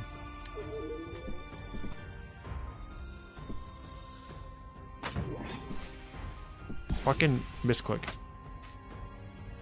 Uh-oh. I need to blind him.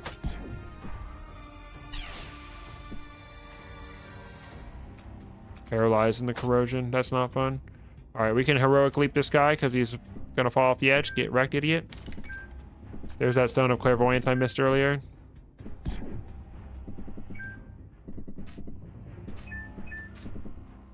There's that secret bookshelf room we'll talk about in a second.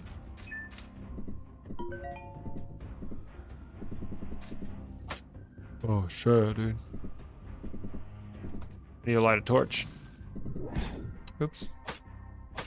I keep misclicking. I'm playing too fast. But I am really strong, so. Ooh, that was a lot of unnecessary damage. Where'd he go?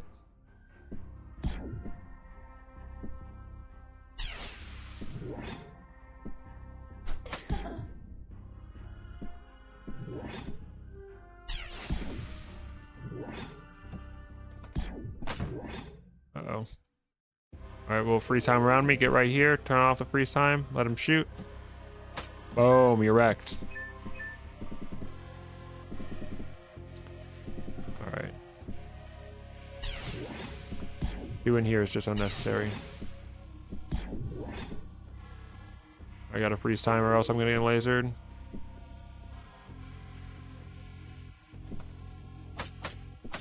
We can hide around the corner when he starts charging his laser. Hide. Go back.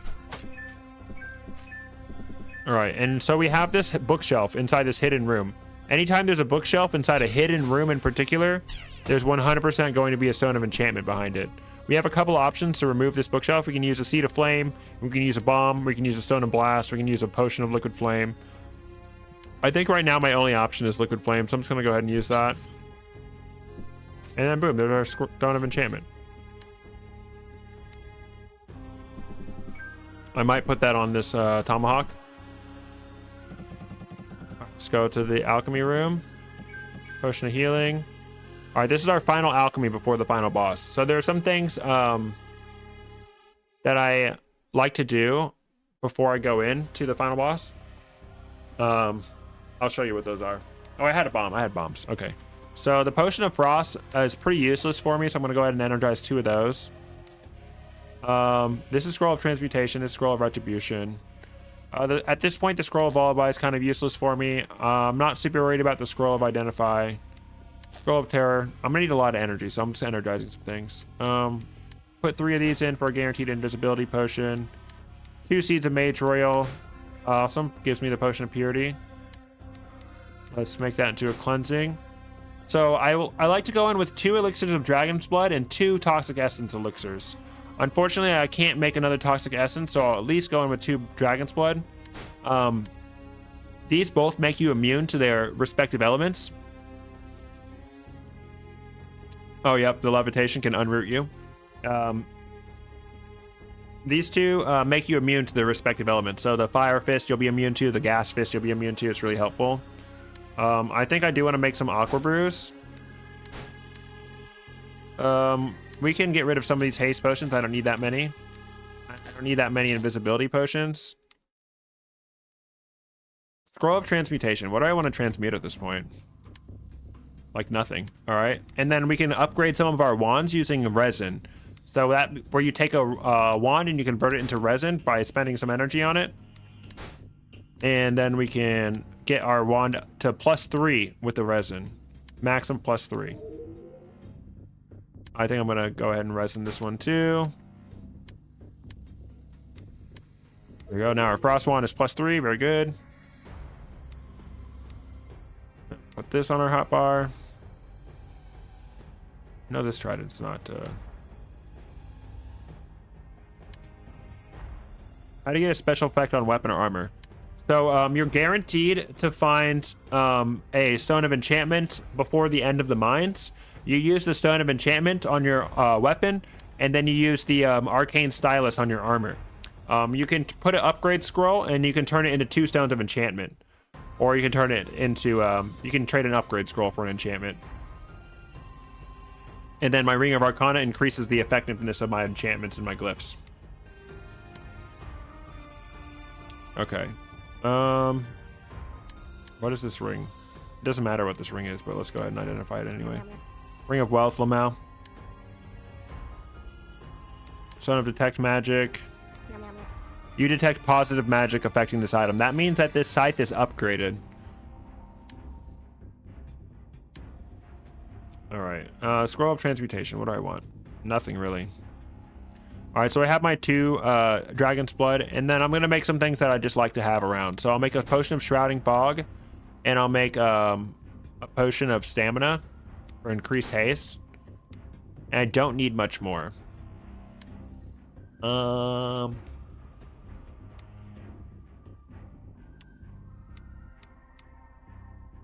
I think I'll go in with the Ring of Furor on.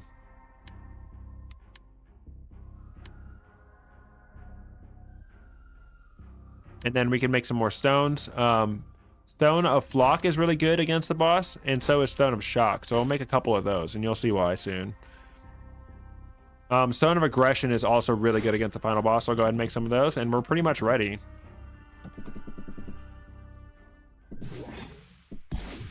Whatever. Oh yeah, I forgot about the Distant Well. We gotta do jumpies.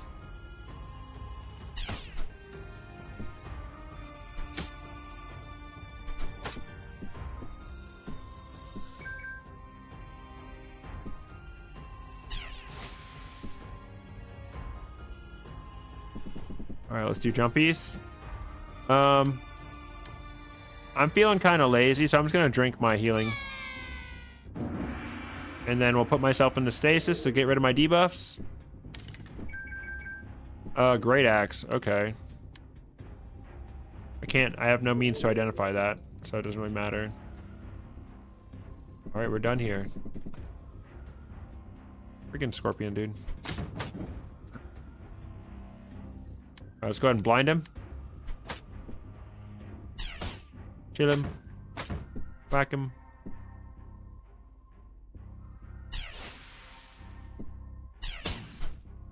Oh, I broke a potion. Oh, I got lasered by an unseen evil eye. That's not good. All right. We're gonna light a torch and see where he's at. Okay. I'm trapped between him and my corrosion.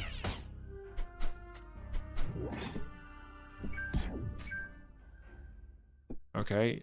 That was dangerous. Always have your torch ready. You're never safe.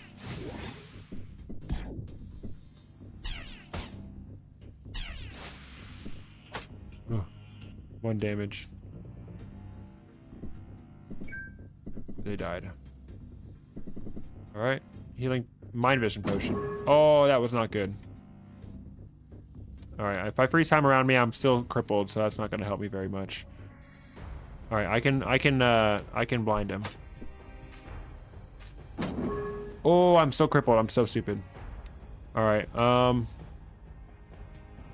So I have lots of Stone of Deep Sleep. Let's just deep sleep him so we don't have to worry about him at all. And I'm not going to take any chances. I'm going to drink a healing potion. He's bleeding. He woke up. He woke up from the sleep because he was bleeding. Oh, that's so annoying.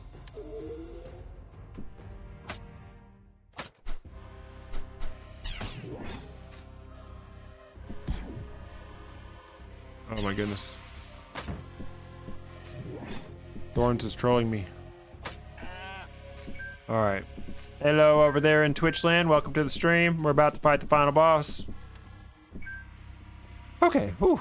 That was a rough little go of it, but we're fine, and I think we're in really good shape to fight the final boss.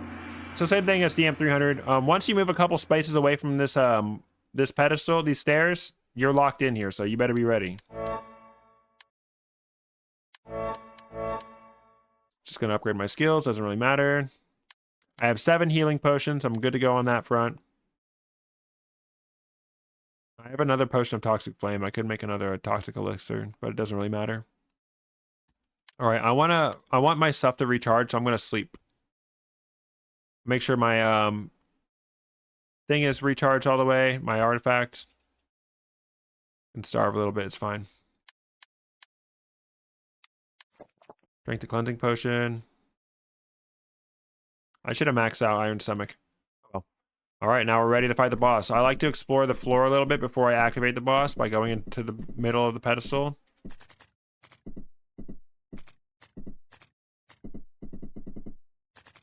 All right, time to fight Yogg. I'm going to start out by putting my Corrosion 1 tile behind him so it's not in my way. And then my Chaotic Sensor throws a wrench in my plans by putting its own gas out there.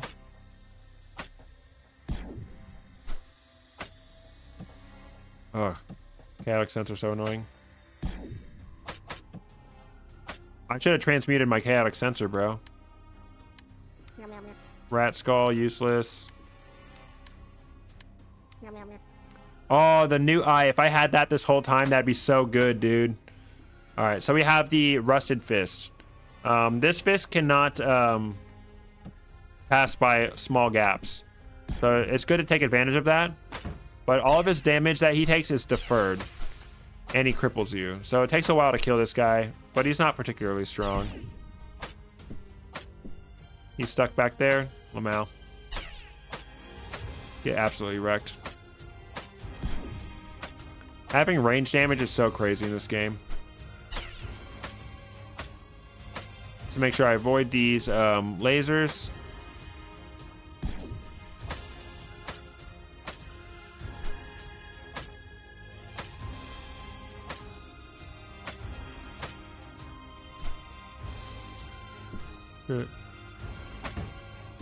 I'm gonna try to... I have 57 turns. Alright, I'm gonna use Fury on this guy. It's gonna hit him 28 times. He does have a damage cap, but I can completely phase him using this ability. Boom. Alright, the fists are always invulnerable on this pedestal, so you gotta hide around the corner. Alright, I am on fire, so I'm gonna throw this right next to me, so not only does it put me out, but it also moves me out of his line of sight. Alright, we have the Fire Fist. And I don't want to take any fire damage. That's why we brewed this Elixir of Dragon's Toxic or Fire, whatever. So boom, I'm immune to his fire, and I can just sit here and wail on him. Hit him with the Chilling Wand because he's a fire guy. I'm not really using my range to my advantage too much. I'm not using my OP wand. I have 29 turns of this left. I'm cooling.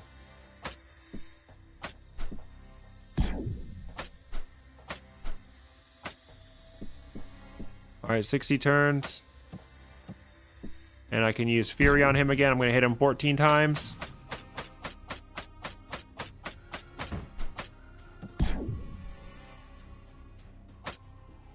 Ignore his wormies.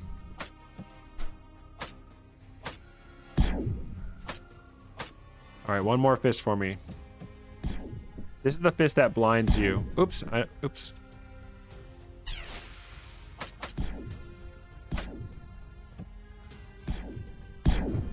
Uh-oh. Yeah, if you put space between him and you, he can really do some damage. Alright, so I'm gonna do Heroic Leap, and he's blinded me. I'm gonna light the torch anyway. Gosh, he's doing so much damage. Freeze time around me. I'm gonna hope that I can get some healing from my Vampiric Whip. Oh my goodness, I hate that. Oh my goodness, oh my gosh. I still have my Blessed Ankh, and I still have plenty of healing potions if I get too low. Some would say I'm already too low. All right, let's go ahead and heal up. Boom, this is it.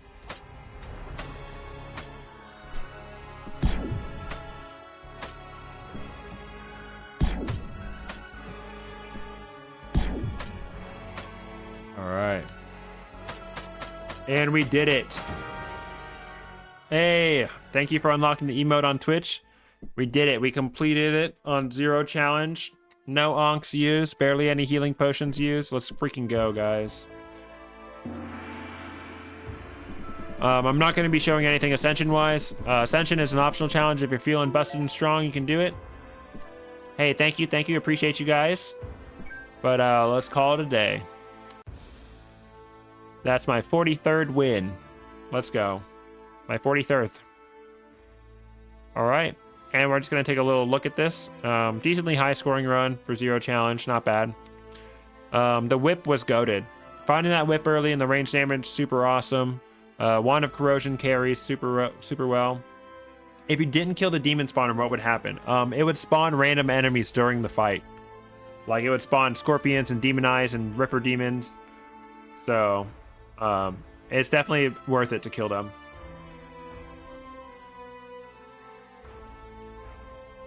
Plus, the demon spawners give you a health drink, healing potion for your troubles, so that's worth it. All right, anyone. If you guys found this video helpful, please drop a like. And then I'm going to be doing a series for the rest of the characters, and hopefully, as we go along and play these runs, you can learn more and more about the game. The whole goal is, to get you to where you need to get you to winning. Get you winning on your favorite character. This game is really fun, and usually the barrier to winning is knowledge. It's knowing what to do and when. All right, anyway, thank you for watching the video, and please, if you want to support the channel, become a member, hit the join button, or if you would like to do it for free, subscribe. That one's free. Hit the like button. You can join our Discord, link in the description, and I appreciate you guys watching. Sorry, I had to end the recording. What tier is the whip? The whip is tier 3. Yeah, the stream will end soon. I do have to work tomorrow, but I appreciate you guys coming to the stream. Let me just save that file. 11:3. Oh, it is 3.5 hours and it's 1.5 gigabytes.